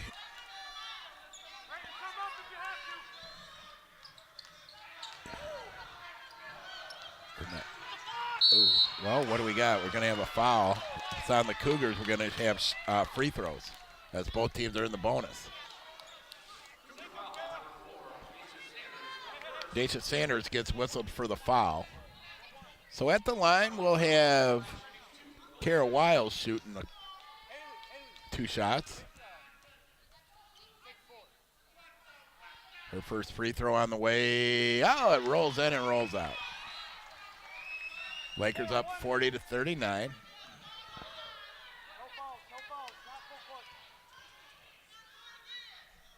Second free throw is good. So we got a 2-point game. Oh, and there's a steal. Shot, well, we got a foul called. Foul's going to be whistled on Shaylin Ewing. At the stripe will be Brayton Meeks. She'll shoot a pair. First one on the way is good. That's a big foul right there. That could be a 4-point swing. Second one is good as well. So 43-39. Cougars are going to get the last heave. Nope, they're not even going to. Well, yeah, they will heave, but it's not going to count. So at the end of the first half, the Lakers on top by a score of 43-29. We'll be back in about 12 minutes. You're listening to grcc.edu coverage of the Michigan Community College Athletic Association tournament.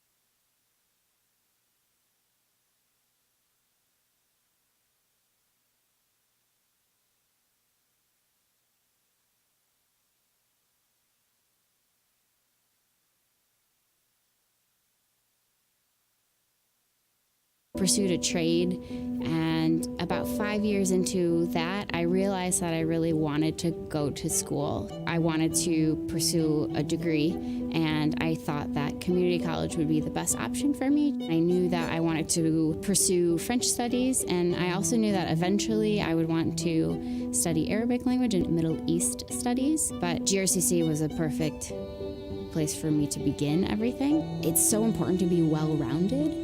And that's why a liberal arts education is important. Our society is so connected and everything's so intertwined that you need to have this very rich pool of knowledge that you can go to. Even though something might not necessarily be directly related to your interests or whatever you're pursuing, it's good to have a lot of tools on your tool belt.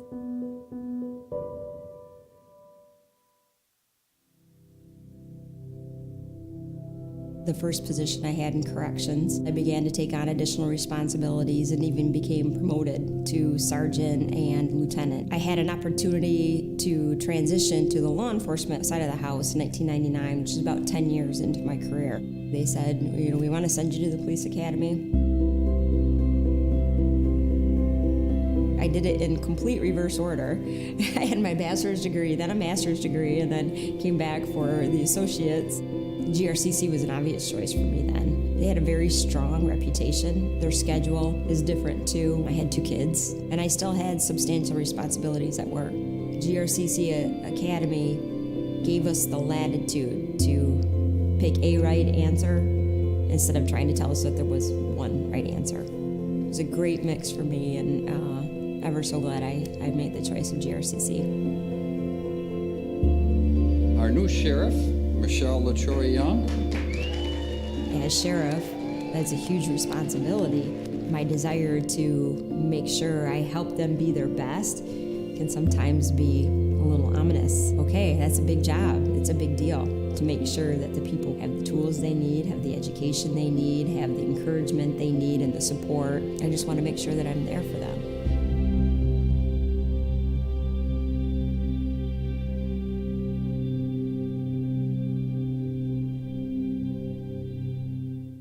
My first choice for college, GRCC. Why? I was ready to build a career. I traded taking notes in a classroom for hands-on learning. I found a program where I can follow my passion. What I'm saving on low tuition will pay off if I transfer to a university. And I know the skills I'm learning will build a better community. All those reasons make GRCC my first choice and the best choice.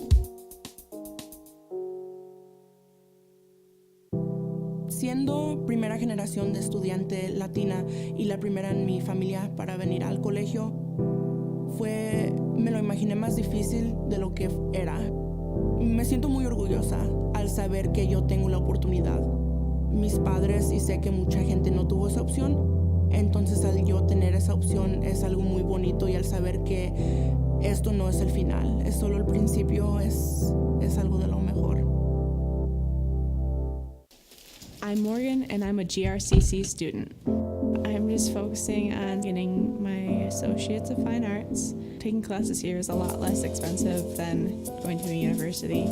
I changed my mind. I originally started as a music ed major, and you can try a bunch of different things at a less of a cost. So if you're not quite sure what you want to do and you're here, it's not as expensive. You really just find out what you really want to do. I like who I've become. Kids like me, who didn't score very well on an ACT test, didn't have any other options. All kind of kids, it doesn't matter what you look like. Through all of the classes that I took there, I was able to really find out what I wanted to do. I tell everybody my master's degree started at GRCC. My family's future being brighter, and that really all did start at GRCC. I think that there's always a need for nurses in every community around the world. I can be there to step in and help out. I go to Calvin College, and this summer I chose to take classes at CC. They really work around your schedule. Right out of high school, I didn't really know what I wanted to do, and so then I pursued a trade. And about 5 years into that, I realized that I really wanted to go to school. I wanted to pursue a degree, and I thought that community college would be the best option for me. I knew that I wanted to pursue French studies, and I also knew that eventually I would want to study Arabic language and Middle East studies, but GRCC was a perfect place for me to begin everything. It's so important to be well-rounded, and that's why a liberal arts education is important. Our society is so connected, and everything's so intertwined that you need to have this very rich pool of knowledge that you can go to. Even though something might not necessarily be directly related to your interests or whatever you're pursuing, it's good to have a lot of tools on your tool belt.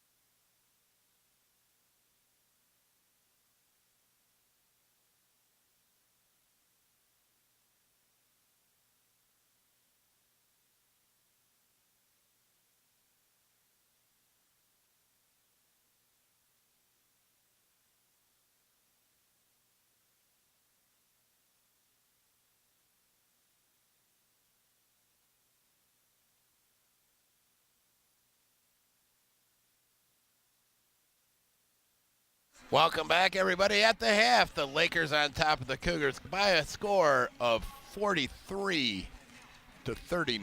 Here's some stats from the first half. Kalamazoo Community College, they're shooting 28% from the three-point line, 4 of 14. They're 5 of 6 from the stripe. Their overall field goal percentage is 15 of 34 for 44%. You compare that to the Lakers, they're 16 of 35 for 46%. The Lakers are only 1 of 7 from beyond the arc. From the stripe, they're 10 of 15. Leading scorers for the Cougars, Dalen Jackson has 12, Deasia Sanders with 9, Sunshine Johnson with 7, Lena Steele with 5, England Bennett with 4, Carly Todd with 2, and that makes their total 39. For Mid-Michigan College, Savannah Poplinski, she's the leading scorer in the game with 17. Amelia McNutt, she's got 8. Brayton Beeks has 6. Haley Helt with 4. Allison Hoke with 3. Carly Hickey with 2. Stephanie Kracko with 2. And Kara Wiles with 1. About ready to get things underway here to start the second half. Winner advances. They'll take on the winner of our second game tonight. That'll be Lake Michigan College against Grand Rapids Community College. And here we go. Lakers still in that 2-3 zone. Cougars go inside with it. Little floater. That's no good. Lakers rebound. Amelia McNutt pushes it up. Over on the right side of Poplinski. She scoops one up, and it's no good. And it's going to go out of bounds. They're going to say it's off the Lakers.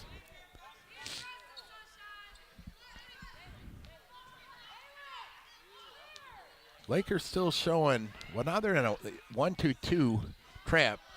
Kalamazoo made some adjustments on that, it looks like, by getting a girl in the middle. Lakers with the rebound. Going coast to coast, shot up, it's no good. Rebounded by the Cougars. 43-39 Lakers. 3 ball on the way is good. Nice shot out there by England Bennett. England Bennett, her 7th point of the day. Kalamazoo Valley showing full court press. Poplinski dribbles through it over on the right side. 3 ball up, it rattles around, it's no good. And the Cougars run it down. Little stutter move, and, well, the ball was stripped, but it goes back up top. 3 ball on the way, right side, it's no good. Cougars running it down again. And we're going to have a foul, I think.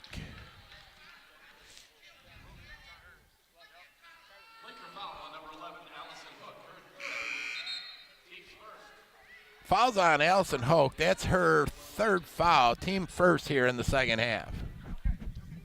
At the free throw line is going to be Sunshine Johnson. Carly, 50 coming backside there. Come up and meet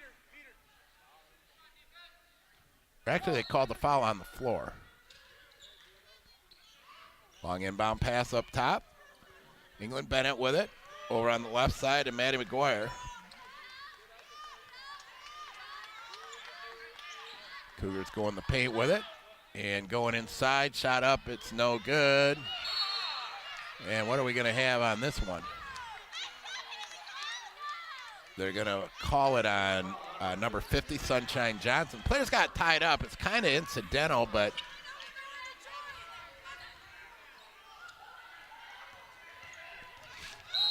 and what do we got now? We got I looked down at my roster, and all of a sudden something happened. Well, now we got a foul on the Lakers. That's whistled on number 24, Savannah Poplinski. Her second, team second. 8:19 left here in the third. Cougars set it up top. Cougars have made some adjustments here. They've got a girl in the middle on that zone as well.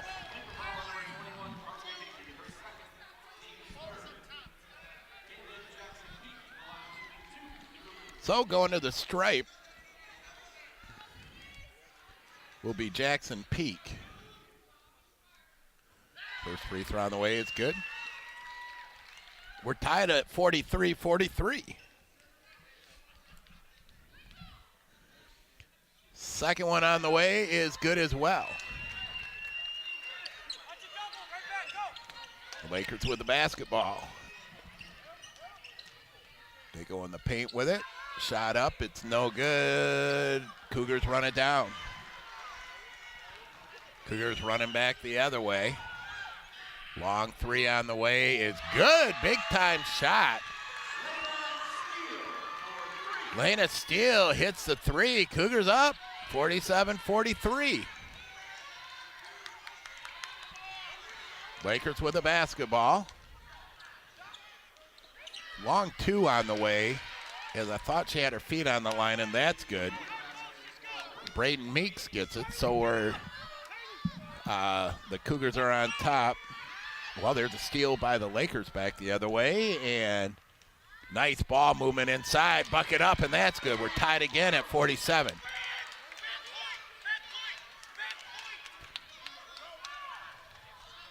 Cougars doing a lot better job on the press so far here in the second half. Three ball on the way is no good. And we're going to have a foul on the Cougars.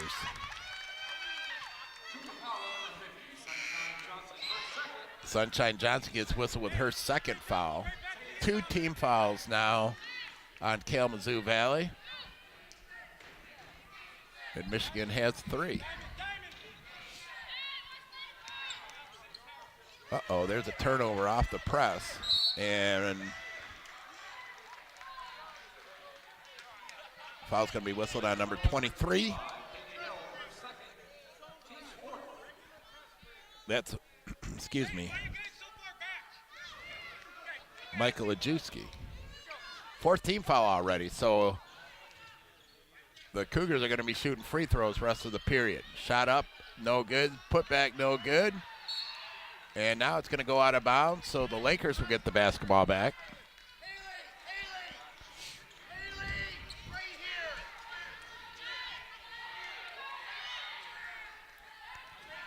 Kalamazoo showing a little 1-2-2, well, more of a 1-2-1-1 trap.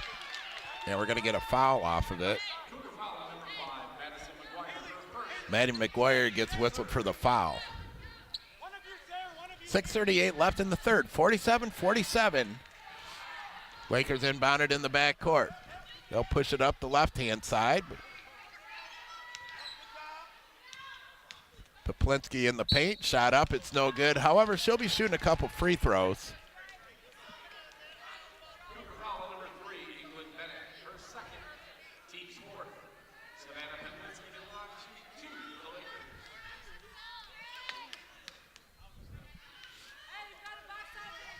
Free throw on the way, it's good.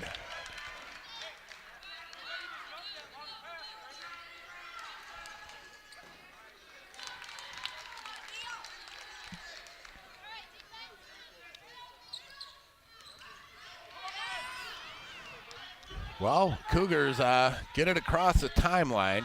6:18 left, 49-47. Long three on the way, it's no good. Rebounded by Mid-Michigan. They look to run. Poplinski left side. Shot up. It's good off the glass.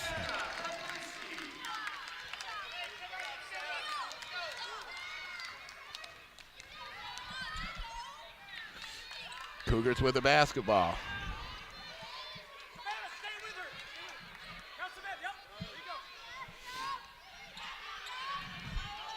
Ball loose on the floor.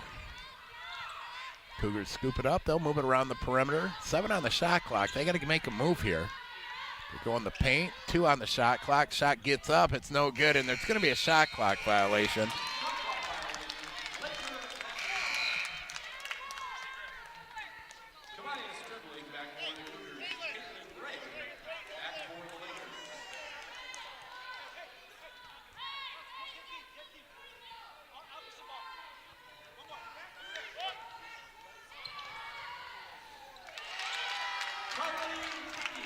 Well, we go back the other way, and there's another bucket. With the bucket that time was Hickey. There's a steal coming back, a quick 4-0 run. as Amelia McNutt gets a bucket. Lakers on a roll, 55-47 with 5:12 left. Well, that little quick run never hurt anybody.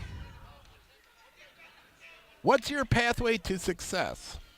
Well, the Grand Rapids Community College experience is a seamless transfer to four-year college or university programs, degrees and certificates that build skills for good careers, state-of-the-art technology and high-demand fields, and nationally ranked athletic teams, honors and study away opportunities, and convenient locations across the region, and business partnerships to develop tomorrow's leaders. That's Grand Rapids Community College. Compass Motor Coach, with safety, integrity, and reliability is what makes them the preferred transportation provider for several community colleges and universities within Michigan. Check them out at compasscoach.com. Well, winter is sticking around a bit longer than we'd like, but Meijer has everything you need to beat the chill. From blankets, sweatshirts, and socks, to soup, hot chocolate, and tea, and everything in between. All in one stop at Meijer, because when it's cold outside, you need something cozy to warm up to. 55-47, Lakers on top, 5:12 left here in period number 3. Kalamazoo Valley with the basketball.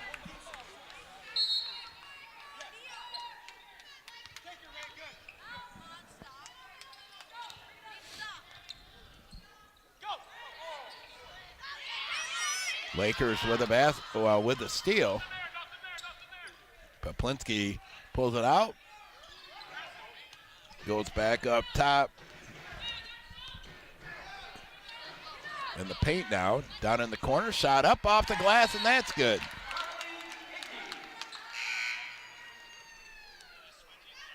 (57-47) the score.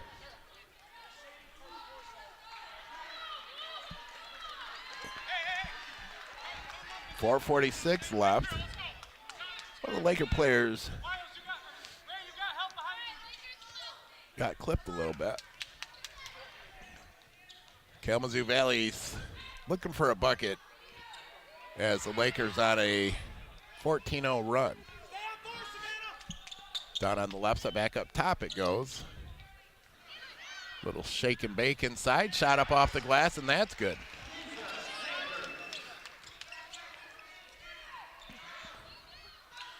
Here we go back the other way.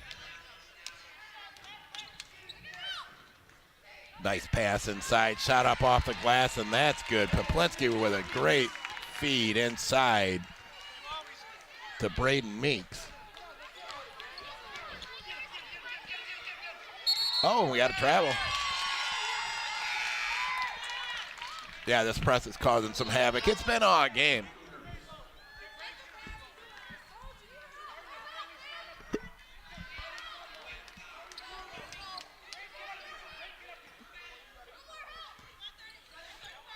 Lakers inbounded in the backcourt.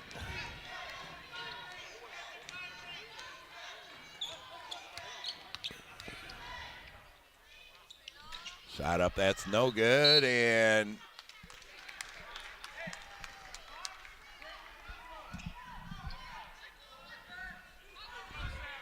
Lakers will have it out of bounds underneath. 3:46 left.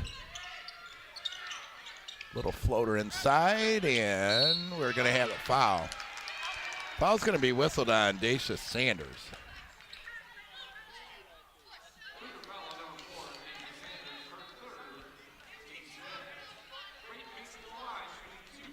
Well, so shooting a pair would be Brandon Meeks. First one on the way is good.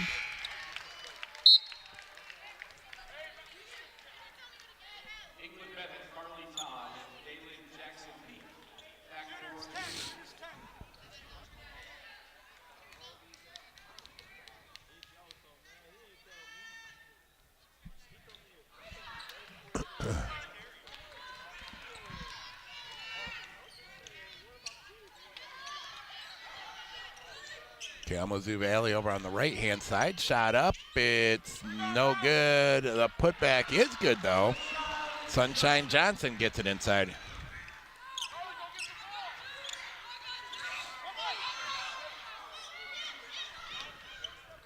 Lakers sent it up top.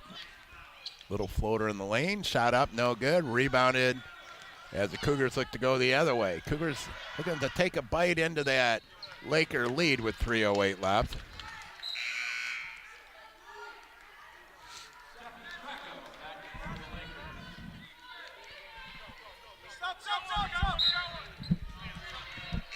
Well, checking back in is going to be Amelia McNutt.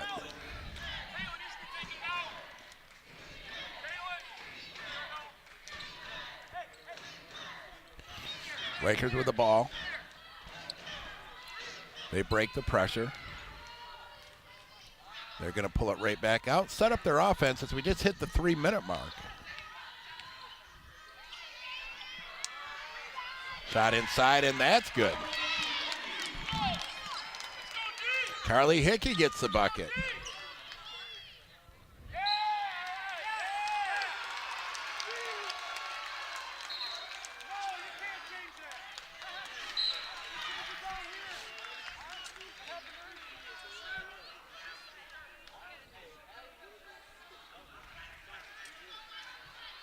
Well, the Cougars are going to inbound it.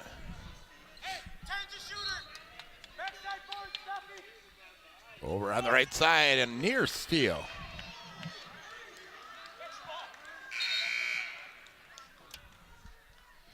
So Cougars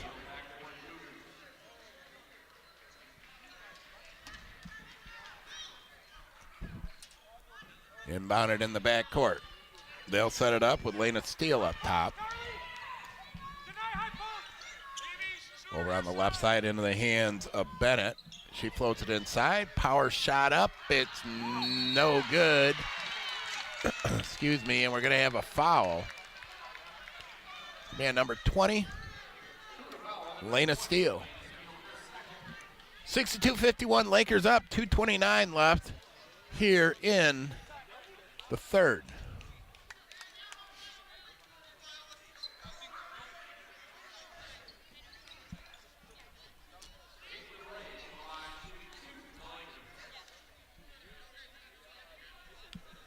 At the free throw line will be Caitlin Ray. Her first on the way is good.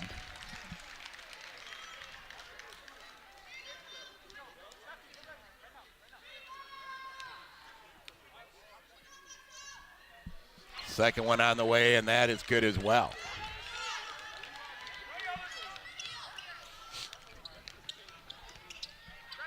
(64-51) as the Cougars get it across the timeline. They'll set it up top. Now moving around the perimeter. Shot open in the corner. That rattles around, no good. Cougars with a fresh shot clock as they'll reset. Lakers quickly smother on defense, and now they get another turnover. Lakers looking to run this trip. Over on the right side. Now they'll go in the paint. Back up top. And we got a travel called.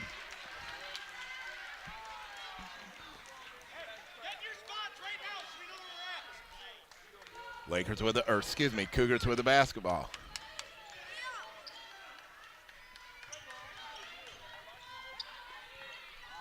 Long pass up top. Now a three ball on the way.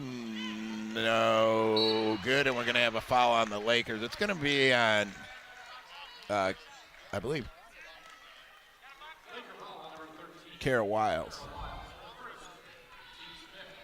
Her fifth, so we're shooting free throws. Both teams are in the bonus. At the line is Dalen Jackson Peak. First free throw is up, and that's good.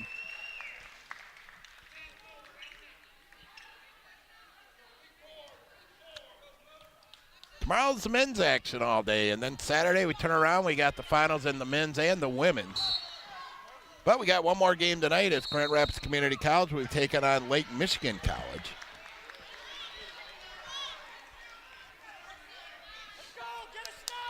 Right now, though, it's 64-52, Lakers on top. Cougars will inbound in the corner. Back up top, and it's blocked from behind. Sneaking in and getting the block was Kara Wiles. Kara's going to Pass it over on the left side, long three on the way. That's no good. Long rebound goes to the Lakers. Kara Wiles sets things up. Over on the right side. Back to Wiles. She'll try it in the paint. Going to work with it over on the right-hand side. It's Steffi Krakow. Back over to Ray. Her shot no good, but it's run down by the Lakers. Under a minute to go. Actually, 50 ticks left.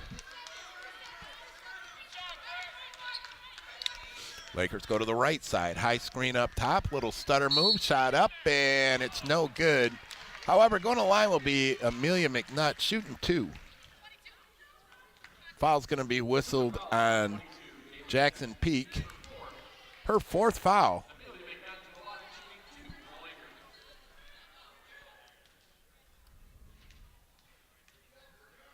First free throw is good.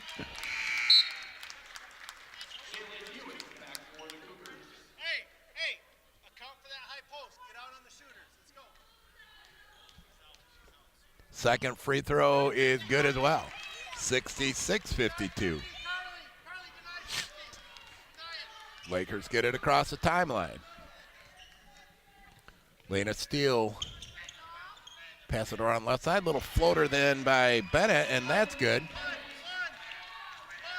As the Lakers, I believe, are going to go for one shot here to end the period. Oh, and what do we got? A foul up there? It's going to be a foul on Shaylin Ewing. So stepping up to the stripe will be Amelia McNutt.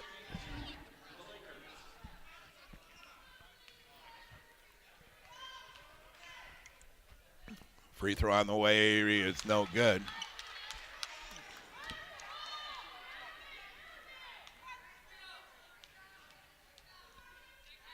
Second one is good. 67-54, 17 ticks left.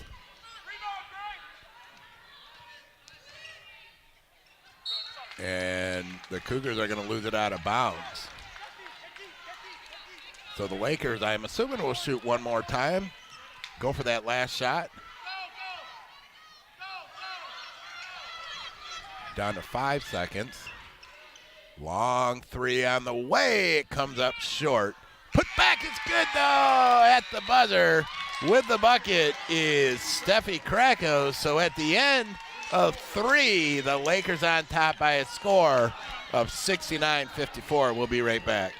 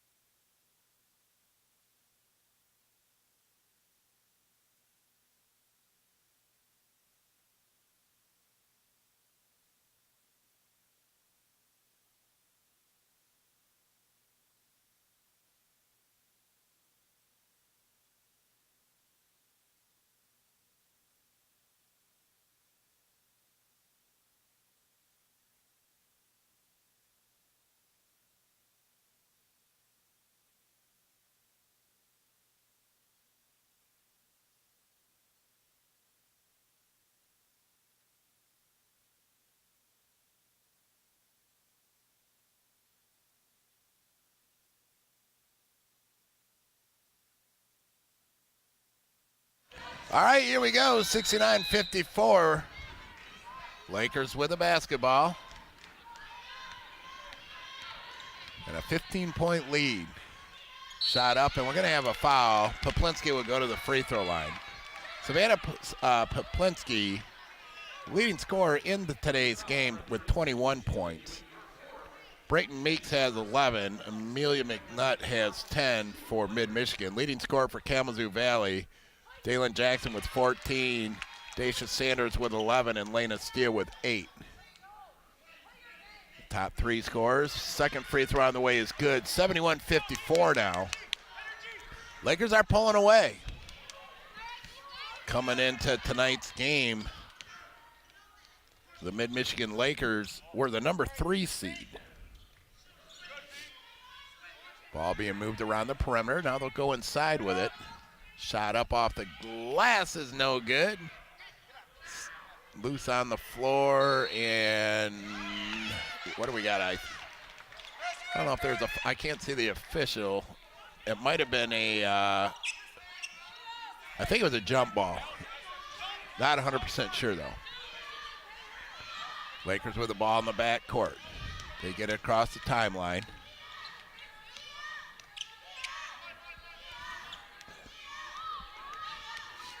High screen up top is Lakers moving around the perimeter. Goes inside with it. Little drop step inside. I'm going to call it a pass as the Lakers run it down, but they got to get a shot up quick, and they do. It hits the rim, so excuse me. And they're going to say the ball went out of bounds.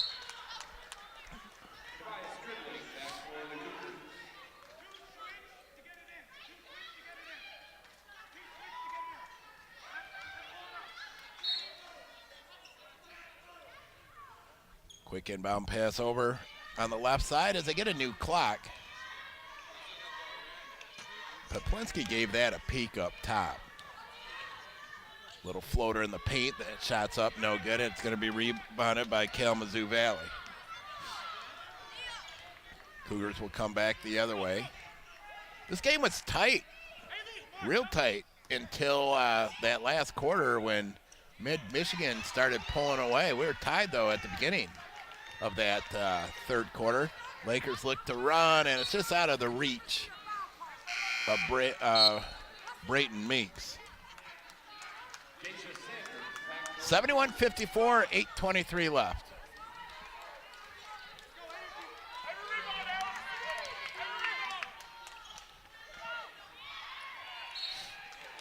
And it goes out of bounds.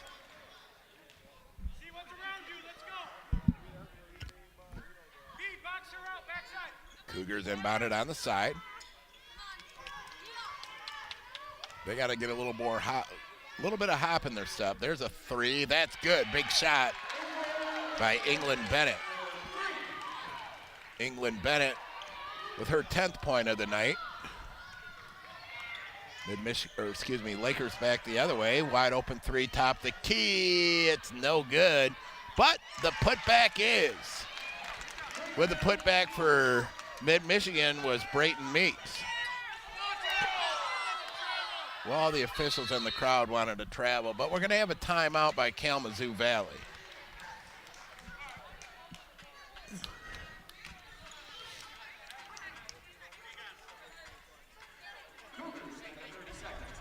"30-second timeout.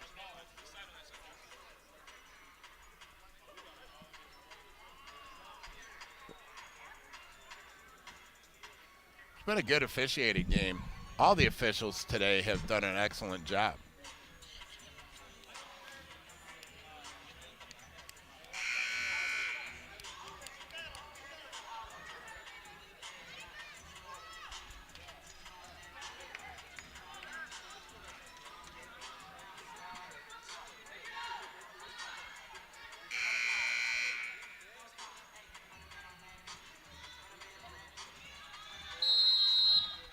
Well, here we go.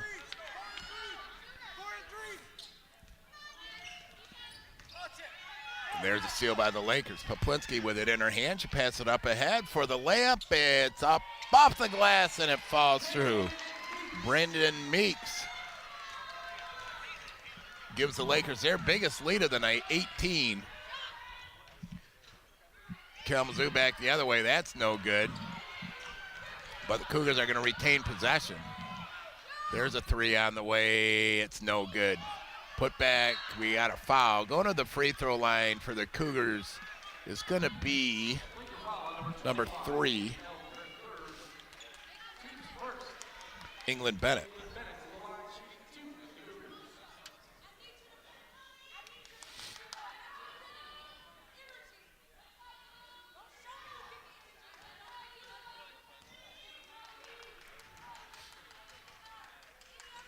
First free throw on the way is no good.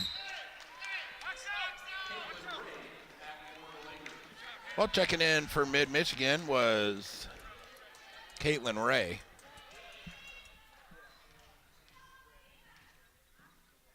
Second free throw is good. 75-58 the score. 7:11 left. And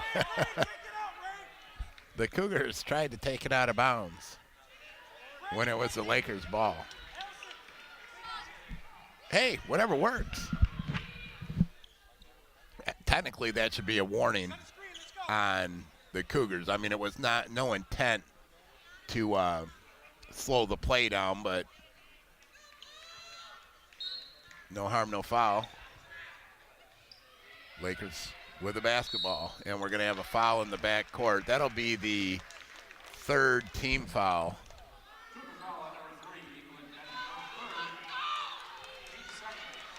Check that, team second team foul. So the Lakers take a 30-second timeout as they had a hard time inbounding it. Well, we got 7:09 left here in the basketball game. Lakers on top by a score of 75-58.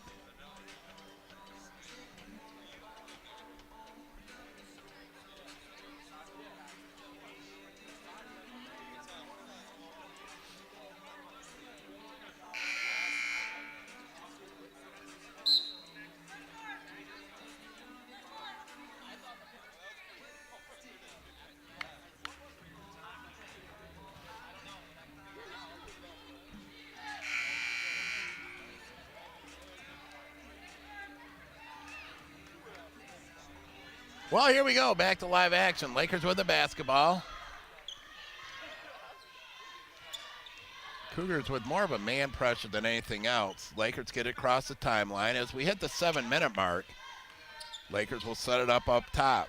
With the ball is Caitlin Ray. Ray spins around with it. Back up top it goes. Nice pass. And with the bucket is Allison Hoke. Lakers have pretty much doubled them up here with 6:42 left. Do they need more room? All right, here we go as the Cougars go over on the left side. Long three on the way. That's no good. Lakers with a rebound. 6:30 left.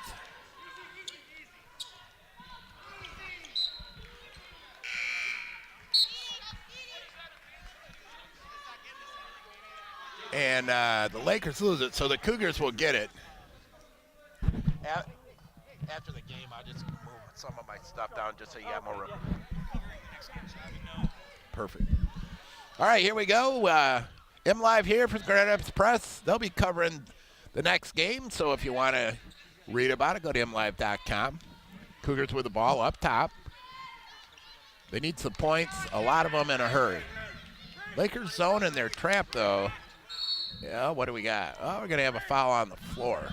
That'll be the third team foul.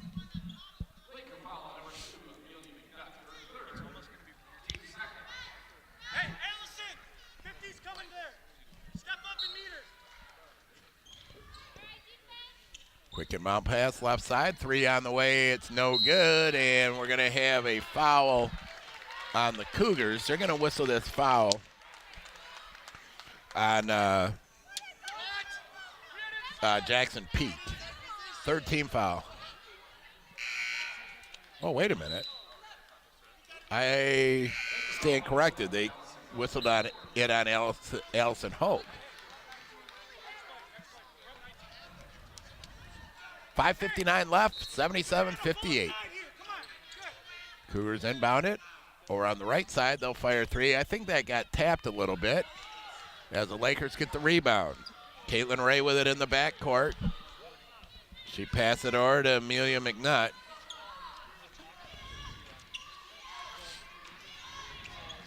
McNutt gets a high screen, and she takes it in and gets it off the glass. Nice drive by Allison McNutt to get the bucket. 5:33 left. 79-58, Lakers up. And there's another turnover. I got to check out the turnover situation here and see where that's at. It can't be pretty. Yeah, 19 for the Cougars. That compares to 11 for the Lakers. There's a high screen. It's McNutt. Works it both ways. Back over to Poplinski. Her shot up. No good. Rebound is tied up, and we're going to have a foul. They're going to whistle that on Taya Smith.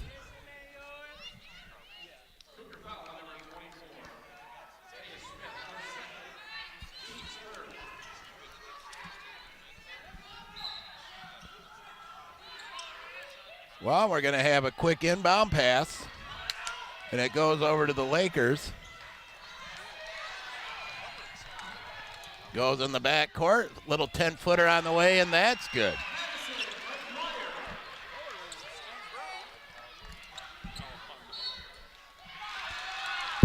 $79-60, 4:59 left. Cougars will have it out of bounds.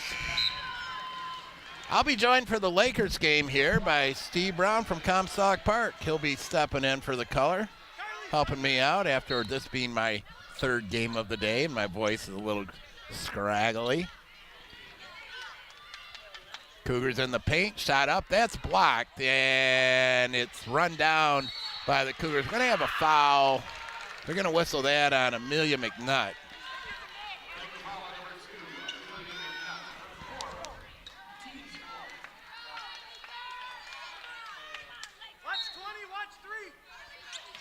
Quick inbound pass, long inbound pass actually for the Cougars.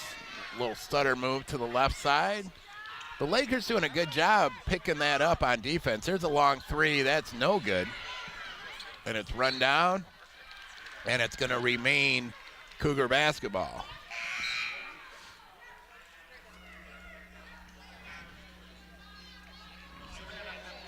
Well, Savannah Poplinski checks back in. She's our leading scorer in the game.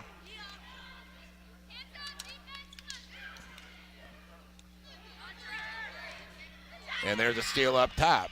Lakers with the basketball. They're going to pull it out and settle things down. 4:30 left in the ball game. 19-point lead by the Lakers. Poplinski will set it up top. She passes it over on the left-hand side to Kara Wiles. Poplinski gets it back. 10 on the shot clock. Wiles with it right side. They're going the paint with it. Back up top. Faking the three. Now stepping in the paint. Floater up, and it's good. Caitlin Ray with the bucket. 81-60 now as we're below 4 minutes to play. Near steal by the Lakers. Cougars with the ball. Up inside. Shot scooped up. And that's no good.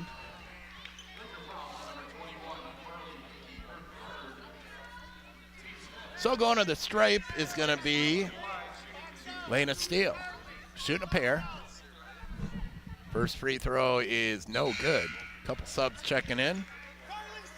Grace Meacham checks in, along with Shaylin Ewing. Shaylin, a freshman out of East Kentwood. Meacham is a freshman out of Montague. Free throw on the way, that's good. That'll make it 81-61. Cougars still in that press as the Lakers break it. Over the timeline it goes. They'll spin around and set things back up. Kara Wiles with the basketball. A little stutter move as she goes to her left in the paint. Well, actually, she passed it on the right side. I got shielded by one of the coaches for a second. Lakers taking as much time as they can right now on the offensive end. Little stutter moves, shot inside, and she'll get the bucket and the foul. Kara Wiles with a nice little scoop shot. 3:19 left, 83-61. So Wiles will shoot one. Well, the winner of tonight's game will be taking on the winner of the second game. That'll be Saturday at 3 o'clock.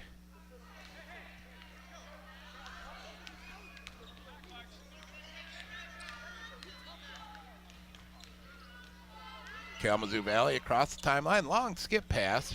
Faking a three. Going to the left side, and we're going to have a foul. I think it's a two-shotter.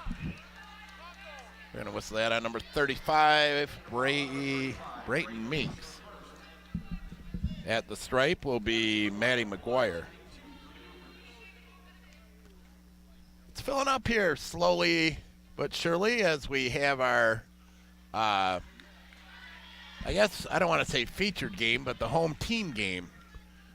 As Grand Rapids Community College looking to tip off that game scheduled for 7:30. It's going to be running a touch late, though. It'll be 20 minutes after this game.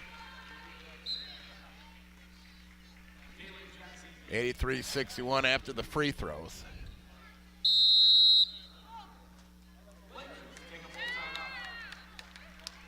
The Lakers will take a timeout. We will be right back.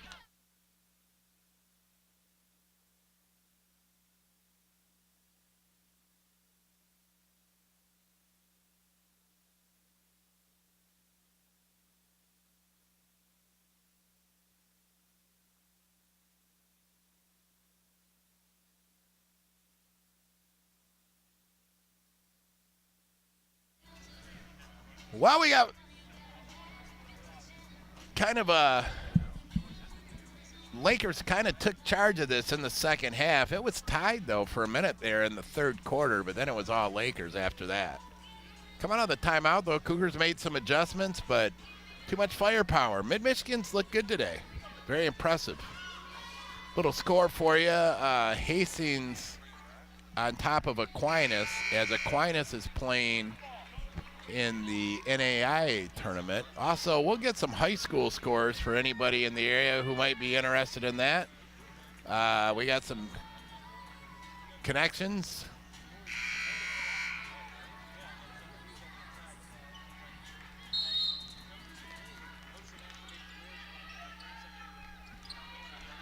Lakers have it in the back court as Kalamazoo Valley continues to battle.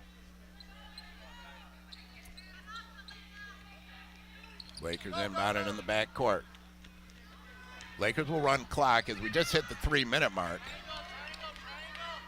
And ball gets tipped, and it's going to go, the Cougars' way.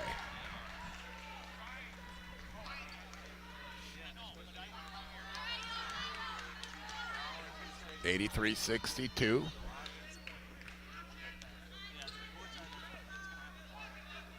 Steele with it over on the right side. She launches a long three, and it's rebounded by the Lakers. Lakers up ahead with it. They're going to run clock now, as Poplinski has it up top.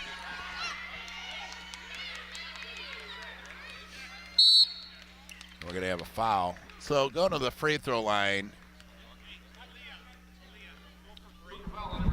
24 is a stud for the Silver team.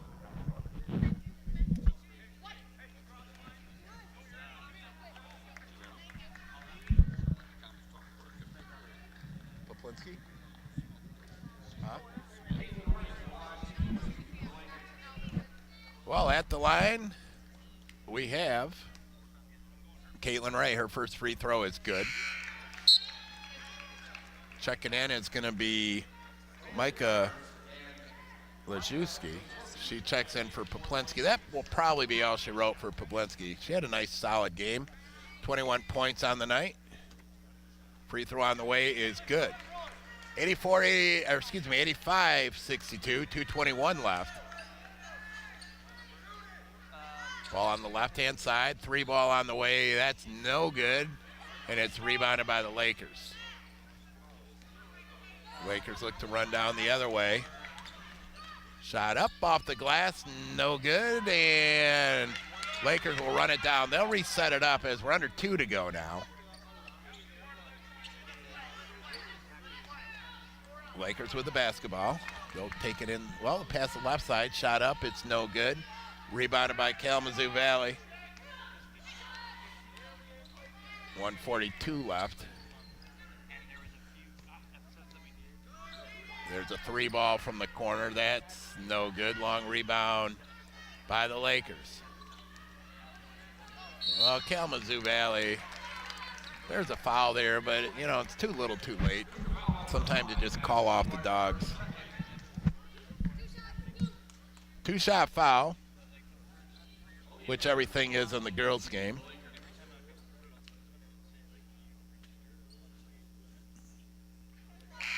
Alea Demers gets the first.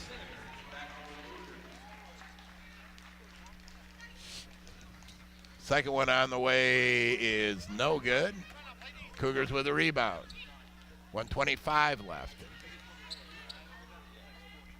Cougars will set it up top. And a little shake and bake is Dacia Sanders. Long three now from the corner, no good. Sanders with a good hustle there, and they're going to call a foul on the floor. It's a 1-on-1. So Dacia Sanders will go to the free throw line.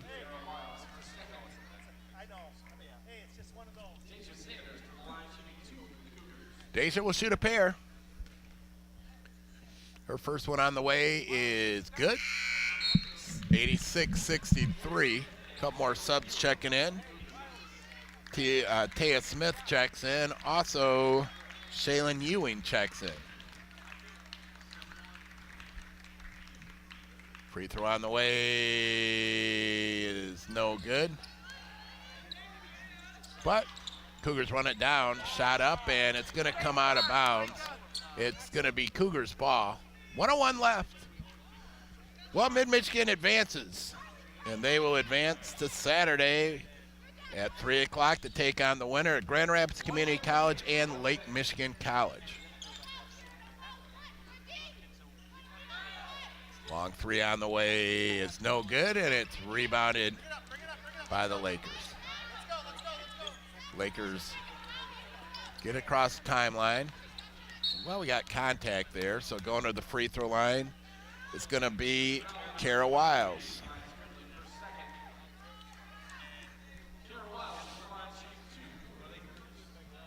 Well, you look over, you see some of the Raider players and some of Lake Michigan College coming out. I actually saw a little bit of both teams practicing early today. We were doing our sound check, and both teams got a lot of gym time. First free throw was good. That makes it 87-63.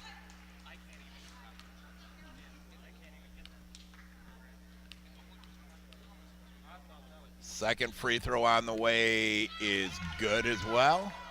88-63.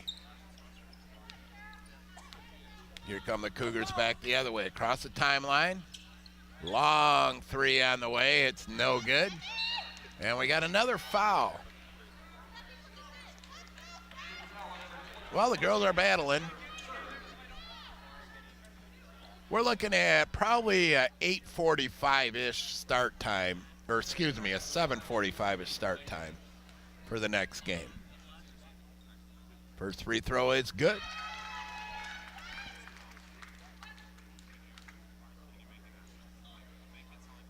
Second one on the way is good as well. 90-63. Hey, once again at half, this game was tied to start the second half. But it's been all Lakers. That's going to go out of bounds. 24 seconds to go. Well, if I'm the Cougars, I hope they don't foul. Lakers should probably just dribble this thing out, and that's what they're going to do. They're just, well, you can see what they're doing. They're just going to hold it out there and let the clock run as we're down to 10 seconds. This thing's going to wind down, and the Lakers are going to advance. Well, if you want to see who they're playing, we're going to be back here in about 20 minutes with our next game.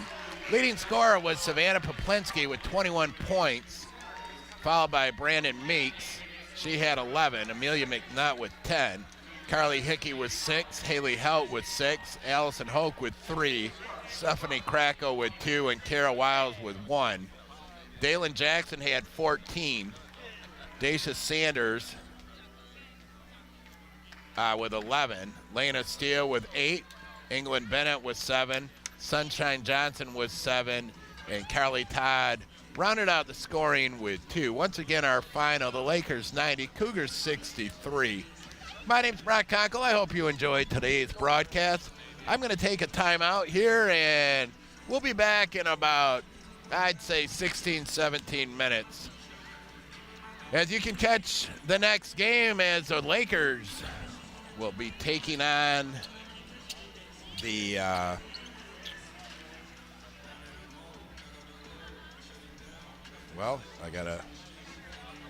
the Lakers will be taking on, not the Lakers, the Raiders will be taking on the Red Hawks. We'll be back shortly.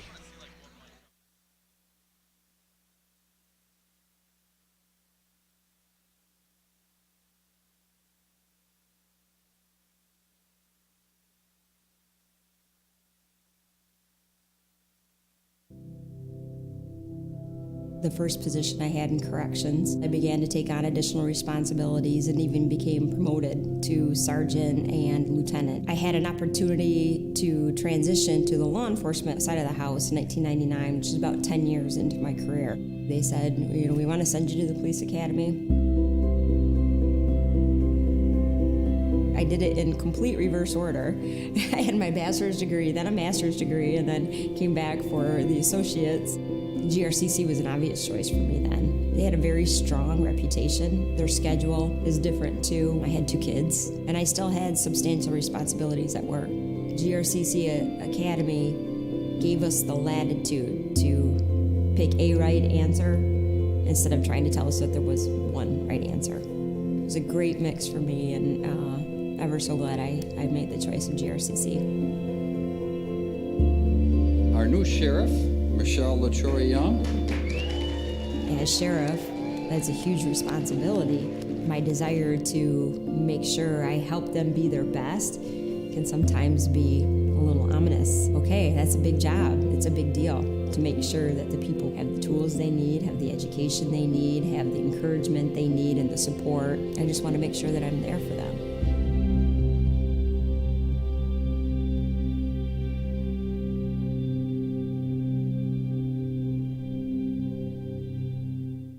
My first choice for college, GRCC.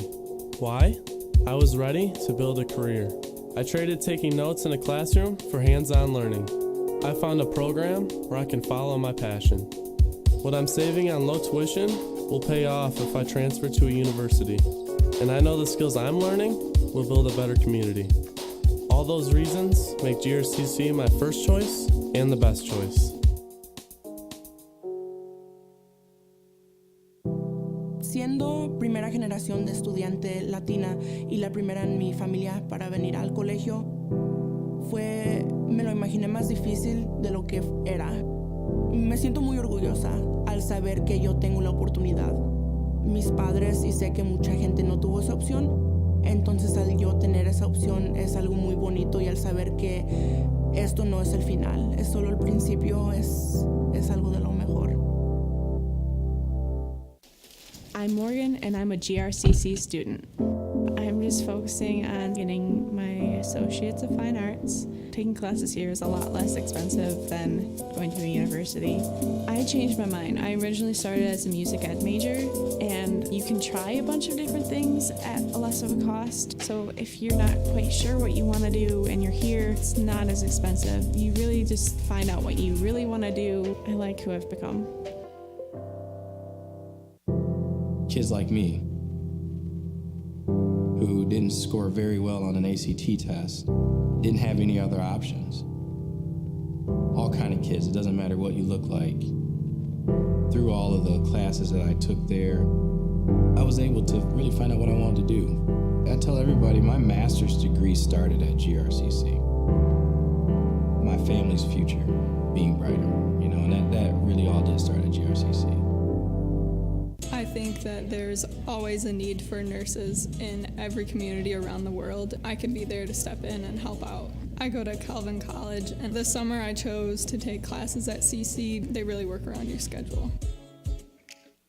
Right out of high school, I didn't really know what I wanted to do, and so then I pursued a trade, and about about 5 years into that, I realized that I really wanted to go to school. I wanted to pursue a degree, and I thought that community college would be the best option for me. I knew that I wanted to pursue French studies, and I also knew that eventually I would want to study Arabic language and Middle East studies, but GRCC was a perfect place for me to begin everything. It's so important to be well-rounded, and that's why a liberal arts education is important. Our society is so connected and everything's so intertwined that you need to have this very rich pool of knowledge that you can go to. Even though something might not necessarily be directly related to your interests or whatever you're pursuing, it's good to have a lot of tools on your tool belt.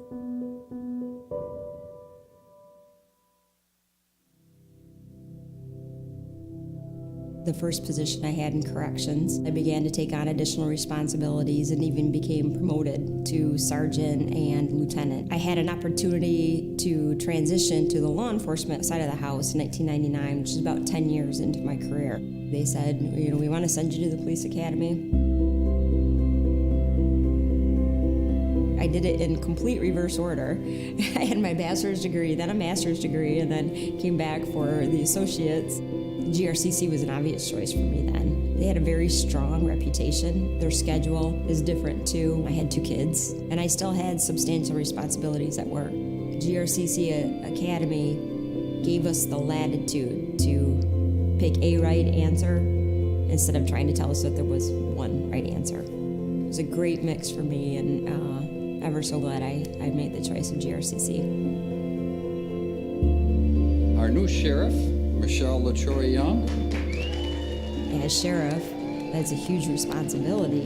My desire to make sure I help them be their best can sometimes be a little ominous. Okay, that's a big job. It's a big deal to make sure that the people have the tools they need, have the education they need, have the encouragement they need, and the support. I just want to make sure that I'm there for them.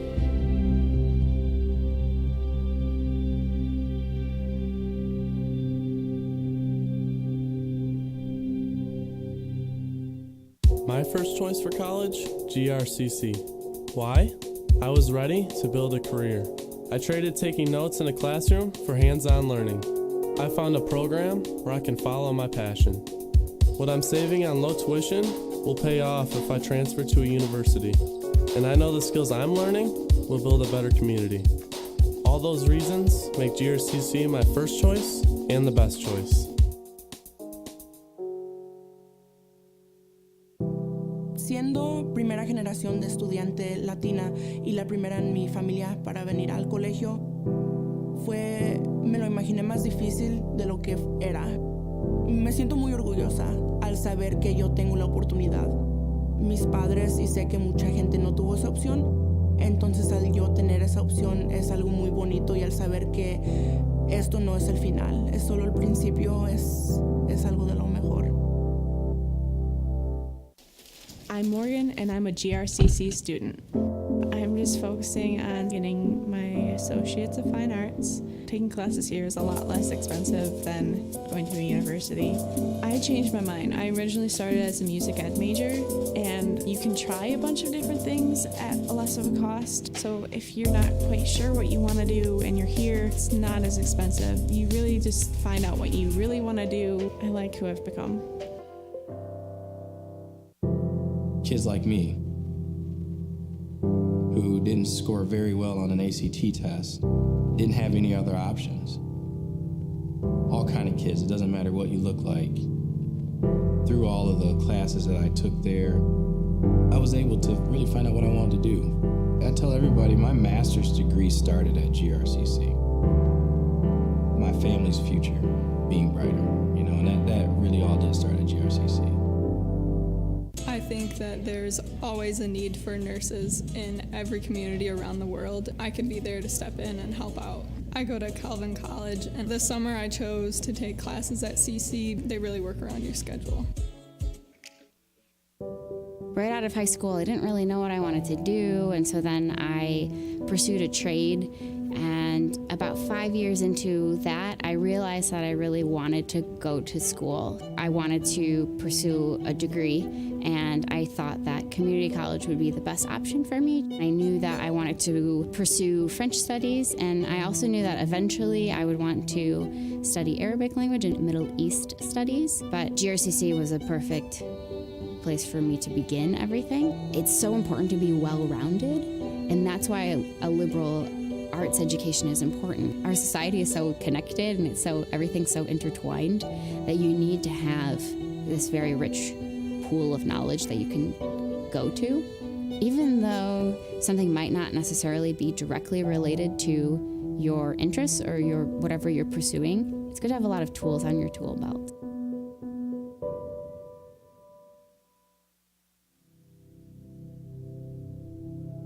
The first position I had in corrections, I began to take on additional responsibilities and even became promoted to sergeant and lieutenant. I had an opportunity to transition to the law enforcement side of the house in 1999, which is about 10 years into my career. They said, we want to send you to the police academy.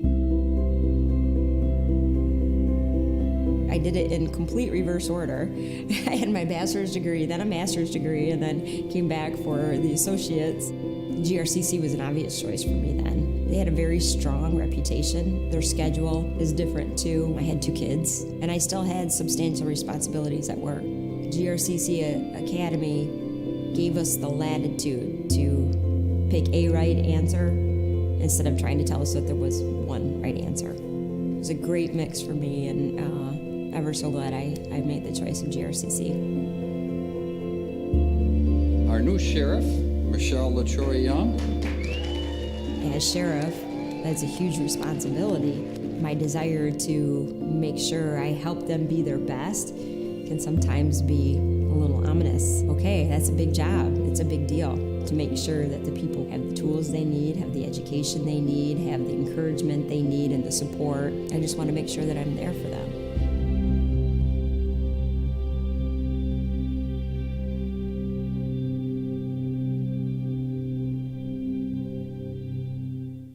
My first choice for college, GRCC.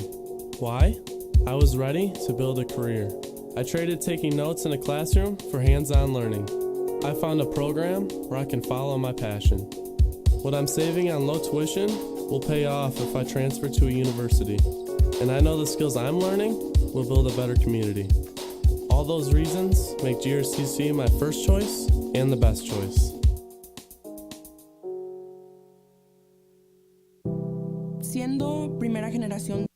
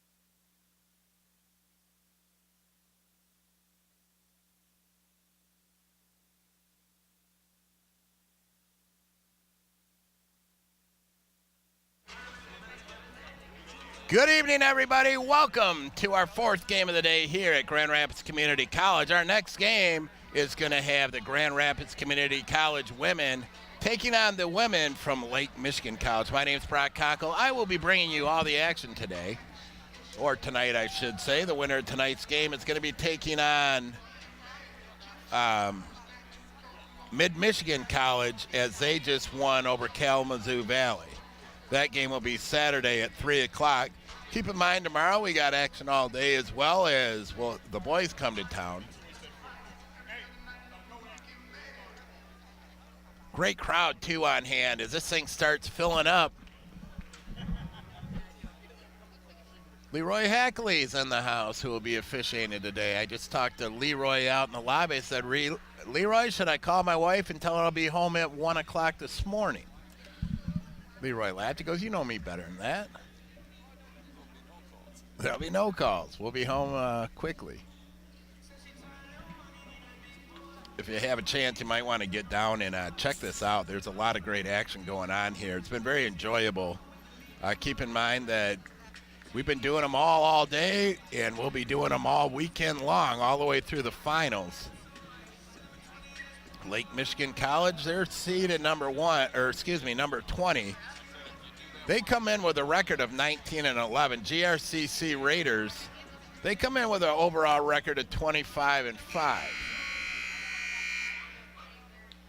and gentlemen, welcome to the Gordon Huntsberger Arena at Ford Fieldhouse for the 2019 District G second semifinal game between the number 1 seed Lake Michigan College Redhawks and the number 5 seed Grand Rapids Community College Raiders.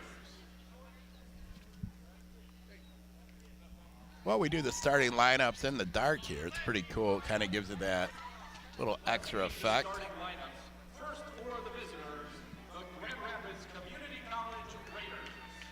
Starting lineups. Starting at forward from Kentwood, number 2, Maya Jordan. Well, we get to the starters first. Starting at one guard is number 2, Maya Jordan. Second, number 3, Haley Breimeyer. Starting at forward, number 14, Raven Moody.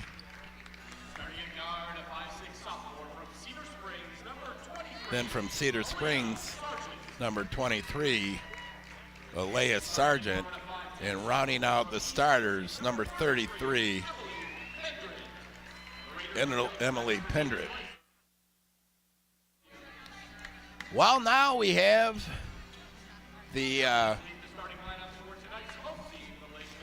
for the Lake Michigan Hawks, the Red Hawks. I saw them practice a little bit earlier. They had a nice practice here about 11 o'clock this morning.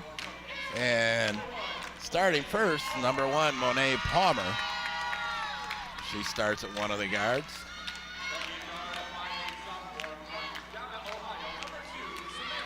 Also starting number 2, Samantha Jenkins. 5'9" freshman, Jayla Bibbs. She's out of Buchanan, Michigan. Michelle Knox starts at another forward. And then number 22, Taylor Segalis. She starts at center. She's a local product right out of Comstock Park High School. They are coached by Patrick Daniel. The head coach, David Glazier, for the Raiders. Raiders wearing their navy blue jerseys. They'll be going left to right. They got a gold and white stripe. The Lake Michigan College, the Eagles, they'll be wearing their white jerseys with red stripes. And they will be going right to left. Well, we'll see who the medalist is going to be in this game tonight, as looking for that team to move on. Leroy Hackley, the official, with his crew, will be calling the game. Leroy will be tossing the jump ball, so you never know what's going to happen on this. It's up, and we're ready to go. It's going to start out in the back court.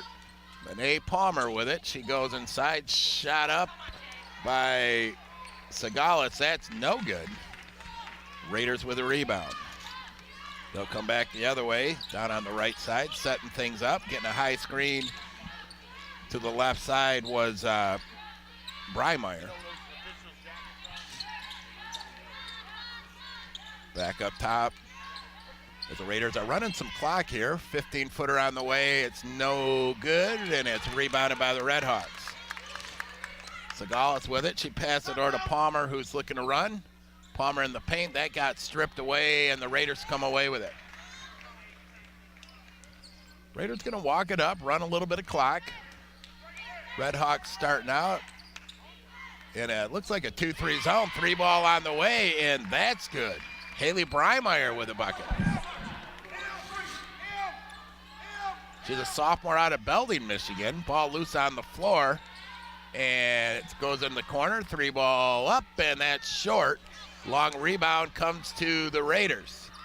Running down the left-hand side with it is Sargent. Little stutter move, and she goes in and she gets the bucket off the glass.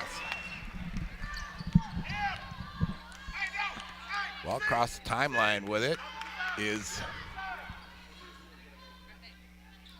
the Redhawks. There's a long rainbow three. That thing went way up, and it's no good.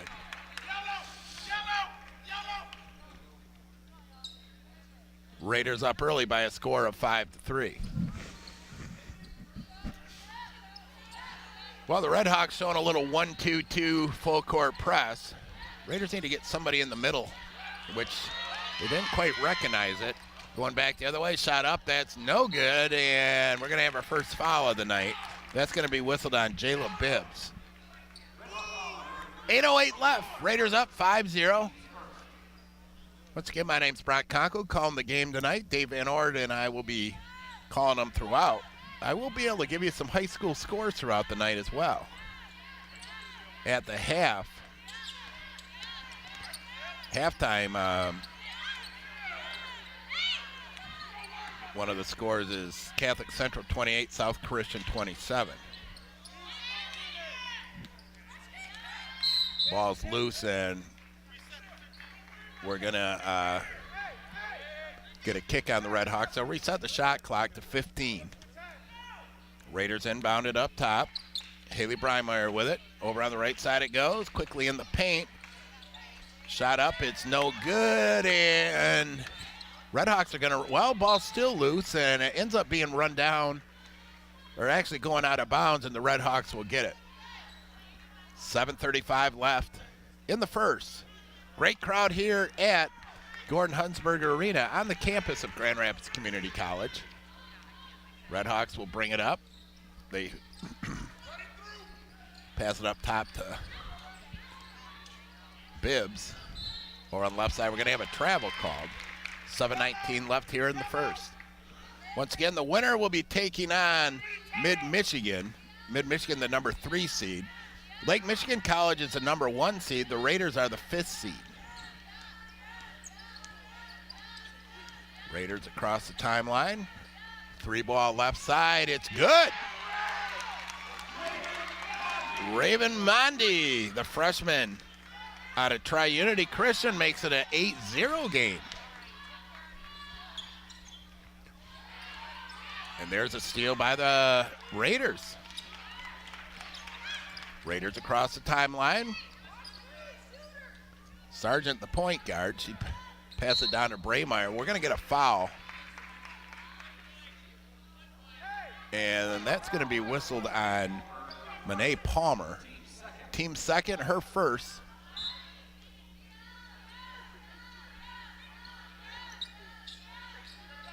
Quick inbound pass over on the left side. Raiders will set it up.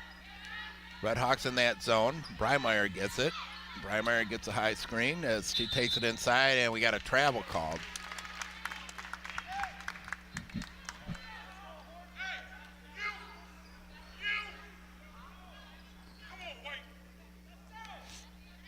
Well, Redhawks with the basketball. They're scoreless so far as they trail 8-0. 6:30 left to go.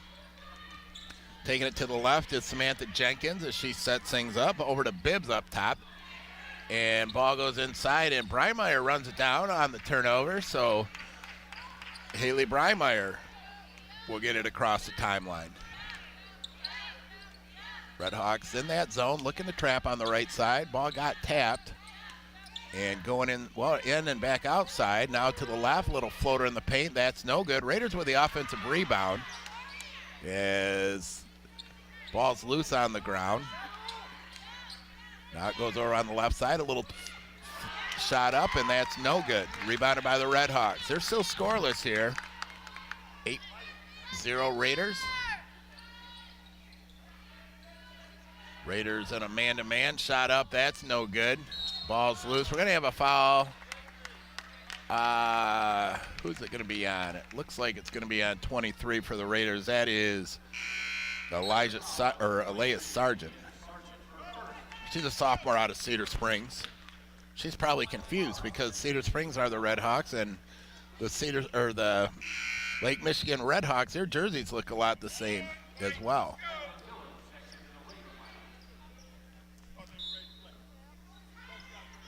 Redhawks underneath their bucket. Quick inbound pass, and that's going to go off of a Raider. Checking in for the Raiders was Madeline Miller. She's out of Elkhart, Indiana. She went to Central High School there. Little spin move inside, shot up, it's blocked, and the Raiders come away with it. Madeline Miller's going to walk it up across the timeline. Over on the left side. Raiders with the basketball.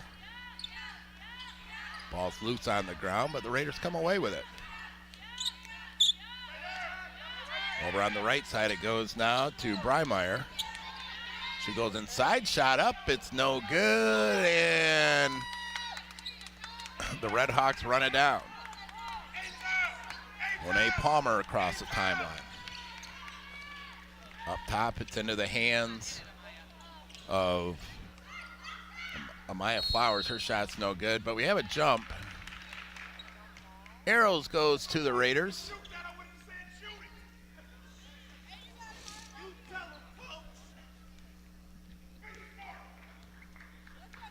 Well, here come the Raiders across the timeline. Breimeyer with it. Raiders have been a little chilly from the field as well. That shot up, and that's no good.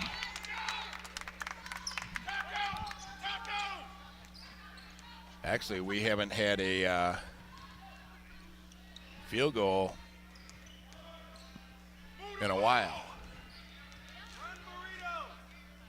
Redhawks with it, right side, 3-ball on the way. That's no good. Ball's loose, put back up, and that's no good. Raiders with a rebound. With the board was Emily Pendred. So far in the game, well, they got the stats wrong. They're showing the Raiders.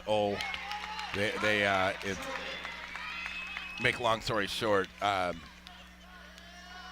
the Raiders are actually 3-9, actually 4 of 10 now, and the Redhawks are over. Redhawks with the ball up top. They go left side, 15-footer on the way. That's no good. Yeah, Lake Michigan College, very chilly right now. They're 0 for 10. That can change. Long basketball game. We got 3:18 left here, first quarter. Raiders in the paint. Breimeyer from long range. That's no good. Ball's loose on the ground. And it's going to be the Redhawks' ball.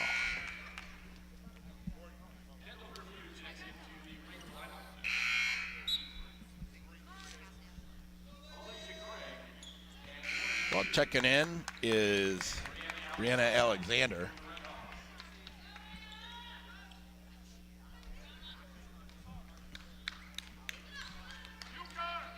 Redhawks are going to bring it up the floor. Samantha Jenkins with it. Once again, 10-0 the score. 3 minutes left here, first quarter. Redhawks over on the right side as Jenkins and Flowers play catch. Little floater now in the paint. That's no good. Well, she's been in the paint a while. Finally, she passed it over. Shot up, no good as Jenkins can't convert. 2:40 left here in the first. Raiders with a 15-footer. That's no good. Ball's tied up, and Raiders are going to come away with it. Put back is up, and that's good. Maya Jordan gets a bucket. 2:22 left here. Redhawks to the right-hand side. Samantha Jenkins setting it up. Her pass goes over to Hughes. Left side to Flowers. Flowers drives the paint. That ball's going to be tipped, and the Raiders run it down, but they don't quite control it.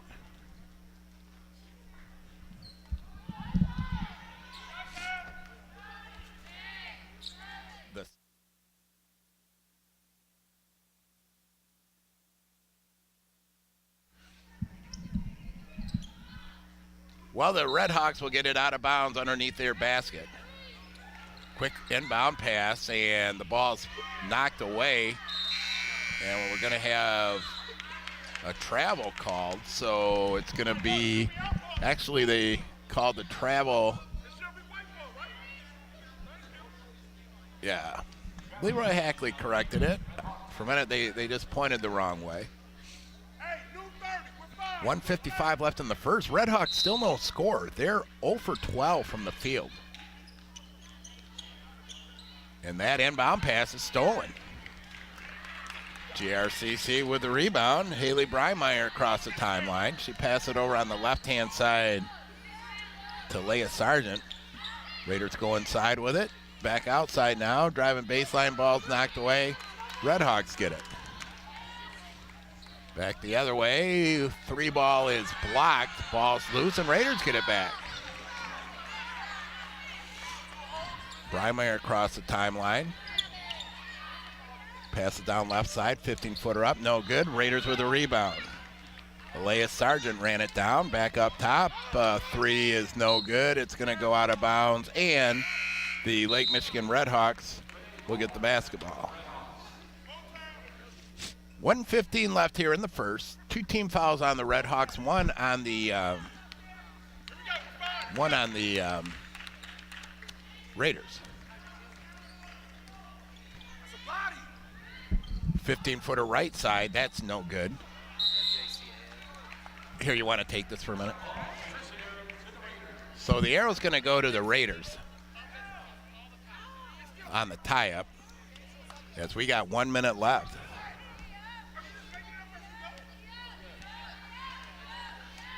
Well, Raiders are going to run a little bit of time. It doesn't. Shot goes inside, and we're going to have a foul. That's going to be on the Raiders. Second team foul. Well, if you're looking at the stats online, they have the wrong teams on the stats. But you can figure it out. You just got to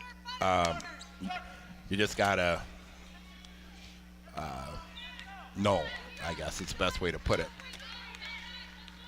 43 seconds left here in the first quarter. High screen, nice high screen. Ball goes back up top. Redhawks will reset. They're going to settle it over into the hands of Monet Palmer. Now a 3 on the way. That's no good. Raiders with a rebound. GRCC gets it to Madeline Miller. Breimeyer with a touch. Over on the left side. Now in the corner, taking it inside, shot up, and that's good. We're going to have, well, what do we got? Is that a charge? Oh, no, basket's good. They're going to whistle the foul on Alasia Craig.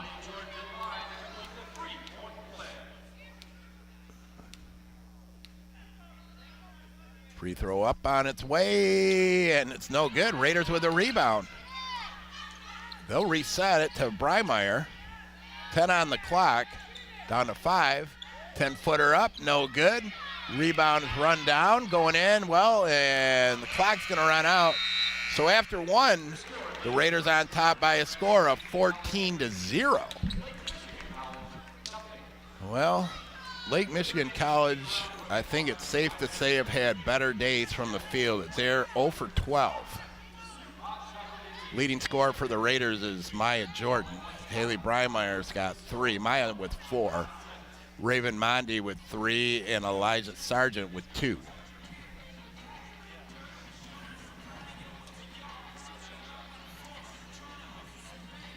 Well, at Davenport University, they pride themselves on being one of the most transfer-friendly universities around. They accept up to 90 transfer credits, including both classroom and some work experience credits. They have programs that can help you earn your bachelor's degree in as little as 1 year, and they offer generous scholarships and discounts. Contact them today about earning your degree in business, technology, or health at 800-894-0883. Or visit them online at davenport.edu. Apply.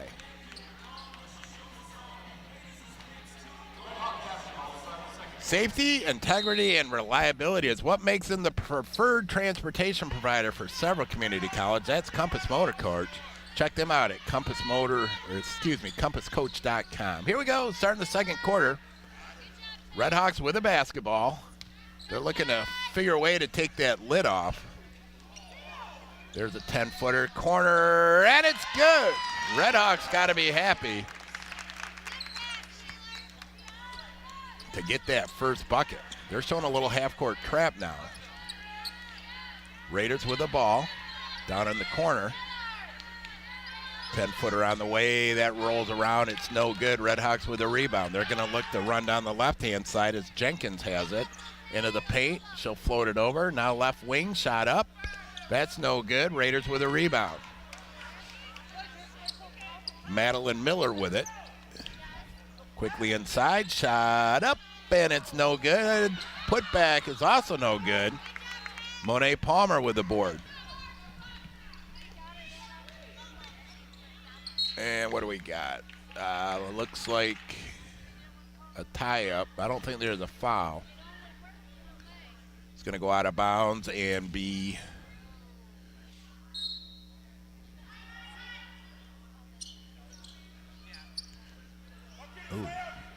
still Redhawks ball. Redhawks are going to set it up top. Samantha Jenkins has it.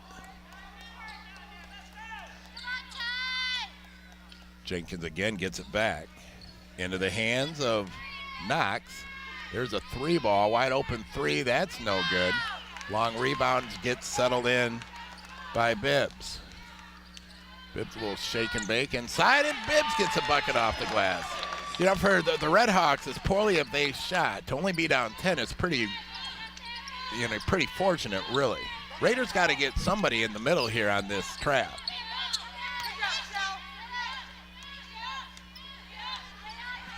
There they pass. Well, ball's low inside.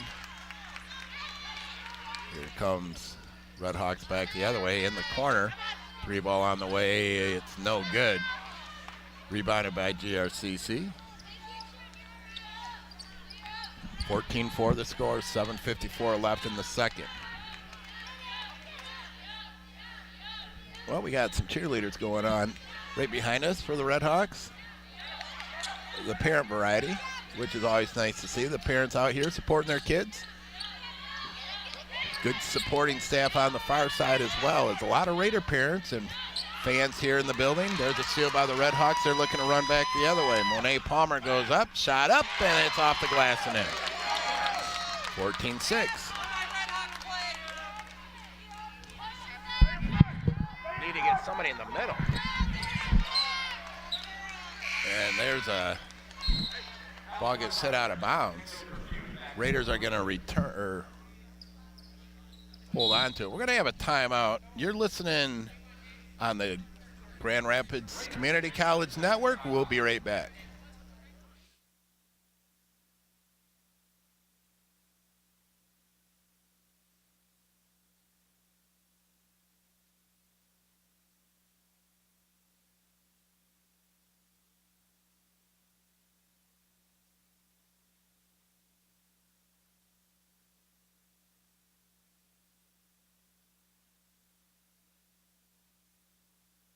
Welcome back, everybody. 14-6.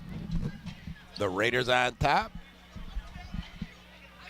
Well, if you just tuned in, the Redhawks they didn't score in the first quarter, and they only trail 8, which is pretty remarkable. But I can also tell you the Raiders haven't shot the lights out either.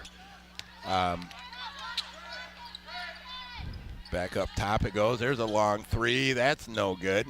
Raiders with the long rebound. They'll reset.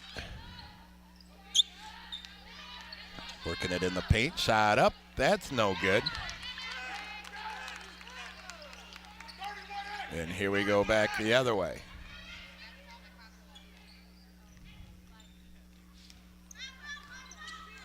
Jayla Bibb with it over on the left-hand side.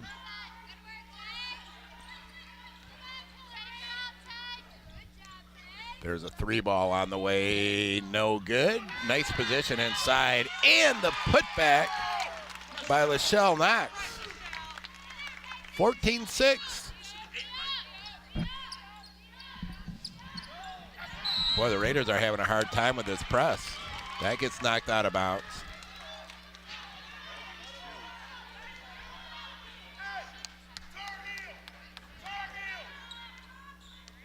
Redhawks across the timeline. Samantha Jenkins running the show out there at the point. There's a long rainbow three, and that's good by Taylor Segalis. We got a ball game here, folks, as it's now 14-11 as we hit the 6-minute mark. And there's a steal going in, shot up, and that's good. Redhawks on a run. Raiders take a timeout, 14-3 the score. Well, the second quarter has been owned by Lake Michigan.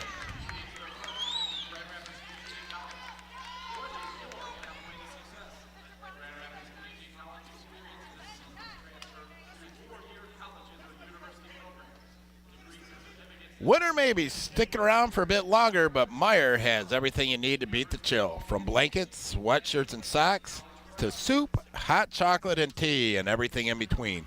All in one stop at Meijer, because when it's cold outside, you need something cozy to warm up with. Make sure you stop at Meijer. Also, what's your pathway to success? The Grand Rapids Community College experiences. It's a seamless transfer to four-year college or university programs, degrees and certificate that build skills for good careers, state-of-the-art technology in high-demand fields, and nationally ranked athletic teams, honors and study away opportunities, convenient locations across the region, and business partnership to develop tomorrow's leaders. That's Grand Rapids Community College.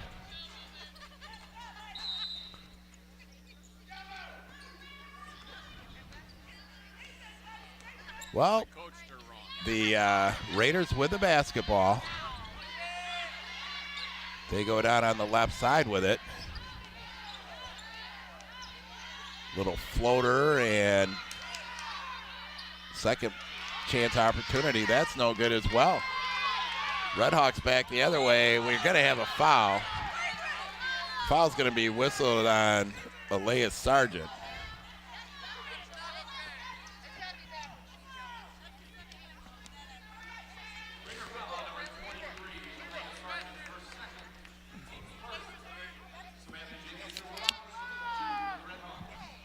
Well, she'll be shooting a pair. That is the first team foul. First free throw is good.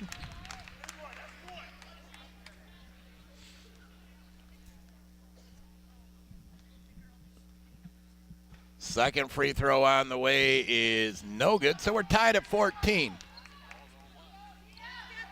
Redhawks in that press.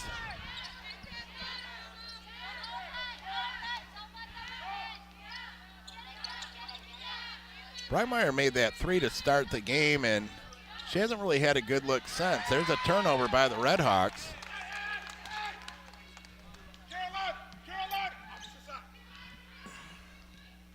Redhawks up top with it. Over on the right side it goes now. There's a three that I think got partially blocked.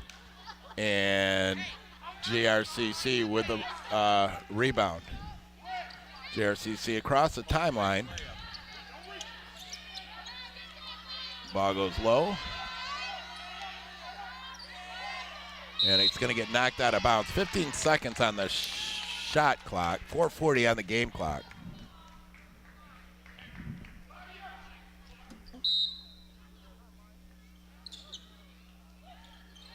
Quickly inbound. Shot up and off the glass.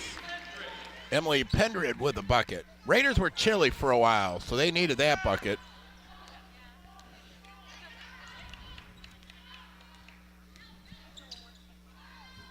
Pass goes out on the left-hand side. Shot up. That's no good.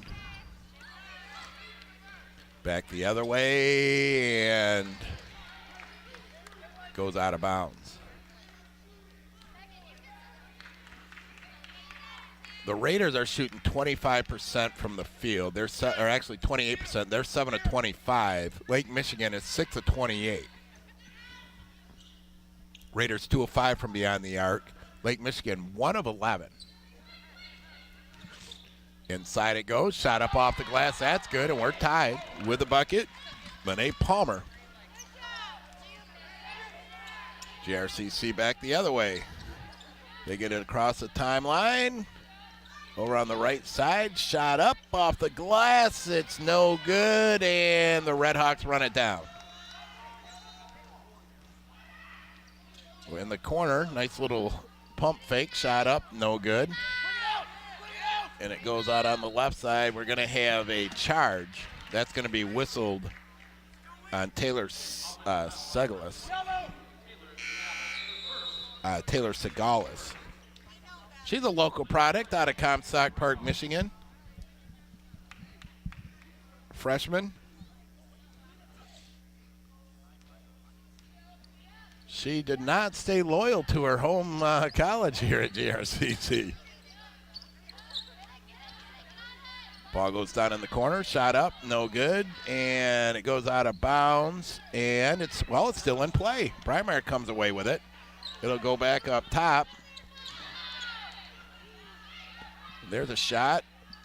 It bounces around, it's no good, and the Redhawks come away with it. Jenkins 41X! brings it up. Monet Palmer with it. They go inside, shot up, it's blocked, and we're going to have a foul. It's going to be whistled on number 20 of the Redhawks. That's Lachelle Knox. That's her first, team second. 16-16 the score, 2:49 and ticking.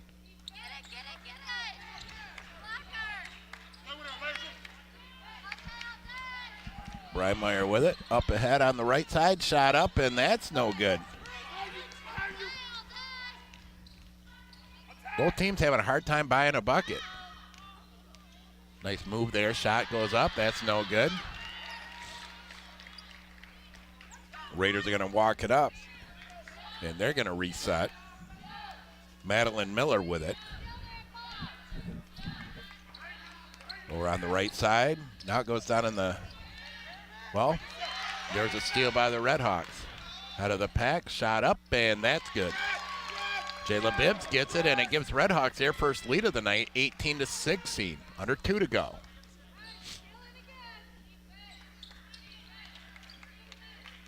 Breimeyer over there on the right-hand side with it. Back up top into the hands of Miller. Goes in the paint. Contact. They're letting him play both ways. Ball's trapped in the corner. Breimeyer gets it back up top. 6 on the shot clock. Wide open 3 on the way, and that's no good. That's going to be a shot clock violation, so the Redhawks will get it back with the lead, 18-16. And we got a timeout by the Redhawks. We're going to take a short timeout. We'll be right back.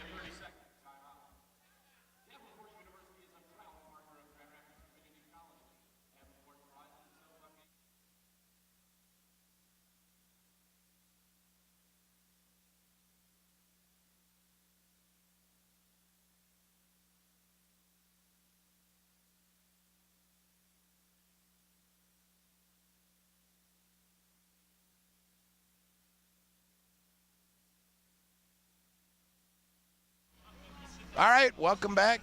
18-16 Redhawks. Is that fixed yet? Yeah, we're good.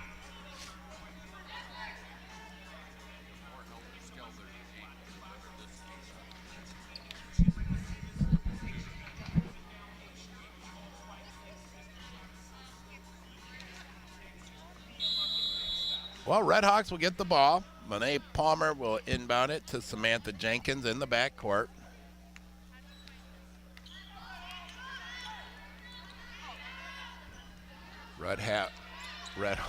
Redhawks setting things up.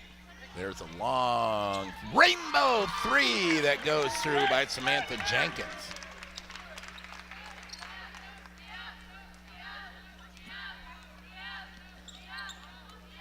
Raiders go inside with it.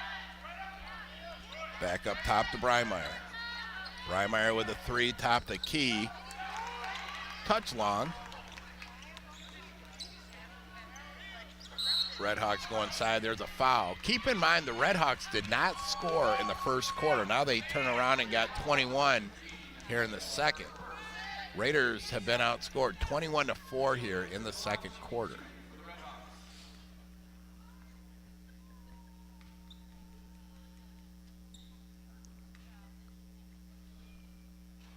First free throw on the way is no good.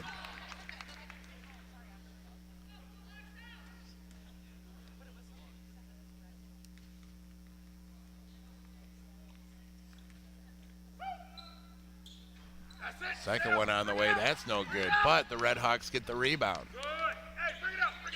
21-16. They're gonna run Redhawk. As you hear Coach Patrick Daniel yell that out. They got 12 on the shot clock, long three on the way. That's no good.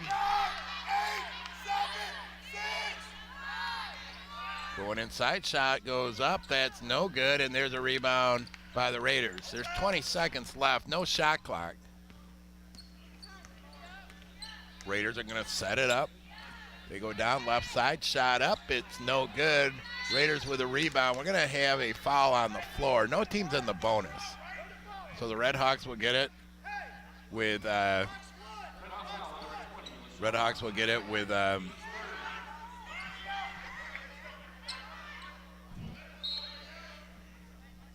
12 ticks.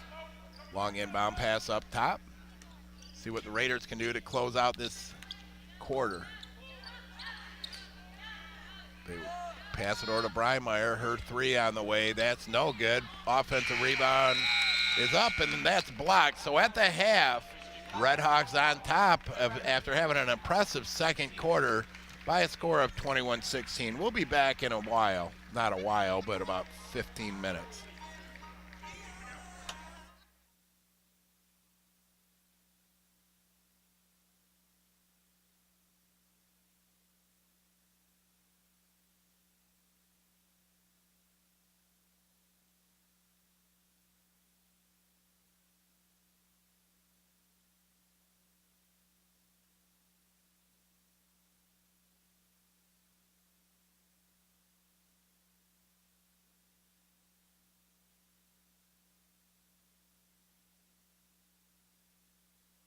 Estudiante latina y la primera en mi familia para venir al colegio, me lo imaginé más difícil de lo que era. Me siento muy orgullosa al saber que yo tengo la oportunidad.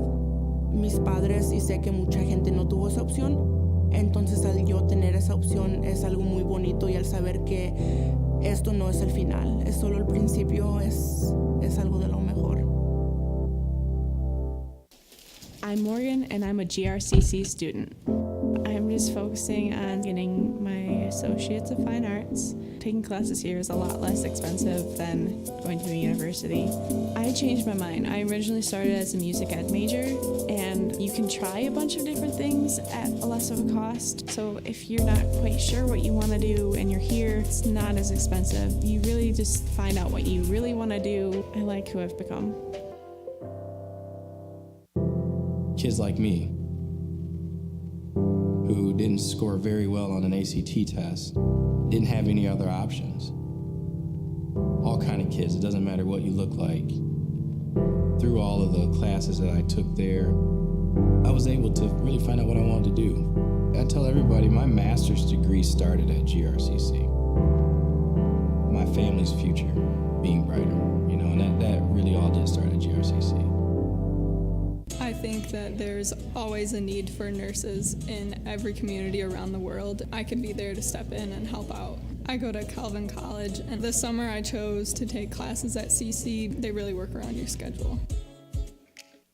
Right out of high school, I didn't really know what I wanted to do, and so then I pursued a trade, and And about 5 years into that, I realized that I really wanted to go to school. I wanted to pursue a degree, and I thought that community college would be the best option for me. I knew that I wanted to pursue French studies, and I also knew that eventually I would want to study Arabic language and Middle East studies, but GRCC was a perfect place for me to begin everything. It's so important to be well-rounded, and that's why a liberal arts education is important. Our society is so connected and everything's so intertwined that you need to have this very rich pool of knowledge that you can go to. Even though something might not necessarily be directly related to your interests or whatever you're pursuing, it's good to have a lot of tools on your tool belt.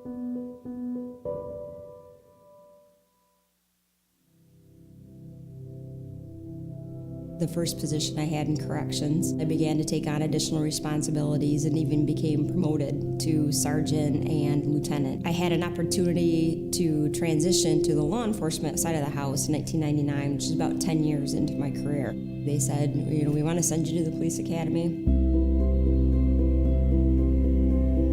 I did it in complete reverse order.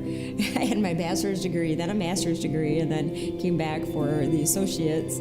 GRCC was an obvious choice for me then. They had a very strong reputation. Their schedule is different too. I had 2 kids, and I still had substantial responsibilities at work. GRCC Academy gave us the latitude to pick a right answer instead of trying to tell us that there was one right answer. It was a great mix for me, and ever so glad I made the choice of GRCC. Our new sheriff, Michelle LaTroy Young. As sheriff, that's a huge responsibility. My desire to make sure I help them be their best can sometimes be a little ominous. Okay, that's a big job. It's a big deal to make sure that the people have the tools they need, have the education they need, have the encouragement they need, and the support. I just want to make sure that I'm there for them.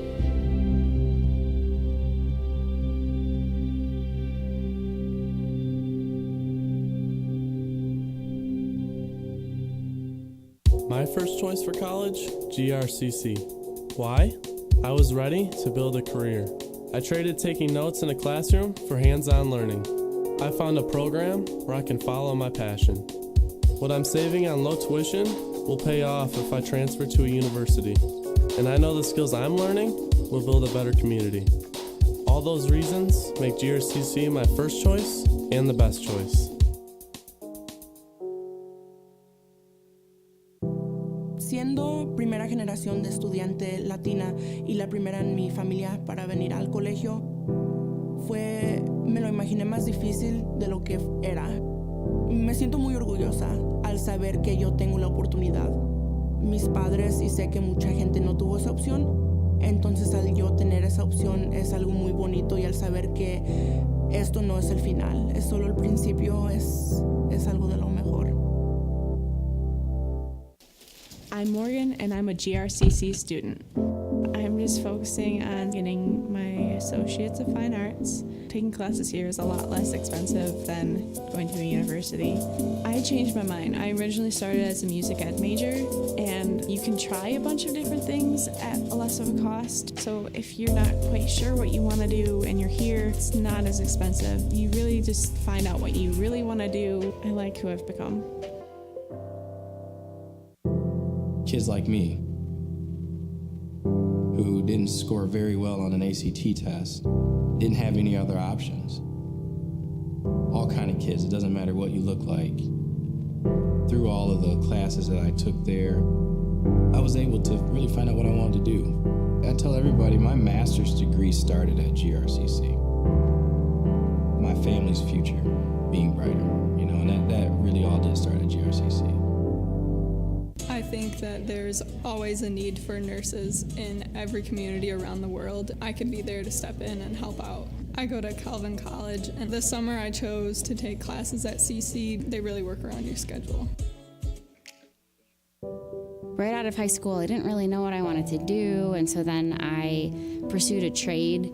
And about 5 years into that, I realized that I really wanted to go to school. I wanted to pursue a degree, and I thought that community college would be the best option for me. I knew that I wanted to pursue French studies, and I also knew that eventually I would want to study Arabic language and Middle East studies, but GRCC was a perfect place for me to begin everything. It's so important to be well-rounded, and that's why a liberal arts education is important. Our society is so connected and everything's so intertwined that you need to have this very rich pool of knowledge that you can go to.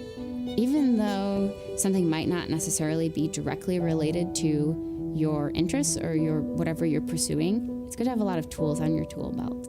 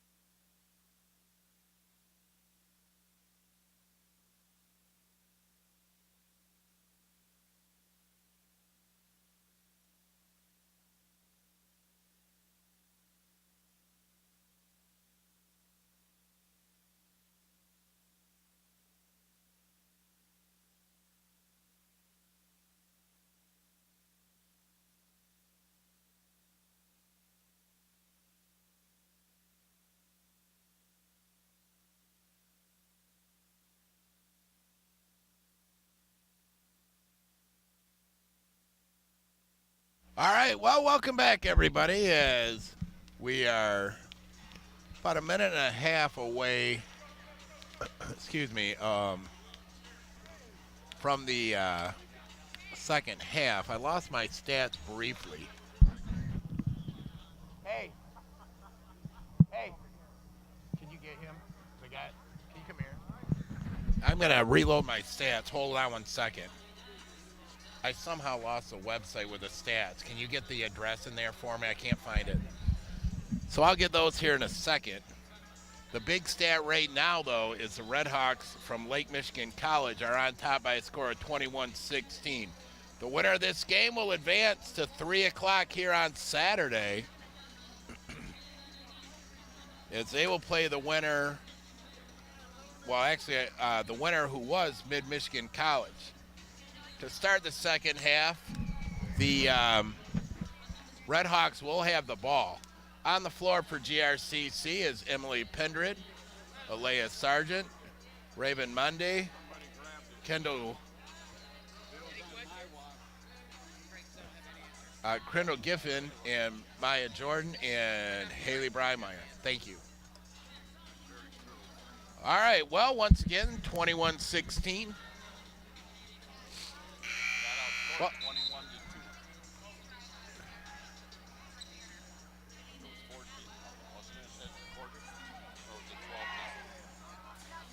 21-2. Well, just to give you a little recap of tonight's game, the Grand Rapids Community College outscored Lake Michigan College 14-0 in the first quarter. Lake Michigan outscored the Raiders 21-2 in the second quarter. So kind of like different teams playing out here. Hey, I got a final from regional basketball action in the MHSAA. It was East Kentwood hitting 2 free throws with 0.7 seconds to go to beat Hudsonville, the OK Red champion. Congratulations to the Falcons. I don't know if that got touched. It did not. So, also South Christian ahead of Catholic Central 59-58 with 1:19 left.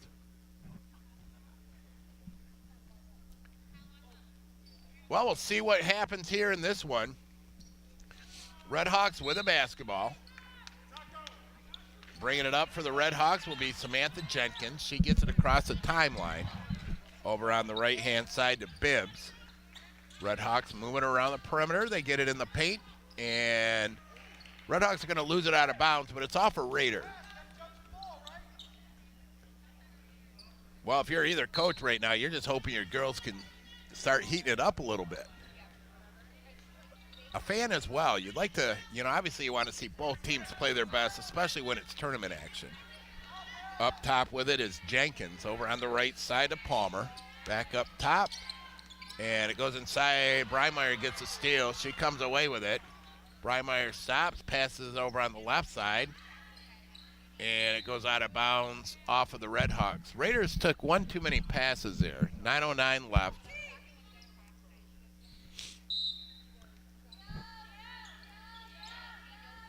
Quickly it goes inbounds. Breimeyer will control it. Breimeyer has 3 points on the afternoon, or the evening, I guess I should say. I've been here all day calling action. And tomorrow, there's 4 games here as well. If you got nothing to do, come on down and check out the men's. Then the finals are on Saturday. 2 women's in the morning and 2 men's in the afternoon. Breimeyer's shot no good. Red Hawks back the other way. Shot up, no good. Rebound Raiders. Elijah Sargent. She's got 2 points on the day. I got blocked. And there's another turnover. Monet Palmer brings it up. And we got a travel. Kind of in the tail of the tape. GRCC will inbound it.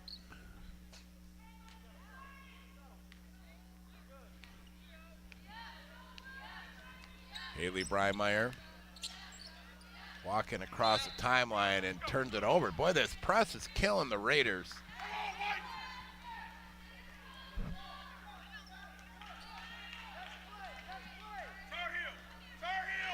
Redhawks are running Tar Heel this play.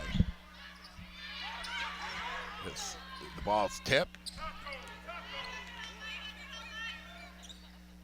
Ball goes over on the right-hand side, back up top now. A little floater and shot up, and it's no good.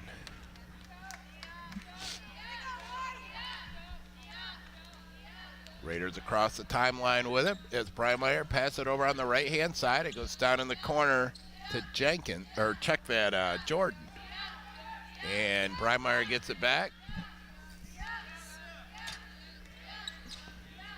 Quick pass inside, back up top, and that 3-ball is blocked.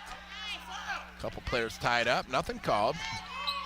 Here we go back the other way, and there's a 3, that's no good. The putback is good though. First bucket here of the second half, that makes it a 23-16 ball game.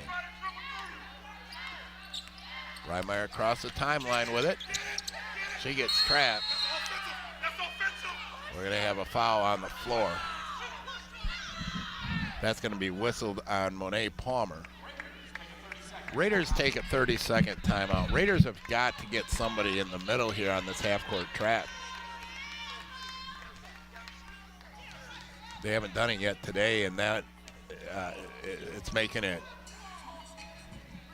tough sledding, I guess is the best way to put it. Well, Grand Rapids Community College is your pathway to success. The Grand Rapids Community College experience is a seamless transfer to 4-year college or university programs, degrees, and certificates that build skills for good careers, state-of-the-art technology, and high-demand fields. Nationally ranked athletic teams, honors, and study-away opportunities. Convenient locations across the region and business partnerships to develop tomorrow's leader. Get down here and check out Ford Fieldhouse in Gordon Hunsberger Arena. This place has been remodeled and it's looking great. Raiders with the basketball. They've been awful chilly as they go inside with it. Shot up, and that's no good. Redhawks back the other way. Raiders scored 14 in the first quarter and 2 points since. Nice little pump fake, shot up, and that's good. Michelle Knox with the bucket.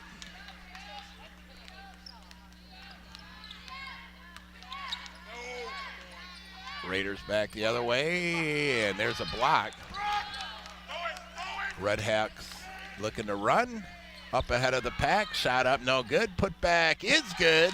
There to clean it up was Lachelle Knox again. 11-point lead for the Redhawks.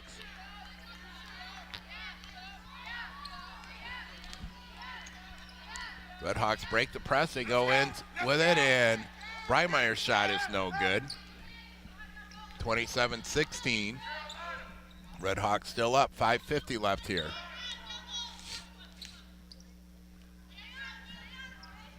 Knox with it up top. There's a 3-ball right side. I think that got tipped. Raiders running it down the right side. Back up top it goes. Breimeyer's 3 rolls around, and that doesn't fall. With the rebound was Elijah Sargent. Check that, Taylor Segalis. We're approaching the 5-minute mark here. Once again, Redhawks up 27-16. Taking it to the hole and getting the bucket was Jayla Bibbs.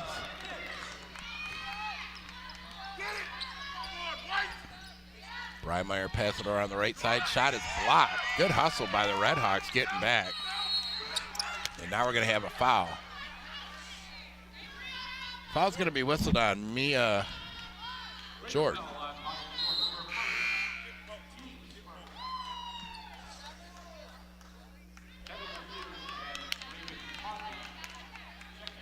Well, checking in for the Redhawks is Morgan Hughes.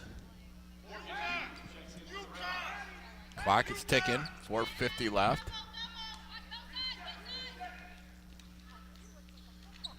Spinning around with it, setting things back up as it gets into the hands of Morgan Hughes. And we're going to have a travel.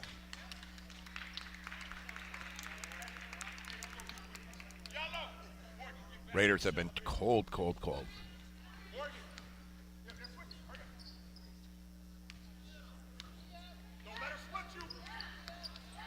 Here come the Raiders back the other way. Over on the left side, long skip pass up to Breimeyer. She gives it a peek.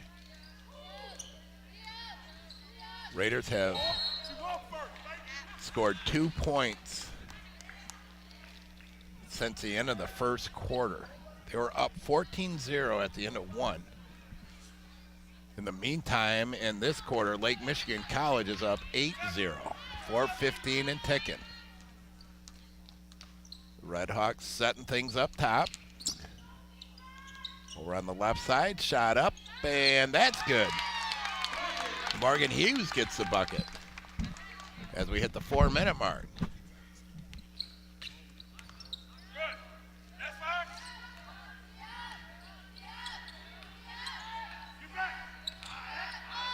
GRCC with the ball, and they're losing it out of bounds. GRCC calls timeout. And they're going to call, I'm not sure. We're going to take a short break. I will be right back.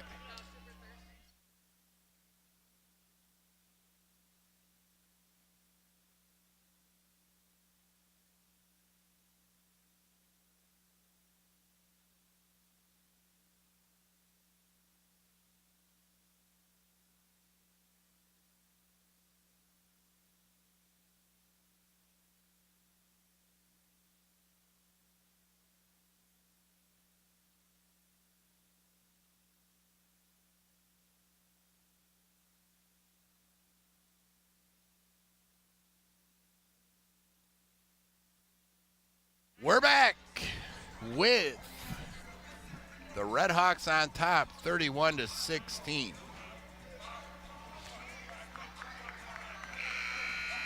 Davenport University prides itself on being one of the most transfer-friendly universities around. They accept up to 90 transfer credits, including both classroom and some work experience credits. They have programs that can help you earn a bachelor's degree in as little as 1 year. And they offer generous scholarships and discounts. Contact them today about earning your degree in business, technology, or health. You can visit them online at davenport.edu/apply. 3:41 left here in the third, 31-16.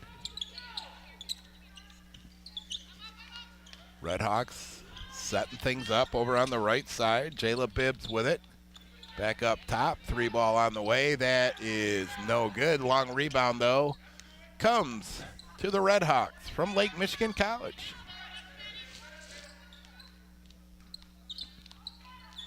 Pass over on the left-hand side. They're going to try the post. And I believe we have a jump ball called. Arrow goes to the Raiders. Raiders got to come up with some offense here sooner than later.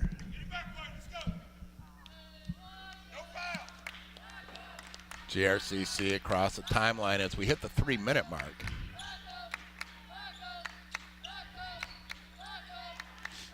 Breimeyer with it. In the paint it goes. Back up top, near steal, but Raiders go inside, shot up off the glass, no good, and it goes out of bounds. And it is going to be the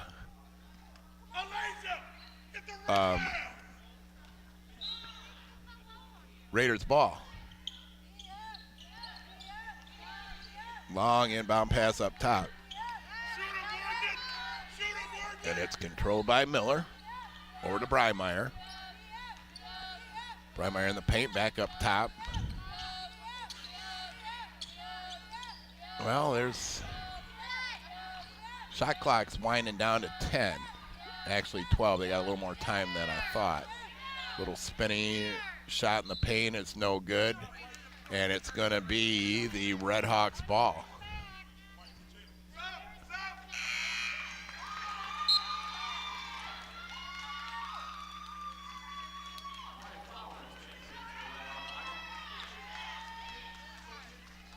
.221 and ticking.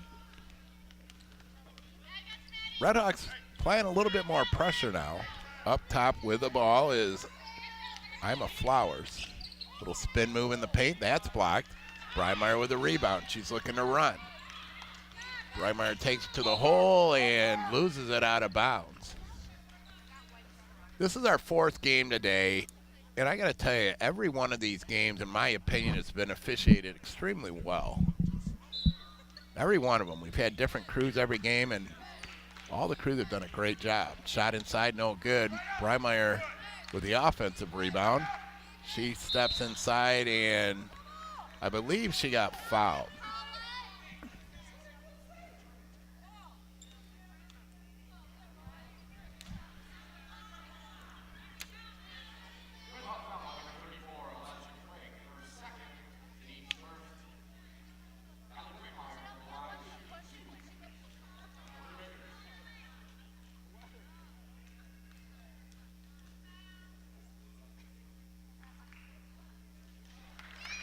Well, first free throw on the way is good, so that takes the lid off. That's the first point that the Raiders have scored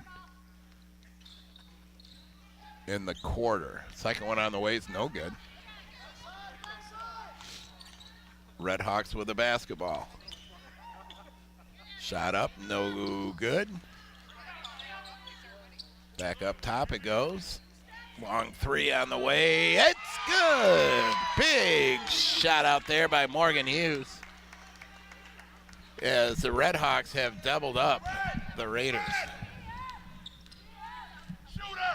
There's a shot left side. That's good. Well, just like that, Madeline Miller hits it. Keeps the Raiders around. Gives them a little life. 1:15 left in the ball game. There's a near steal by Breimeyer. However, it goes out of bounds.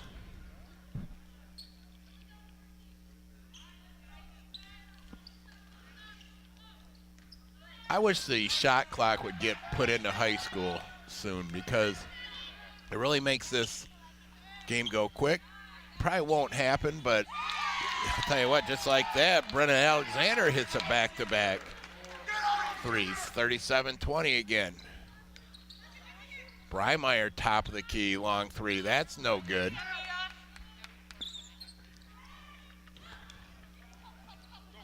Here come the Red Hawks back the other way. There's a three on the way. That's no good. And JRCC gets a rebound. They'll run back the other way. Breimeyer got tripped, but nothing was called. Well, it goes right back in the hands of the Raiders.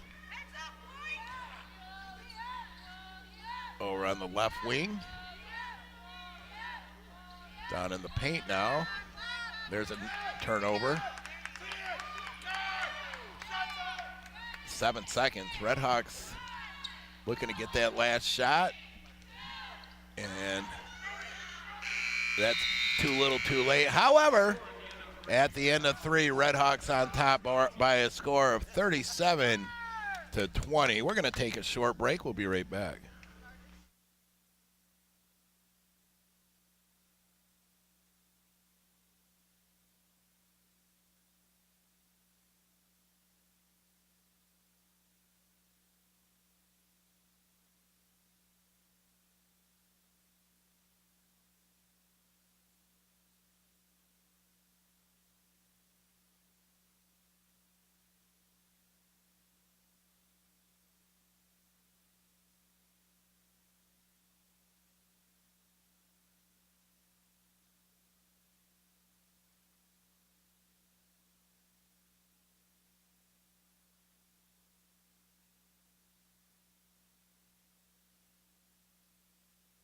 Welcome back, everybody. Well, looking at some stats here for the game.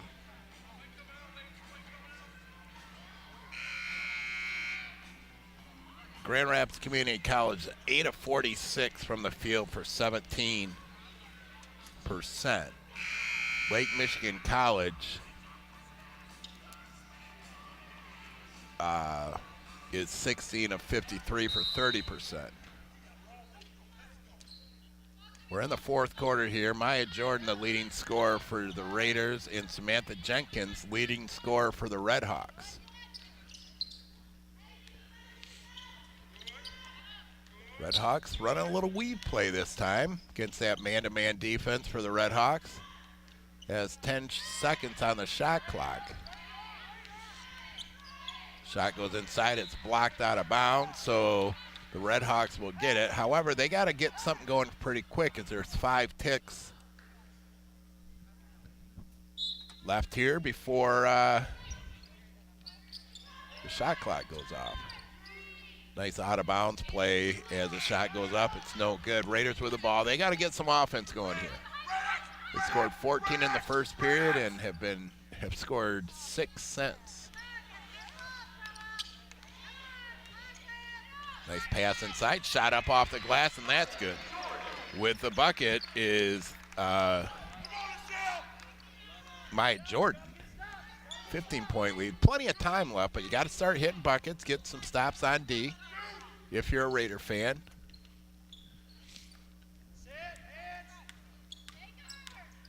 Going inside, shot up, no good, and it's grabbed by the Raiders. And they'll come back the other way with it. Madeline Miller brings it up, across that timeline. There's a long 3 right side, long rebound. It gets hit out of bounds. It'll be the Raiders' ball.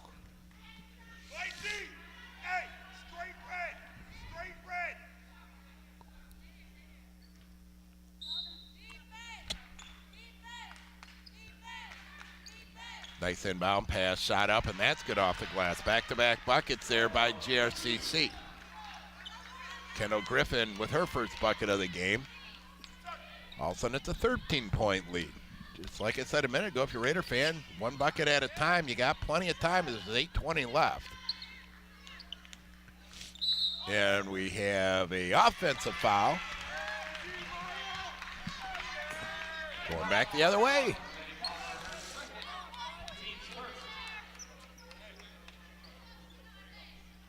Red Hawks are extending that full court press a little bit.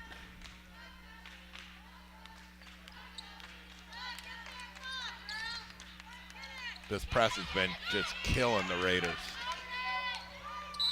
And we're going to have a foul. That'll be the first team foul on the Raiders. They'll have it out of, Red Hawks will have it out of bounds underneath their bucket.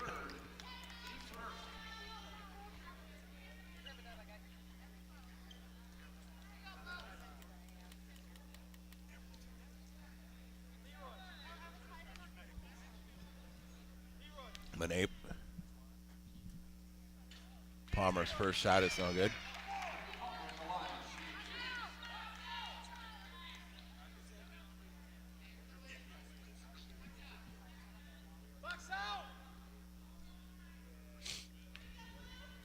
Second one on the way is no good. Oh, the Raiders had an unfortunate situation as they went up for the ball, but it kind of got slippery and it ended up going out of bounds off of them. So Red Hawks will inbound. Keep in mind the Red Hawks have a date with, well, let me just double check here. Mid-Michigan College or the Raiders if they can come back and win. That game will be on Saturday at 3. GRCC will inbound. We got 8 minutes left.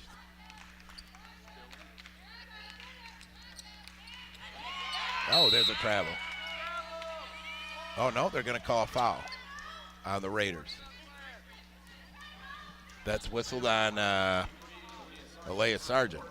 That's her 4th foul. Team second. Checking in will be Breimeyer.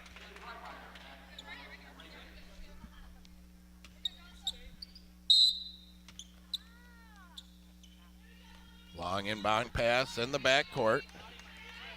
Samantha Jenkins across the timeline as she'll set things up. Pass goes over to Segalis. Back inside. Shot up, and they get the bucket and the foul. Monet Palmer with it, and she'll shoot a free throw.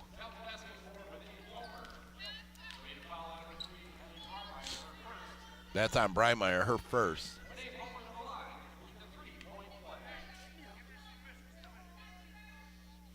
Free throw up, and it's good. That's a 3-point trip for the Redhawks. Breimeyer across the timeline. Nice pass inside. Oh, man. Raiders cannot buy a bucket. That's a tough miss. But they get a steal back the other way. Over to Breimeyer, who will bring it up. Inside it goes again. Breimeyer back up top. 18-footer, no good. Rebounded by Lake Michigan as we hit the 7-minute mark. 40-24 the score as the Redhawks are on top. Inside shot up off the glass, no good. And it's rebounded by GRCC.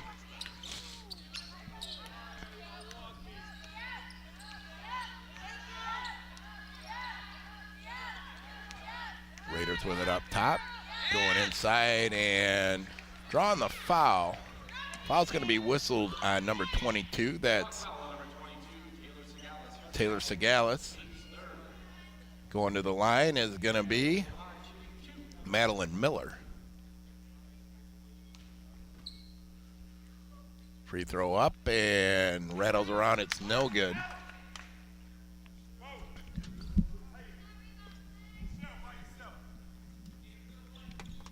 Oops.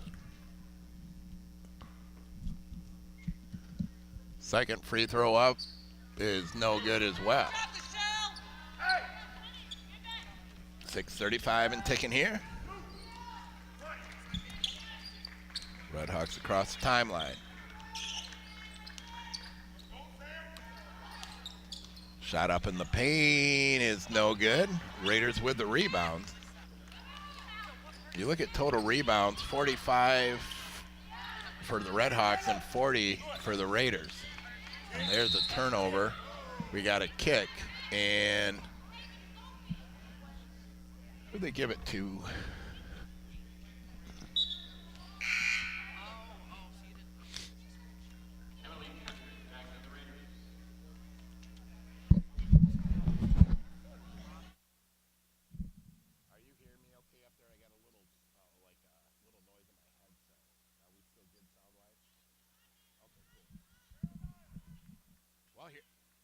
Here come the Raiders back the other way across the timeline as a pass over up top. Now right side, long three on the way is short. Raiders with a rebound. Back the other way, shot up and it's blocked. Good hustle getting back on the block by the Redhawks as we hit the 5:45 mark. Shot back up top and that's no good. That was blocked, I believe, by Jordan. Nice move by Breimeyer. She goes inside, shot off the glass, and that's good. That cuts the lead to 14. Well, Redhawks are going to call a timeout.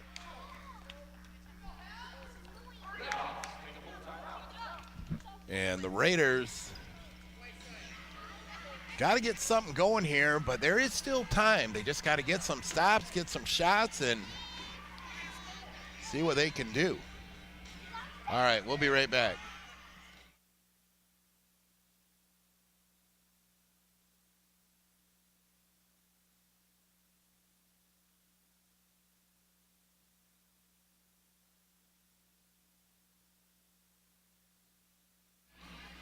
Well, looking at some stats, Grand Rapids Community College, 11 of 53 from the field. Lake Michigan College, 17 of 61 for 28%. Raiders at 21%. Three-point field goal, 3 of 14 for the Raiders, 4 of 20 for Lake Michigan. Free throw percentage, 1 of 5 for the Raiders. That kind of surprised me. Really, Raiders have only been to the line 5 times.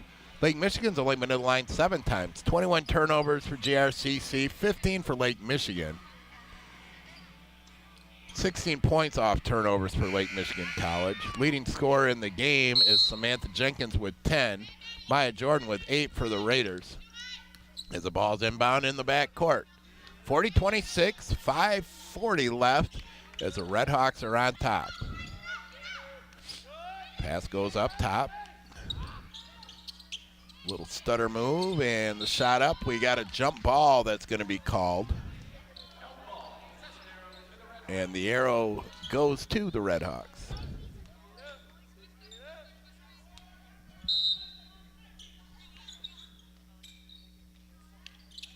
Quick inbound pass is knocked away. Raiders have it.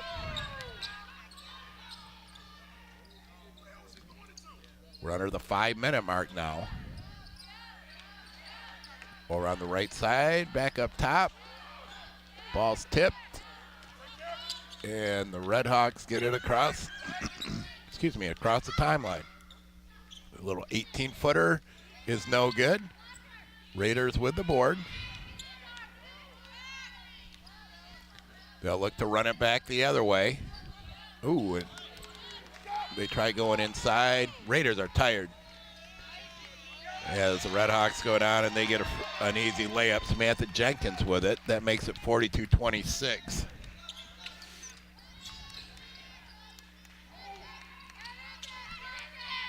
Long three on the way is no good. Red Hawks looking to run. And we're going to have a foul. That's going to be whistled on number 2, Maya Jordan.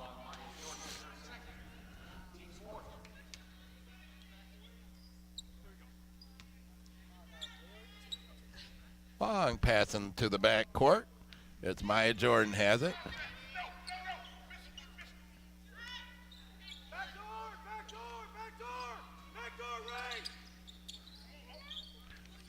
Well, near steal, but there's a 3 on the way, and it's no good. Raiders with the rebound. 3:45 left.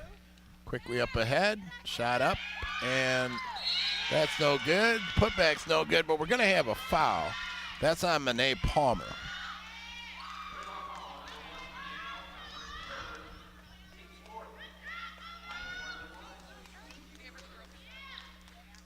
Well, shooting a pair. Maya Jordan, she's out of Kentwood. She ought to be happy because the boys basketball, well, actually, she played at Godwin Heights. But her home team, the Kentwood Falcons, hit 2 free throws with 0.7 seconds left to beat Hudsonville tonight.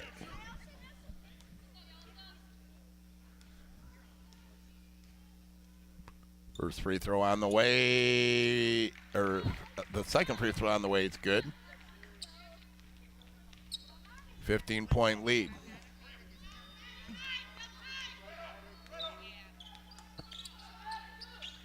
Well, yeah, there is a steal by Breimeyer, and we have a foul. Haley Breimeyer is going to go to the free throw line.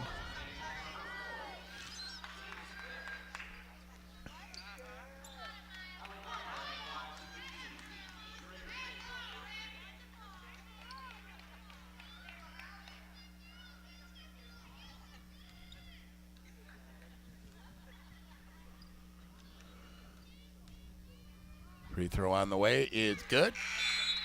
28-42. Not over yet. Still time.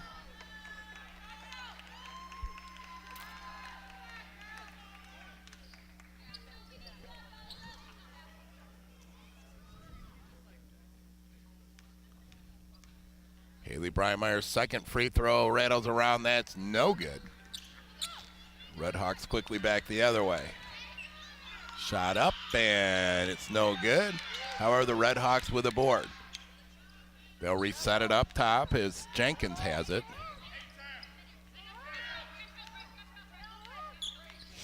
Little crossover move, now taking it in the paint. Shot up, and that rolls through.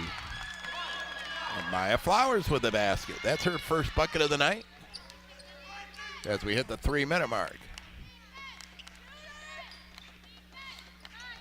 Breimeyer in the paint, her shot up, and that's blocked. Excuse me. Red Hawks back the other way, shot up, and there's a foul.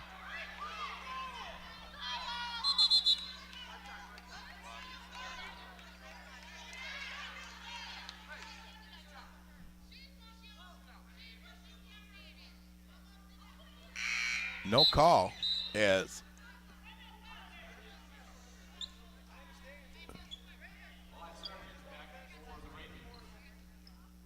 Well, the Red Hawks have the ball out of bounds underneath their bucket.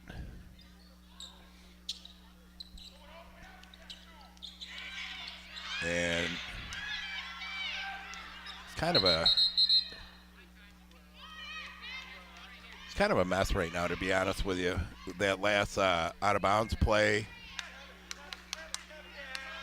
But things are back in order. And the Raiders are going to call timeout. So with 2:43 left, Red Hawks up 44-28.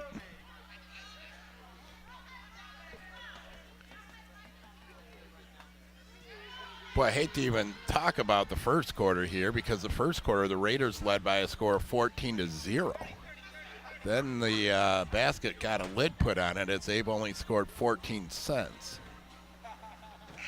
Well, Compass Motor Coach, they believe in safety, integrity, and reliability. That's what makes them the preferred transportation provider for several community colleges and universities within Michigan. Check them out at compasscoach.com. 44-28 the score, 2:43 left.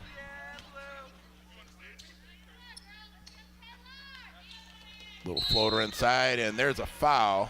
Shot was blocked. Going to the line is going to be Jayla Bibbs.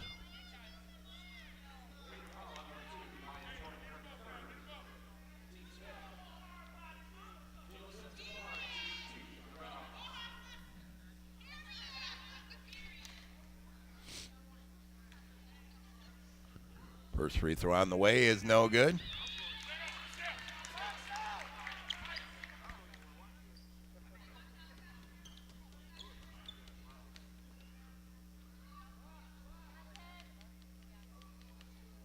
Second one on the way is also no good.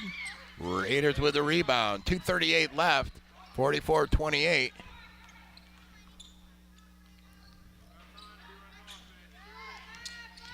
Over in the corner it goes now. Little fake, pump fake, and that shot on the way. That's no good. Red Hawks look to run. Up ahead, shot up and off the glass and in. Jayla Bibbs gets it.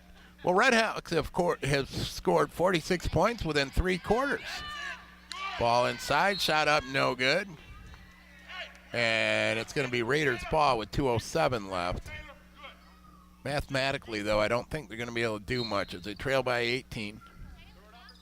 They're hustling, though, playing hard. Quick pass inside, shot up off the glass, and the left-hand shot's good. Emily Pedred with the bucket. 16-point lead as we're at 150. Little shake and bake, shot up, no good. Ball's tied up, and we're going to have a jump ball. Arrow is going to point to the Raiders.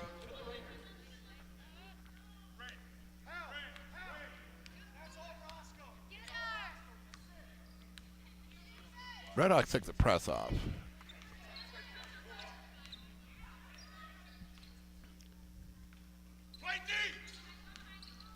.130 left. Breimeyer with it, left side. She'll pass it down in the paint to Jordan. Nice pass inside.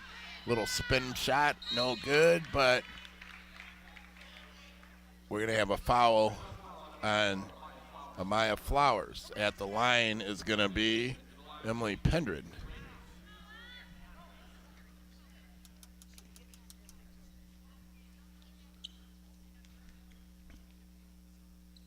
Free throw up, and that's good.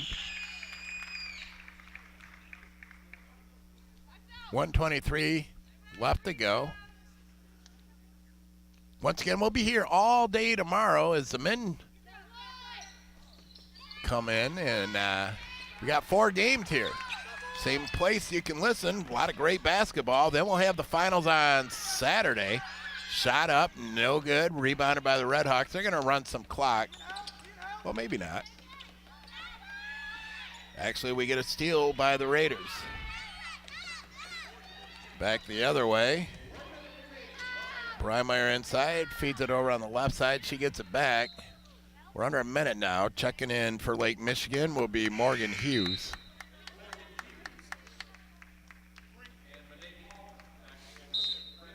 Also checking in is Eliza Craig and Brianna Alexander. 46-31 is really, it's all over but the final score. Raiders just couldn't find the bucket after the first quarter. Leading scorer for Lake Michigan College is going to be Samantha Jenkins with 12. Jayla Bibb has 10. Monet Palmer 7. We'll finish that up here. There's a floater. It's no good. But going to the line, it's going to be Emma Flowers.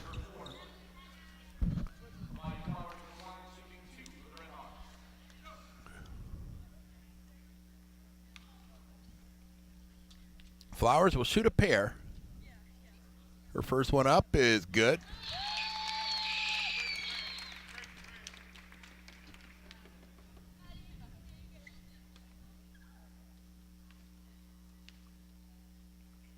Second one up on the way is no good.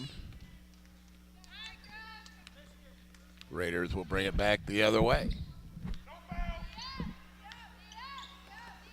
Breimeyer with it. Long pass over on the left-hand side of Miller. Breimeyer gets it back. She'll go in the paint with it. There's a three on the way. That's no good. Raiders with a rebound. Shot up. No good. It's loose, and it goes out of bounds. Redhawks have it. Well, the Redhawks are just going to run this thing out. The Lake Michigan College Redhawks are going to win this thing by a final score of 47-31. Leading scorer, I said a minute ago, Samantha Jenkins. Jayla Bibb had 10. Jenkins had 12. Monet Palmer with 7. Morgan Hughes with 5. Lachelle Knox with 4. Segalis with 3. Brianna Alexander with 3. And Emma Flowers with 2. Redhawks were led by Maya Jordan with 9. Haley Breimeyer with 7, Raven Mundy with 3, Madeline Miller with 3, Kendall Griffian with 2, Elijah Sargent with 2, and Emily Penrod with 2. The tale of this game, really, if you watch the whole game, Grand Rapids Community College came out. They had a 14-0 lead in the first quarter, but they only managed to score 14 more points the rest of the game. Lake Michigan scored 21 in the second quarter, 16 in the third, and 9 in the fourth to make our score 46-28. I hope everybody enjoyed all the action today. We'll be back on the air tomorrow with the boys' turn. The action tomorrow starts, I believe, at 1:30. I had in corrections. They began to take on additional responsibilities. I actually don't have the boys' stuff right here in front of me, but go to grcc.edu and click on that tournament page, and everything's right there in front of you. Actually, I'm trying to pick that up right now. They said, we want to send you to the police academy. Actually, 1 o'clock. First game tomorrow is St. Clair County Community College versus Mott at 1. Degree, then a master's degree. We got a 1, 3, 5:30, and 7:30. GRCC was an obvious choice for me then. See you tomorrow. They had a very strong So that's going to wrap up today's coverage. Once again, thanks for watching. My name's Brock Conkle. Have a great night, everybody. GRCC and we'll see you tomorrow. That's a wrap. Latitude to pick a right answer instead of trying to tell us that there was one right answer. It was a great mix for me, and ever so glad I made the choice of GRCC. Our new sheriff, Michelle LaChoy Young. As sheriff,